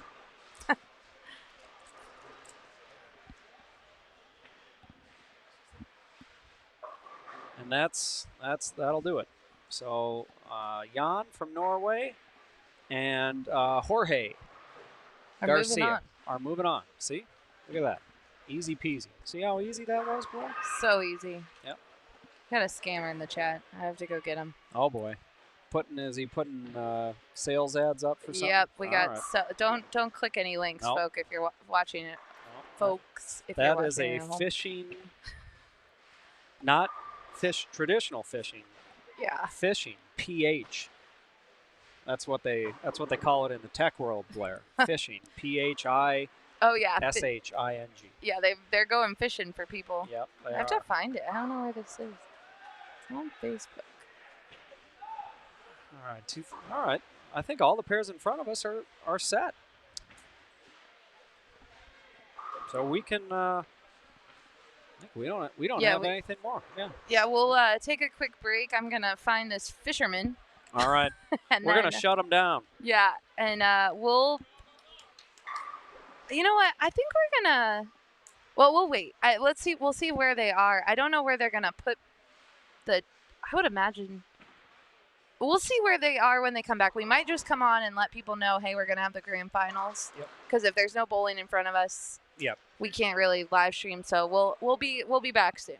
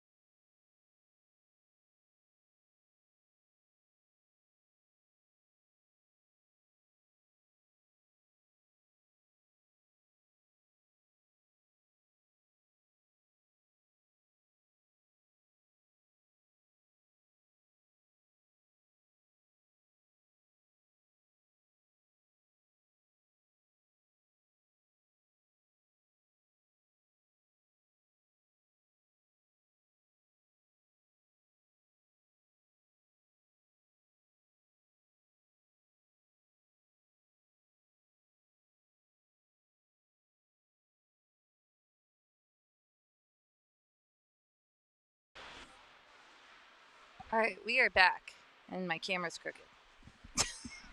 Well, that's okay. I think a couple people bumped the table in the move here. Okay. Yeah. Well, anyway, we are back. Final round before the grand finals. Yep. We are watching. What division is this? Sorry. This is the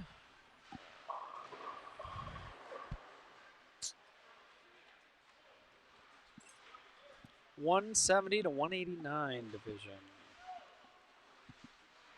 All right. Looks like we have Tony Harper from Roosevelt, Utah, Greg Walter Sr., and Benjamin Broomfield.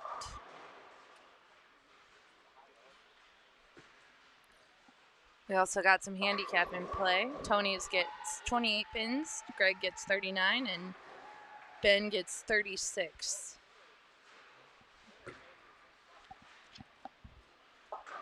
Well, the letter A player has a very nice jersey on. I like his jersey. Does have it. That's Tony. I can say that much so far.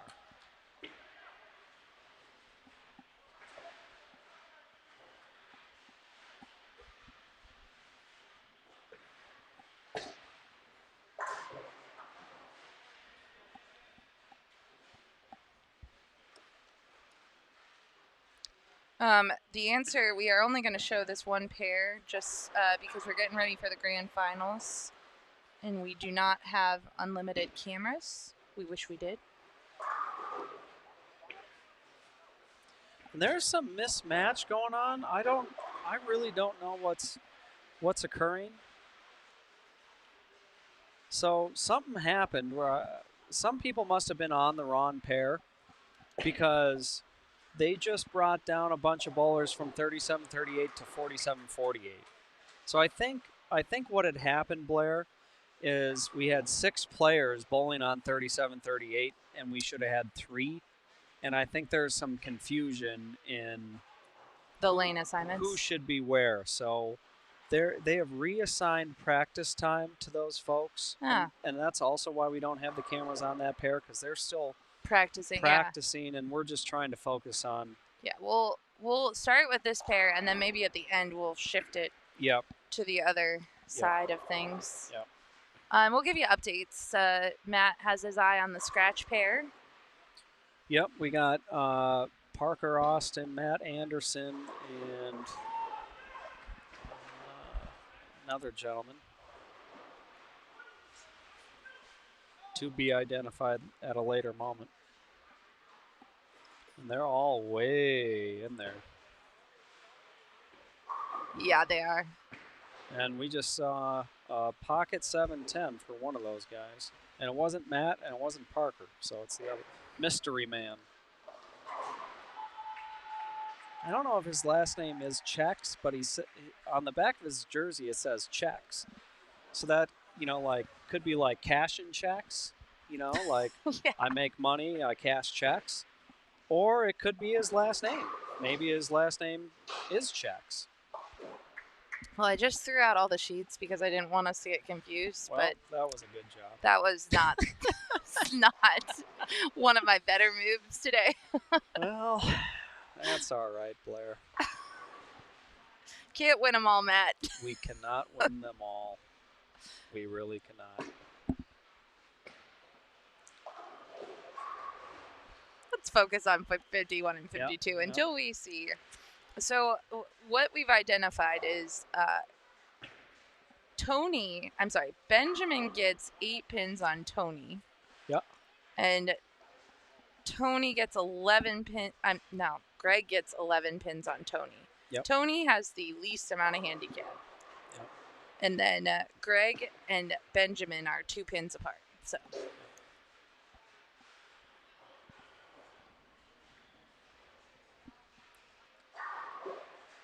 And it looks like Ben has been off to a hot start. He's on a double. Yep, he is.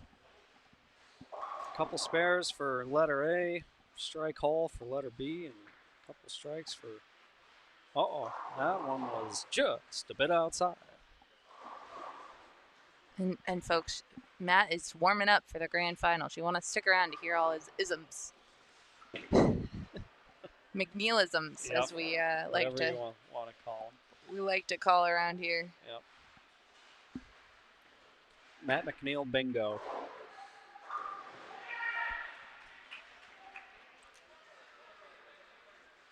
And I'll tell you what, on 43 and 44 has gotten so ugly. Now that actually is a really, really good pair historically.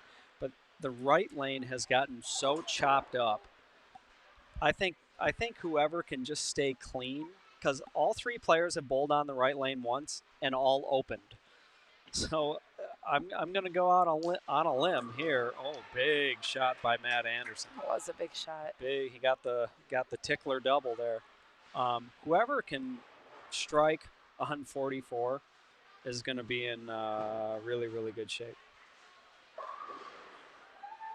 Ah. Oh, I didn't see the back pin. I thought that was a strike there from Ben, but it was not. It was a 9. And the tough part about that 43-44 pair is going to be able to still make good shots on 43, the good lane. Because 44 is just going to be a mind blank, and you're going to have to just be able to put that out of your head on 43 because that's the only lane that's really strikeable. Uh-oh. Oh, boy. Oh, boy. That's not good. Ben, you got to make those spares.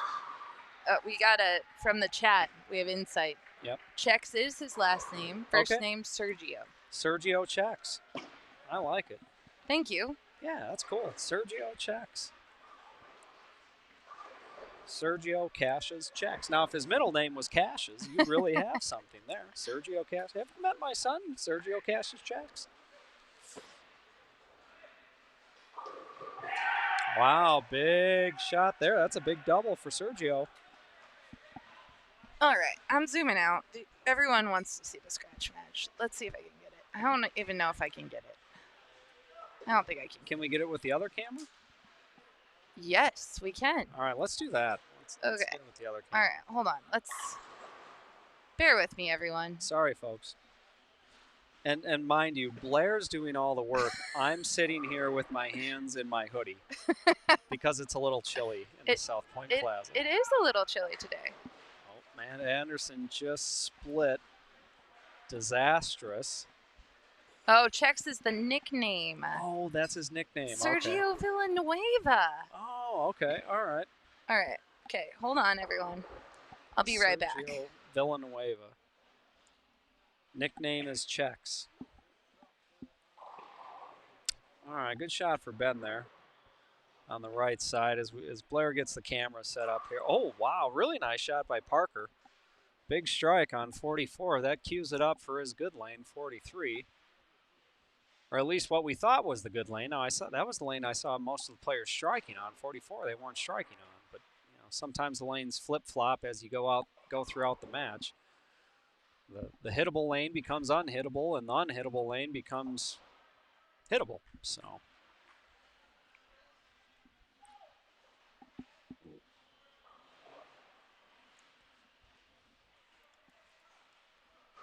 okay, I cannot promise this is a fantastic view, but let's see what we got here. All right.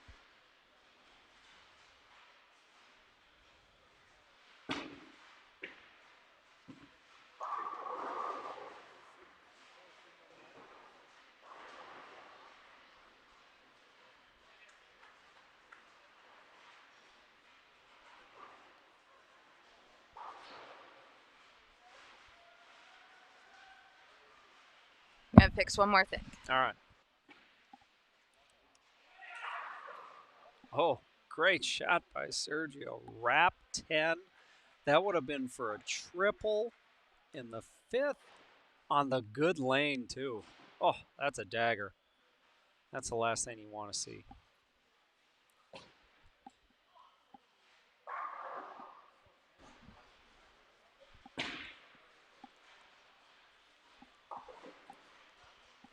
Okay, folks. All right, how we? We can now see. Yeah. We'll pop back down to the 170 to 189 match, but everyone seems to want to watch the scratch match. So. Yep. So Matt Anderson split in the 4th, week 7 in the 5th. Oh, Sergio's cutting that one paper thin there. But the scoreboard doesn't care. All you got to do is knock the pin over for the scoreboard.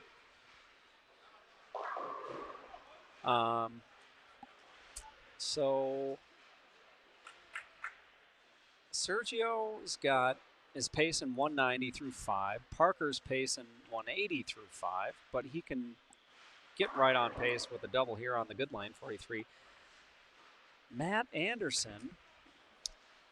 He's the one in that teal pacing, jersey. Yep, 180, 190. He's pacing 180 through 5. So this is a big shot for Parker because this basically gets Parker right on pace with everybody, and then if he can manage to strike again on 44, which would be quite the feat,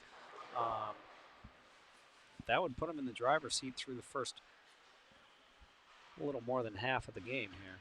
Big shot, though. You got to hit the good lane. 43 is the good lane. And that's the good result he's looking for. Slap 10, and that's a big-time double.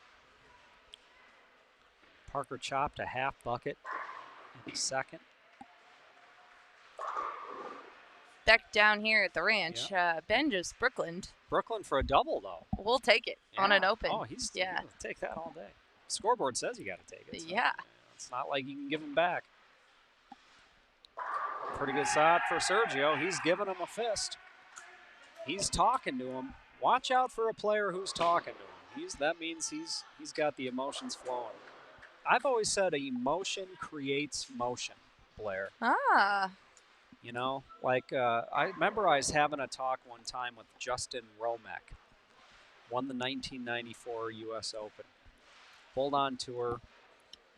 Had good success on tour. Not great success, but good success. And you know, he had a good game, but he didn't have a Pete Weber game or a Norm Duke game or a Walter Ray game, right?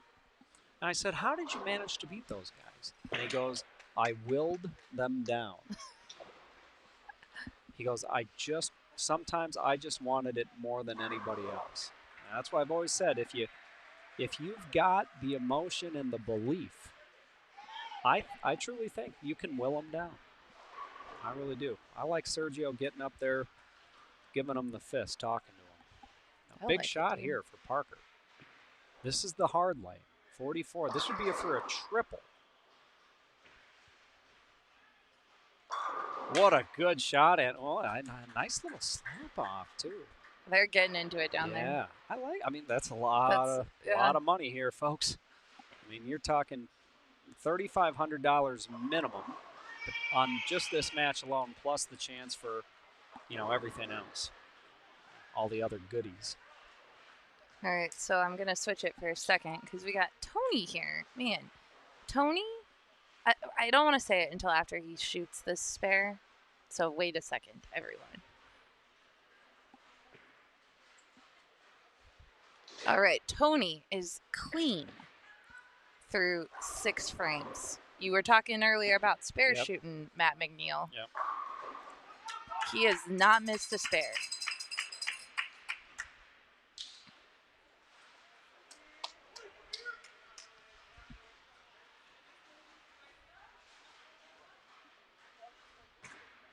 There's Sergio. That's a strike. Big double for Sergio, and he's getting into it, man. He's letting people know. That's right.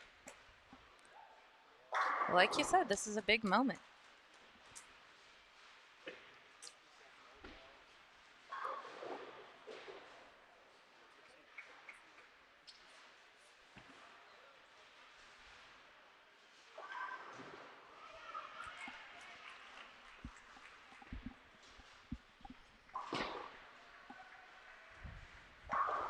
Good shot by Matt Anderson. Trying to get something going. 180, 190, 180. He's pacing 180 through 7. Parker pacing 2-0 through 6. So this is a big shot because this, if he strikes here on the good lane, that keeps him a mark in front of Sergio, who just turned a double and has got the fire going.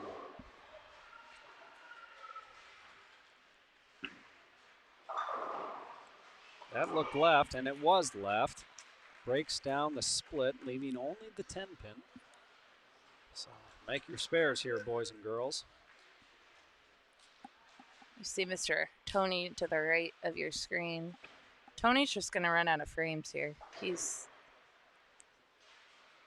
we got that left. He's sticking around, though. He is. Because he's making all his spares. He's sticking around making spares. So, granted, Ben's in the 220s. Right. Or no, he's in the 2 teens. But, you know, Ben could easily have another hole. Tony catches the double, and it's game on. So, hang around. Don't beat yourself by missing makeable spares. Here's Sergio up on 44. Oh, and that's light. Avoids disaster, though. Just leaving the 2-8. It's no gimme on this pattern as it plays right now, currently. Middle part of the lane is super stretched, so it's very easy to miss to the right.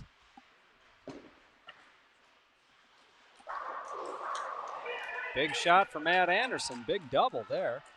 That gets him in the 190s, so he's sticking around. 2 frames left for Matt Anderson. Oh, good cover by Sergio. Very good. So a bit of reprieve for Parker Austin, because if Sergio struck there, it would have been game on.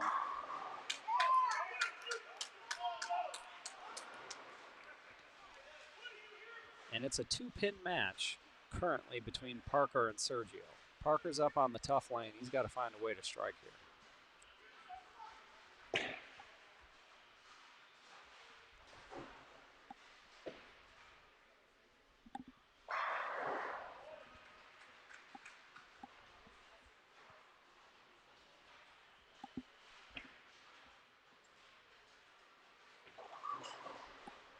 Looks close. Yeah, that's good. Pretty good. Pretty good. That's real good on that lane. That's a tough lane.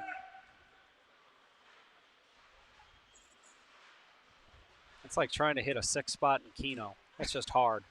Just plain old hard, folks.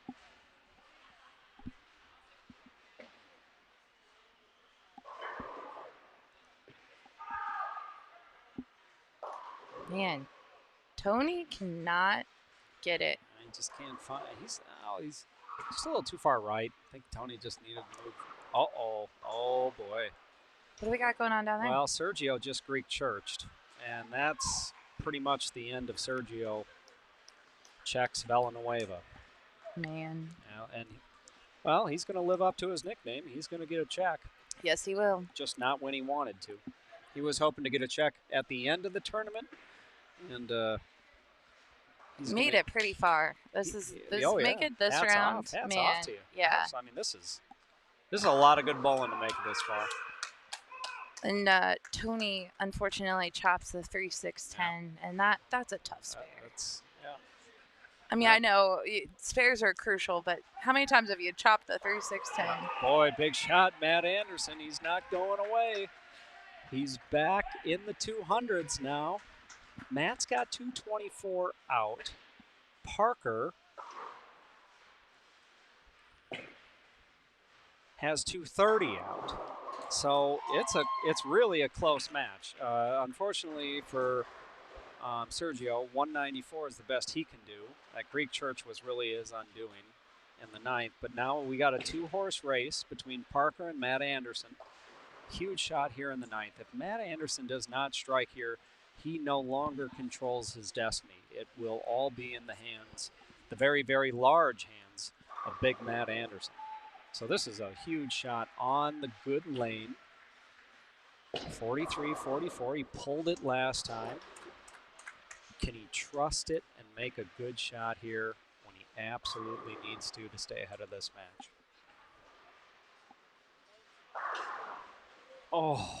Man. Oh, and he can't believe it. I mean, that's when you're throwing it that close under these conditions. That's tough. That's a real tough break. Man. So, okay, make your spare here. Make the spare and see what happens. That's all you can do. I mean, but you got to make the spare. Don't give the match away here. Yep. And he does, okay. All right, good cover. So he's still pacing 2:05. Matt Anderson right now is pacing 204. So if Matt Anderson doesn't strike on the first ball of the 10th, Parker can get up, strike in the first ball of the 10th, and he'd be a winner. So it's pretty much going to be a tit for tat that whatever Matt does, Parker's going to have to do.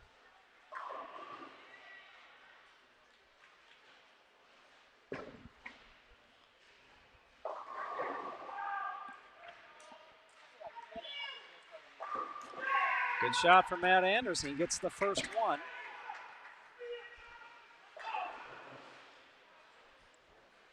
That gets him into the 2 teens, I believe. The next strike puts him in the 220s, gets him 224. Now, I think these scoreboards are really funny, folks.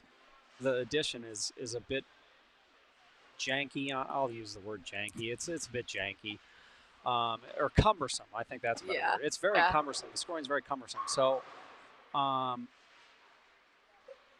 believe if my math's correct, Parker can strike out for 225. Matt Anderson can strike out for 224 if what I'm looking at is correct. Yeah, because these scoreboards are tricky. Yeah, because they don't add everything in the traditional manner. Yep. So Ben on 51-52 has won his division. He's going to the grand finals. Oh no. My goodness! And he loses. So it's a big loss of count there too. So Matt just 8-10.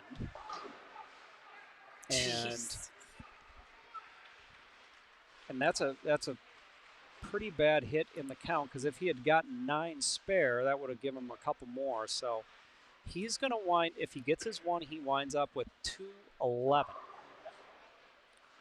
Situation for Parker is that he's going to need to fill 17 pins in the 10th frame. 211. Yep. So Parker 180, 190, 20. No, Parker needs to. I think Parker needs to double. These scoreboards are stupid. Yeah. I hate these scoreboards. Yeah. I think I'd rather be trying to read Mandarin or something like that. I just wait for the first one to come, and then I go, okay, there we go. I think Parker's got either 220 or 215 out. Well, 180, 190, 20, 2021. So Parker needs to double. I think Parker needs to double. And in the 170 to 189, Benjamin Broomfield is going to move on. No, that's it. Yeah. And that's match over. So Matt Anderson has won his division. Parker's going to shoot, if he makes his spare, 200. And 200 and some. And there you go. Matt Anderson's the winner. Just that chop bucket in the second cost Matt Anderson, and then that really bad break in the 9th. That was an awful break. It's such an inopportune time, but that's bowling. All right, folks, we're gonna get the cameras ready for the grand finals here. If you have been joining us all day long, we appreciate you spending the day with us, and we will be back for the grand finals. It will be probably within, what do you think, a half hour? Within a half hour. Oh, we'll be, I would 15 imagine minutes. They're going to bring the oiler out. We'll be here a pretty short amount of time. Yeah, so Check make back sure, in 15 minutes. Yeah, you like stormbowling.com or Storm Bowling's Facebook page. Subscribe on YouTube so you can see the grand finals. You get notified, and we'll be back with you soon.